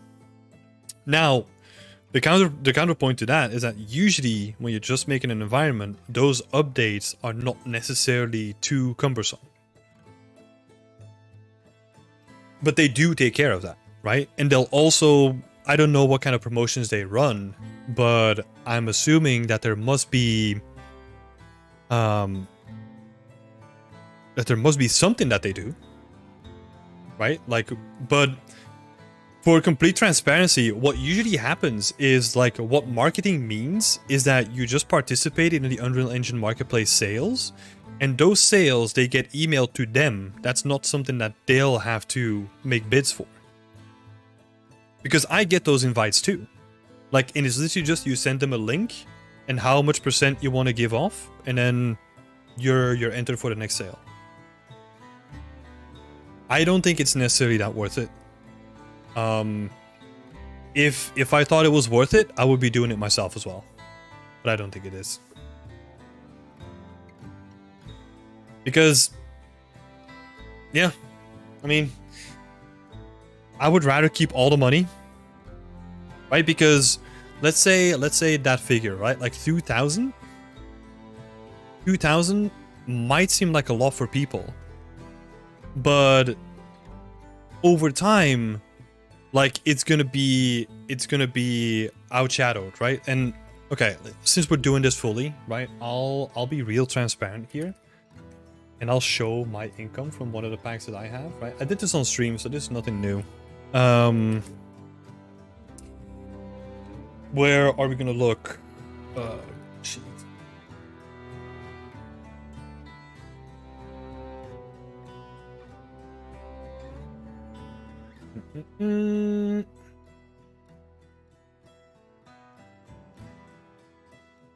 Right, so this is the graph again. We've seen this a couple of times. This is what I made monthly, right? So from the beginning with zero marketing, barely any like thing put into it, right? Like, and if you then think about that 2,000 figure example that they said, and keep in mind that this output, like this input that I was doing, was nothing, right? So if they're gonna put some sort of marketing behind it, you can expect like numbers that might be double to 10 times as high, right? I don't know. It's hard to tell. So I don't think it's worth it. Personally.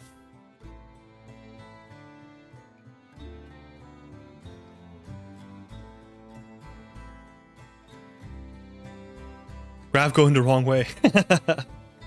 Nah, it's going the exact right way. Because this is one pack that I sold in 2018, right? In June 2018.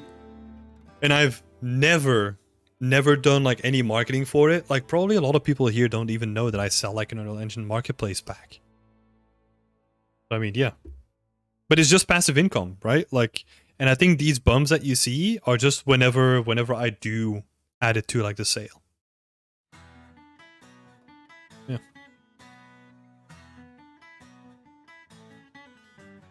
And I would have their support. Yeah, but that doesn't mean anything, right? You gotta be really crucial, or like really, you gotta think about a business, right? Like, what would that mean, your support? Tell me what that means. Because I think support just means like whenever they have to do an update to the pack, they will click a checkbox and then save it, and that's their support.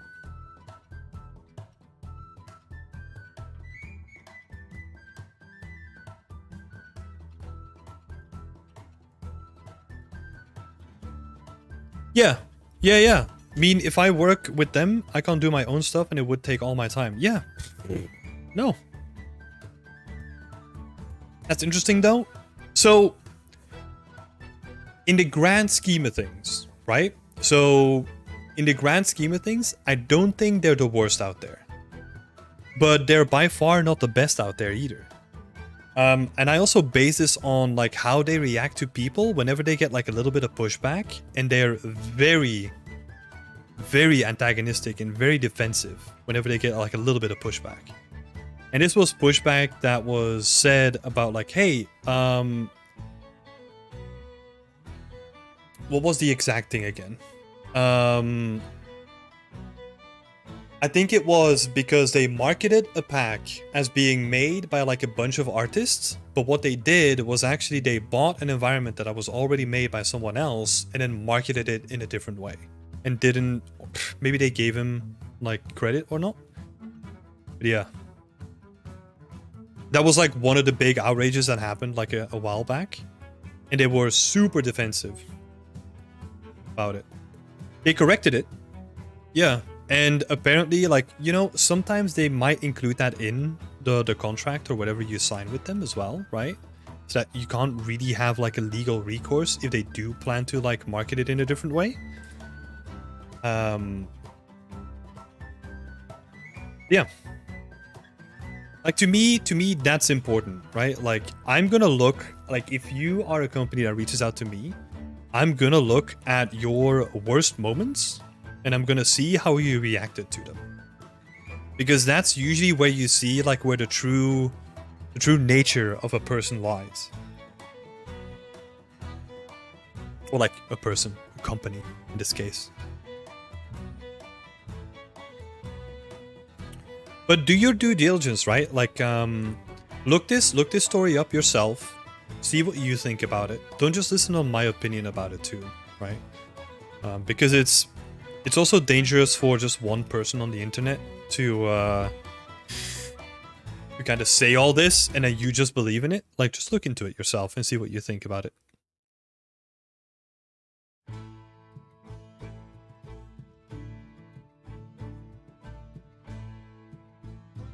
That's interesting. I've seen a lot of make money quick with creating 3D assets and such. Videos pop up in my feed in the past. Never got into it though. Yeah, I know a lot of people that got signed into a contract with them and they think it's okay, but I mean...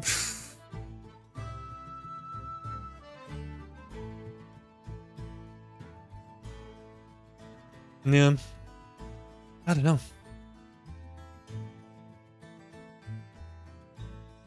Made dog trees on stream. Beer's awful. Yeah, I just hate some of this stuff, right? Where, look, let's be honest, it's not the worst offer out there, right? Because artists have been ripped off for ages now, and I think they're trying to set something up. You would get a percentage of sales. Well, it's oftentimes like those small things that matter, right? Because let's say if they were to say you get a percentage of the sales forever, makes a huge difference compared to what I know that they did in the past, which is like you get a percentage of the sales for 6 months, right? That's hugely different. Because if they have to pay you forever, then the marketing is probably going to be consistent. What can also happen in the opposite way, not saying that they did this, right? But it could be a marketing, like a business decision, is that if they only have to pay you for 6 months, don't do any marketing, 6 months hits, they don't have to pay you anymore, then they boost the marketing. Could happen, right? Again, I'm not saying that they did this, but that could be like a tactic that they do.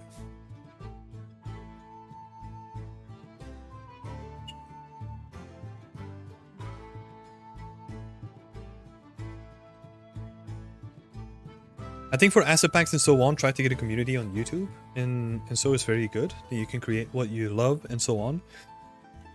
Yeah, I'm in that position right now, right? I think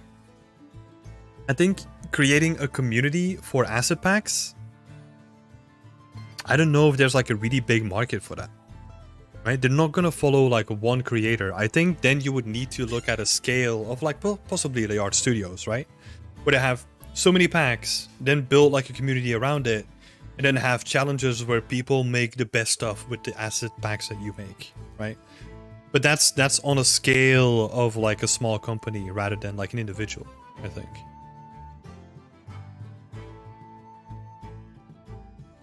Generally, a community is nice for that. It's very, very hard. Yeah, I mean, there's also nothing wrong with like a niche community, right? Yeah, it's very, very hard. The thing that I'm also saying is that the stuff that we're doing now with the asset packages, right, that deviates from like the core people. Like the only link that it has to the core audience that we have with Beyond Extent is that we help people get their first job in the industry. But like no one, or like barely anyone in the community is actually gonna buy the asset pack. Right? Because they have no need for it, because they can usually make that stuff themselves, or maybe they want to break it down. But that's going to be like a very small percentage. So it's like you're almost trying to, well, we're almost trying to serve like a different market with that now.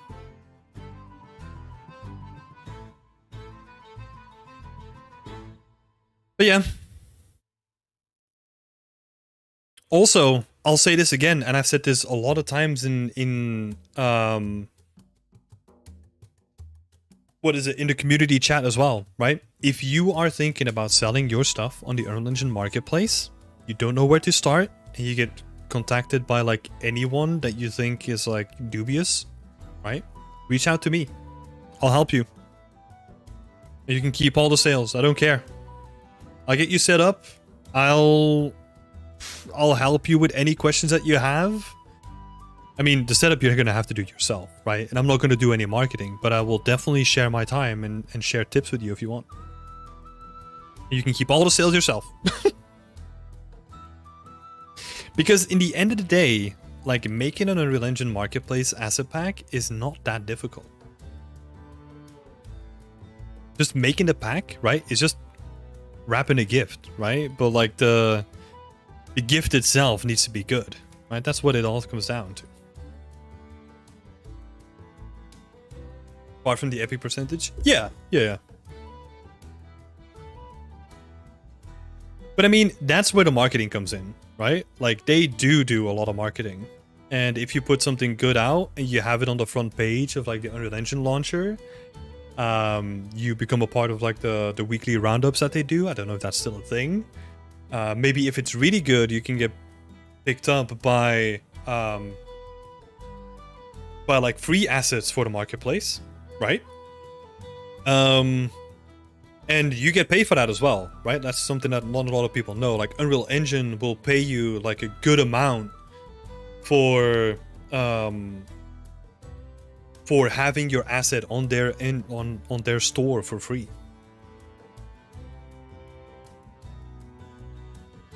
I think the idea is difficult to get one that is needed and not available. Yeah, I mean, to a certain degree, right? The idea is somewhat going to be important. But I think the execution on this at this point matters more because there's a whole bunch of stuff on any marketplace, but most of the stuff on there is not good. So if you are a professional environment artist, right? That's like an easy way to get your stuff to sell. Well, it's not going to be selling from the first point, right? But it's like you have to build this trust with the people over time. Is that the stuff that you put out there is going to be better quality than some of the other stuff out there. And that's why, I mean, you just saw me like showcase like the stuff that we're doing for the studio project as well. That's why I am solely thinking about like, okay, how is a person gonna be interacting with these assets? And I'm playing with these assets and I'm like, what do I want? Okay, I need to build this in. Like changing the color, changing the wear, like that all came from like the usability of the end user. Not something that I necessarily wanted, right? That's in function of the people that are gonna buy it.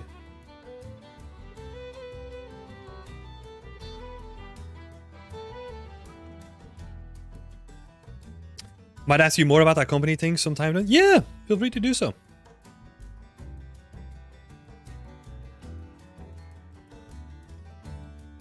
Is selling at a fair price?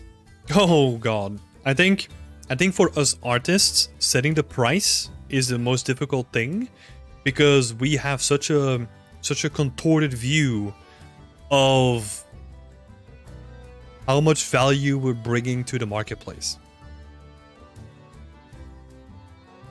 I mean, to a certain degree, you can see that in the pricing would be on extent too, right? I struggle with this all the time. Like if you really make use, if you really make use of like all the stuff that we offer, right? Like you get like the PDF, 250 pages, you get weekly feedback, which is pretty decently sized, I might add. You get like portfolio reviews, you get all that kind of stuff. Isn't the right price the amount the other person is willing to pay, really? Yep. Absolutely is. But I think, yeah, like a lot of that has to do with value to me, right? That's why we focused on giving a lot of value to people.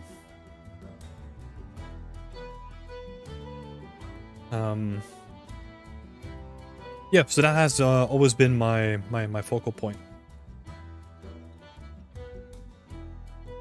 So I don't mind it, right? I know what I'm contributing to the community.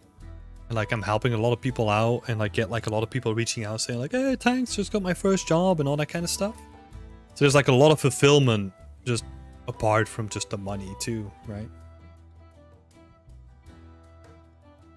Like people can throw a large amount of money for small stuff. Yeah. I mean, if you just look at like Patreons, right? Like I'm interested in like that business aspect because that's what we're running to. You can have a Patreon for like a podcast, just like a single podcast for like 2 weeks or like 2 hours a week, right?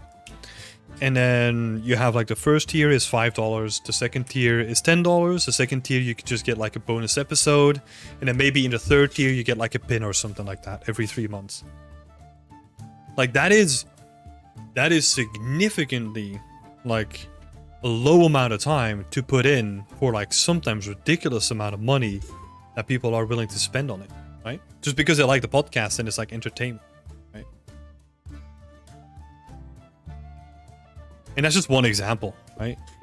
And it's not bad, right? It's just interesting that what people are valuing more compared to other things. I always find it super fascinating to talk about that stuff. Let's see.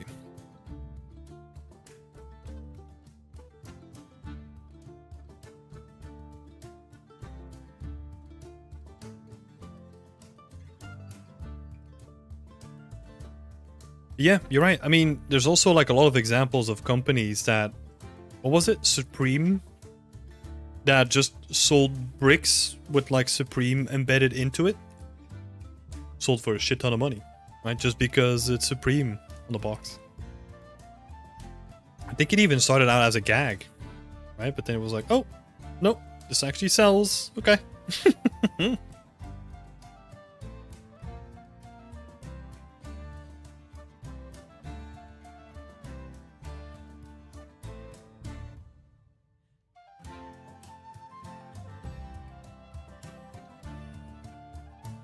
Pottery. Yeah, but I think that's what we all kind of struggle with, especially artists. It's just like, how much do I ask for this?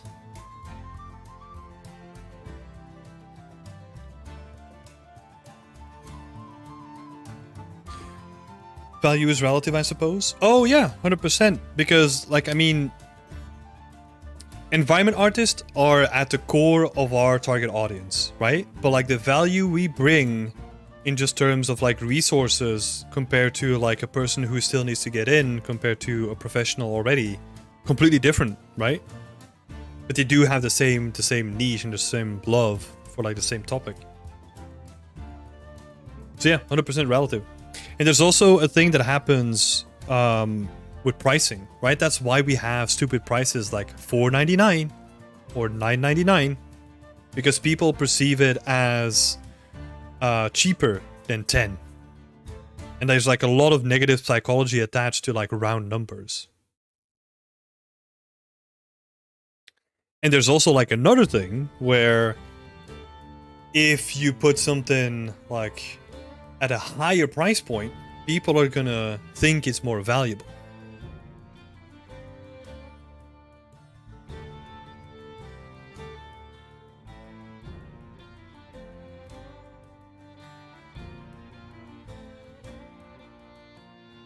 So yeah, lots of things to talk about there. Yeah. And I feel like it's actually more and more important to talk about these things, because if we look at the creator economy, you know, now it's just content creators or whatever, but I feel like artists are going to be a big part of it as well, with whatever, like Metaverse or Unreal Engine for Fortnite, where you can just make your own games now instead of having to rely on the studio. Unreal Engine Marketplace, like all those different things where individuals can have more individual impact on the marketplace. It becomes more and more important to actually price our stuff better than we did before, because we don't want it to be like a race to the bottom, right? Like, for example, Fiverr. Fiverr seems to me, like from the outside looking in, well, not from the outside looking in, like I worked with people from Fiverr. It feels like a race to the bottom.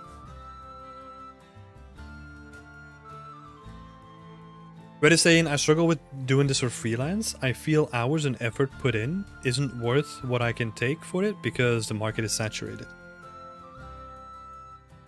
Yeah, I mean, I think the market for, man, how do I even say this? I think the market for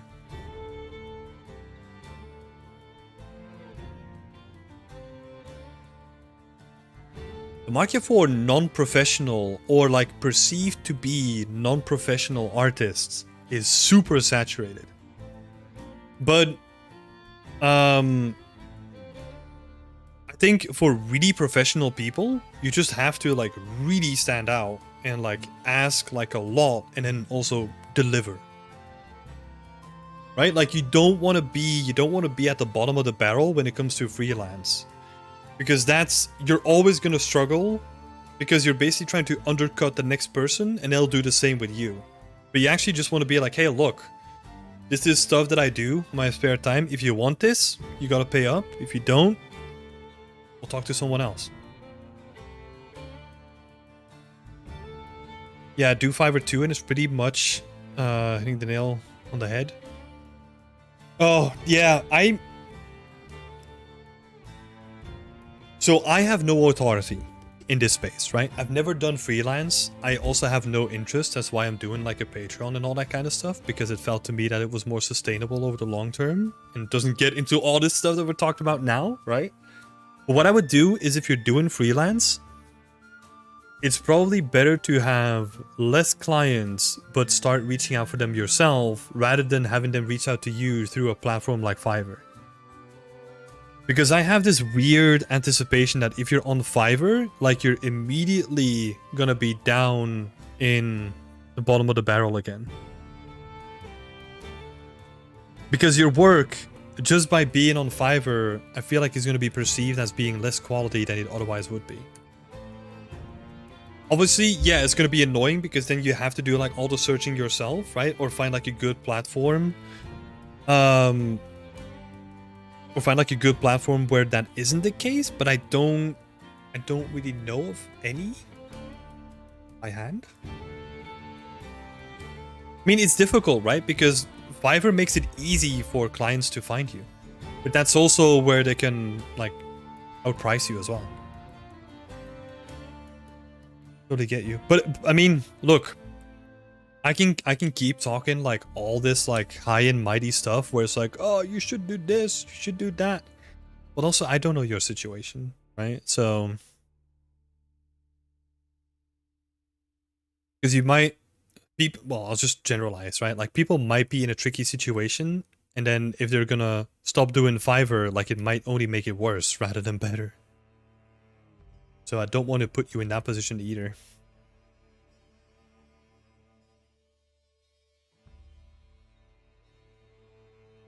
I think the beginning of it is hard, right?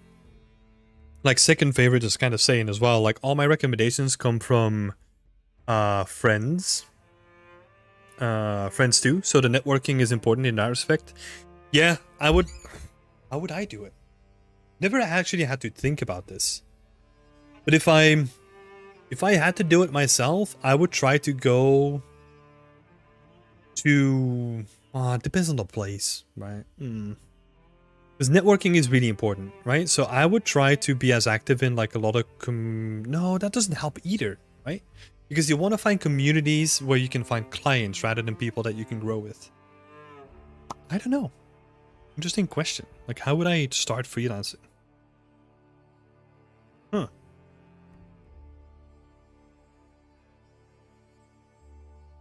Yeah, it's wild to try and find clients. Yeah, I think it all comes down to the work, right? Like if you can make like a really big impact with the work and then try to be bold with what you're asking for, might be that's down to the core of it, right? But still growing a following so I can do the Patreon and more personal work. Yeah.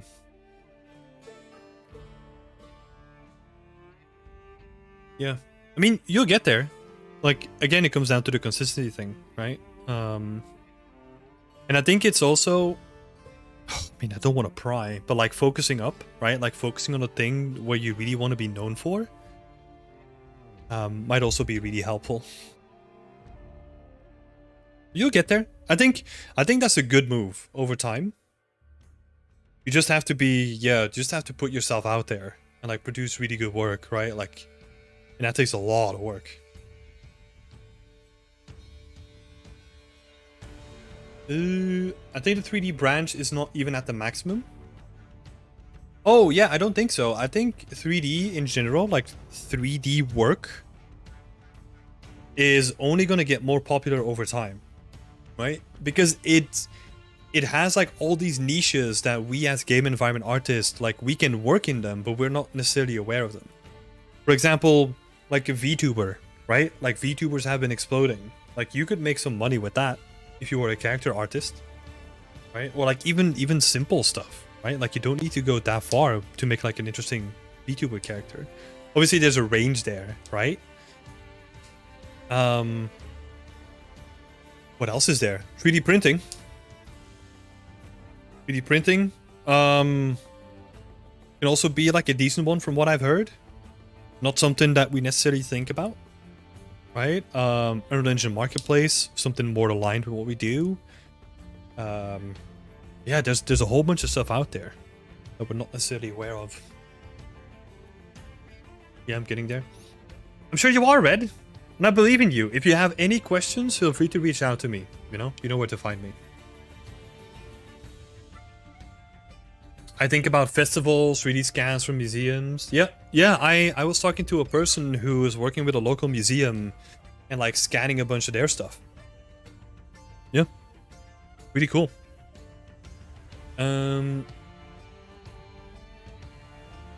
Gumroad, yeah. Yeah, it's more about like what you're gonna put on Gumroad, right? Like the path that I took was also like, I mean, everyone knows the blog, right? But I did sell like substance materials at some point. I think they might still be up somewhere. I don't know.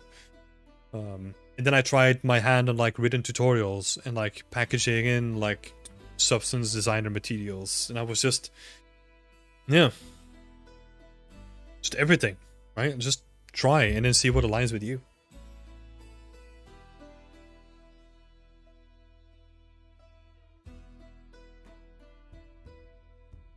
You got this, Red.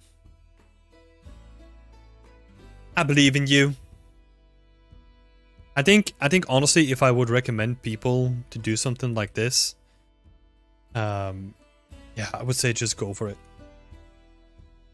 Like being like an artist that is looking into like ways of self-sustaining and not being attached to like necessarily like a production or a company, right? And being like have like a little bit of side income.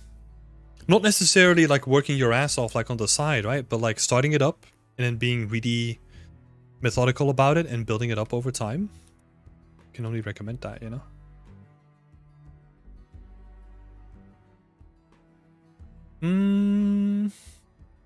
Hybrid is hard. You compare yourself to people from your country with different price is value. Yep. Yeah, I think so too. You have to kind of like rise above like all the stuff that's there, but that you can only do that when you have the skills and like the work to do it, right? So it's not easy to get there. And I think at that point, if you're still on Fiverr, you're probably doing a bad job, in my opinion. If you have the skills and like the projects to do something really good and you're still on Fiverr, it might be weird. You're still on there, you know?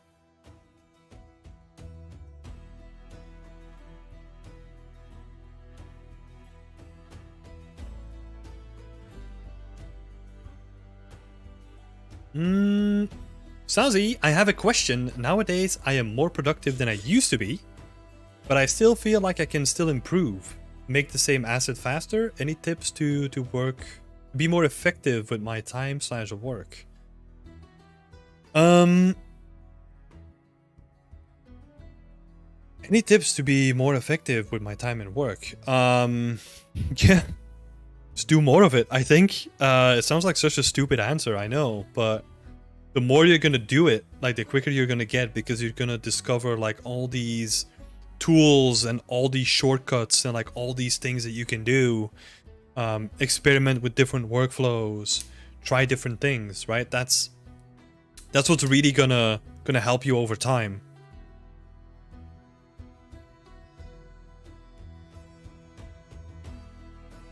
I don't know, it's kind of a stupid answer, but hopefully that helps. Yeah, I think that's what it comes down to, right? Like, there's this saying, fail faster, quicker. No, fail. What is it? Like, fail harder, quicker, or something like that. It basically comes down to you wanna do more projects on a shorter timeline so that you can see what you need to improve, and then get that into your next project, right? And just keep going.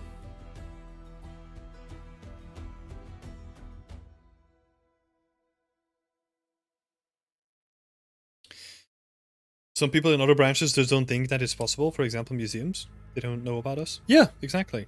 And it only takes like a couple of people reaching out, right? Like, for example, the person that I was talking to for the museum, like, he's doing awesome stuff with like a local museum. And he's basically putting the museum on the map, at least in my opinion, right? Like, this is still like an ongoing thing. But he's currently putting like a very local, like, in my opinion, lesser known museum on the map, and makes it also more interesting for like the youth to get like into it, right? Because there's AR and VR applications that can then be looked into. So very interesting. For sure. What's the saying? Future favors the bold, or something like that? Man, I'm butchering all my quotes today. Just ignore me. I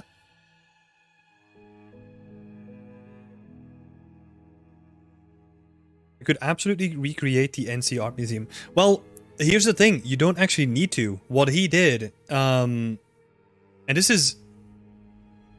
put the right spirit, yeah. It's a thought that counts, right?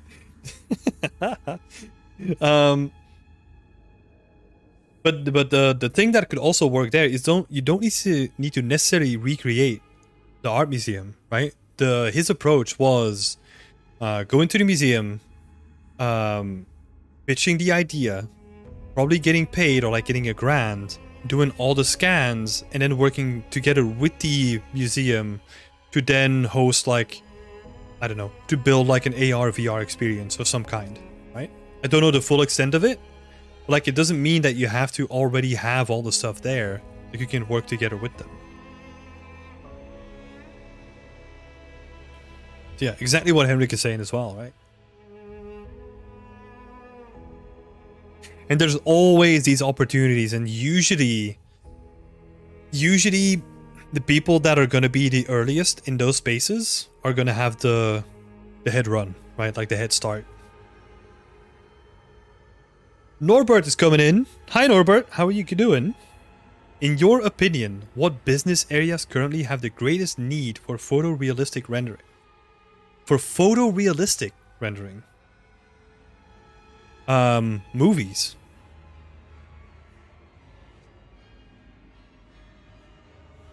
And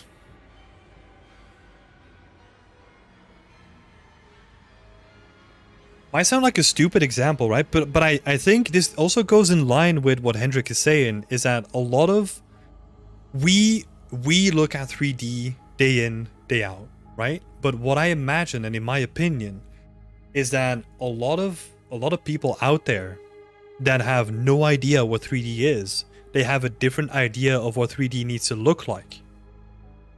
So the bar is actually lowered, so you could get away with having non-photorealistic rendered stuff, because they don't even know if this is the real deal or not.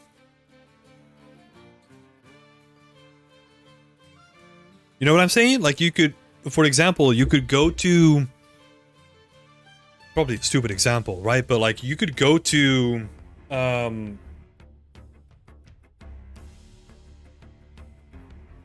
you could go to what is it, like a museum, and do this whole thing, right? Like you could go to a museum and scan their data and then put it in like bad lighting, and they probably just they don't know how good it needs to look, right? No, nothing to do with scamming. It's working smart. There are pros for the museum. Yeah, like the pro for the museum in this case would also be like they get like a fully featured like AR like tour that people can visit. And like just setting that up is already gonna look impressive. I mean, if you look at the Formula One, right? Like we were talking about like the graphics for Formula One like a week ago, I think. Those graphics look pretty terrible. Like, they look shit. Like we can all do better. But still, there's a person making those graphics and potentially getting paid more than myself.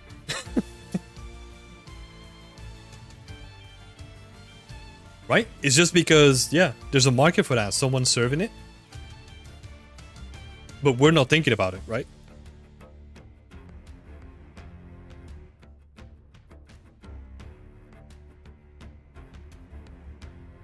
Every time I have to go to family dinner, they have no clue what I'm talking about. Yeah, I don't think they ask anymore. Because, Red, can you imagine, like, it is difficult if you need to explain that you're an environment artist in games, right? Can you imagine what my explanation now would be? Like, what the hell am I doing?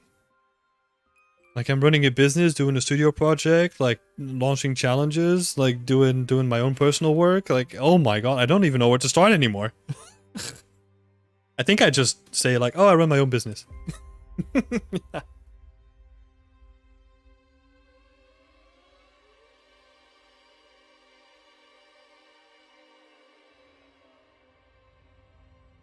I love photogrammetry and the art museum. Yeah! There's a lot of opportunities like that.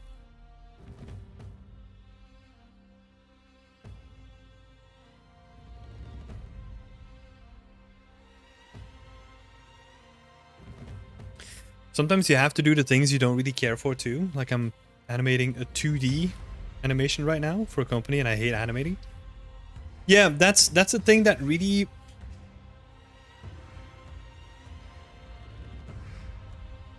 Oh god. We're going there, huh? But what about interior design and ArcViz does? These areas still need photorealistic still need photorealism. AI currently excels in those areas. AI really excels in making like a bunch of stuff that doesn't really look cohesive at this point. Yeah, I agree there.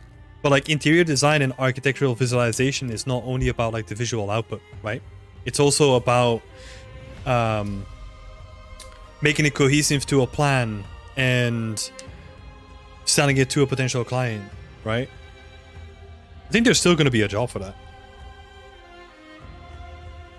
I mean, I'm not an interior designer or an architectural visualization guy, right? So this is probably like the wrong person to ask. But I don't think like AI is just going to like immediately kill that entire branch. It's going to help with the idea generation, and also look at the recent developments when it comes to copyright law, right? That's also going to be very important and impactful for companies too, where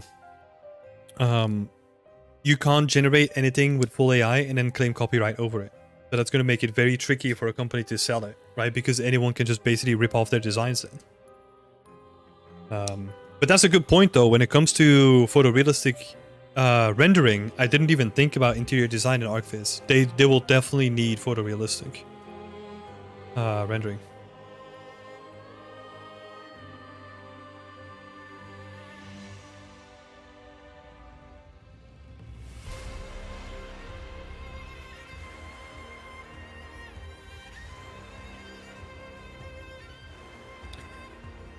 I see it as a tool. Within the tool power, it comes responsibility to use it in a fair way. Yeah. I mean, there's there's also the counterpoint to that, right? Where companies will definitely use it because it's just going to be cheaper.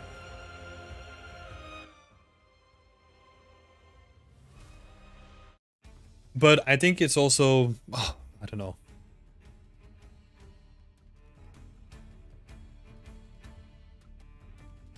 I think the more that I talk about it, the more that me, in my personal opinion, like, am I still doing environment art even if AI can do environment art? Yes. Okay, I'm just gonna keep doing it. Like, that's how simple it became for me.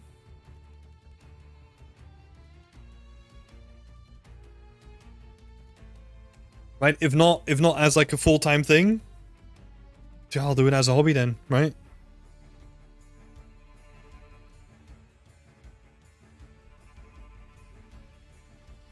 I mean, I don't know.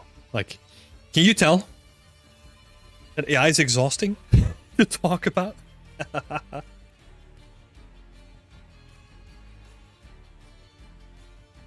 I think I'm just not afraid anymore. Like, I think if AI is really gonna do what a lot of people say is gonna do, we're gonna have bigger issues than me just making art. I think that's also another way of looking at it.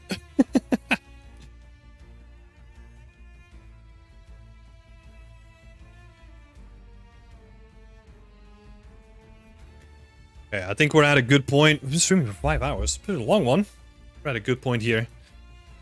Let's see. We get like a nice shot of the market. Something like this, maybe. Let's see if we can find like a nice preset.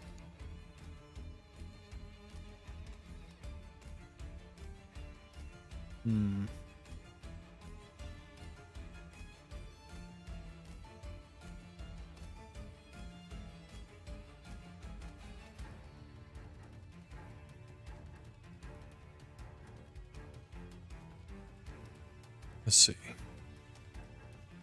It's a little bit dark, but hey. Oh no.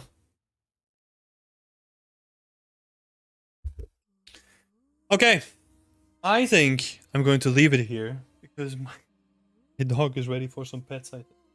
Huh? You waiting? He already knows what time it is. I'm gonna leave it here. Thanks everyone for being here. Thanks for joining me in my market adventures. I think honestly we should be kind of done with some of the market stalls. I feel like we have like a good combination of them, right? So I don't know what we're gonna do next time, but it might be time to do something else. So thank you so much for being here. Go check out beyondextent.com for a bunch of other resources. Or if you want to become a part of the community as well. Thanks all for being here. And yeah, like Susino is saying, enjoy your weekend. Thanks for the advice and help. No worries. Thank you so much for the questions. And yeah, last thing I'll say is stay creative. See y'all later. Bye-bye.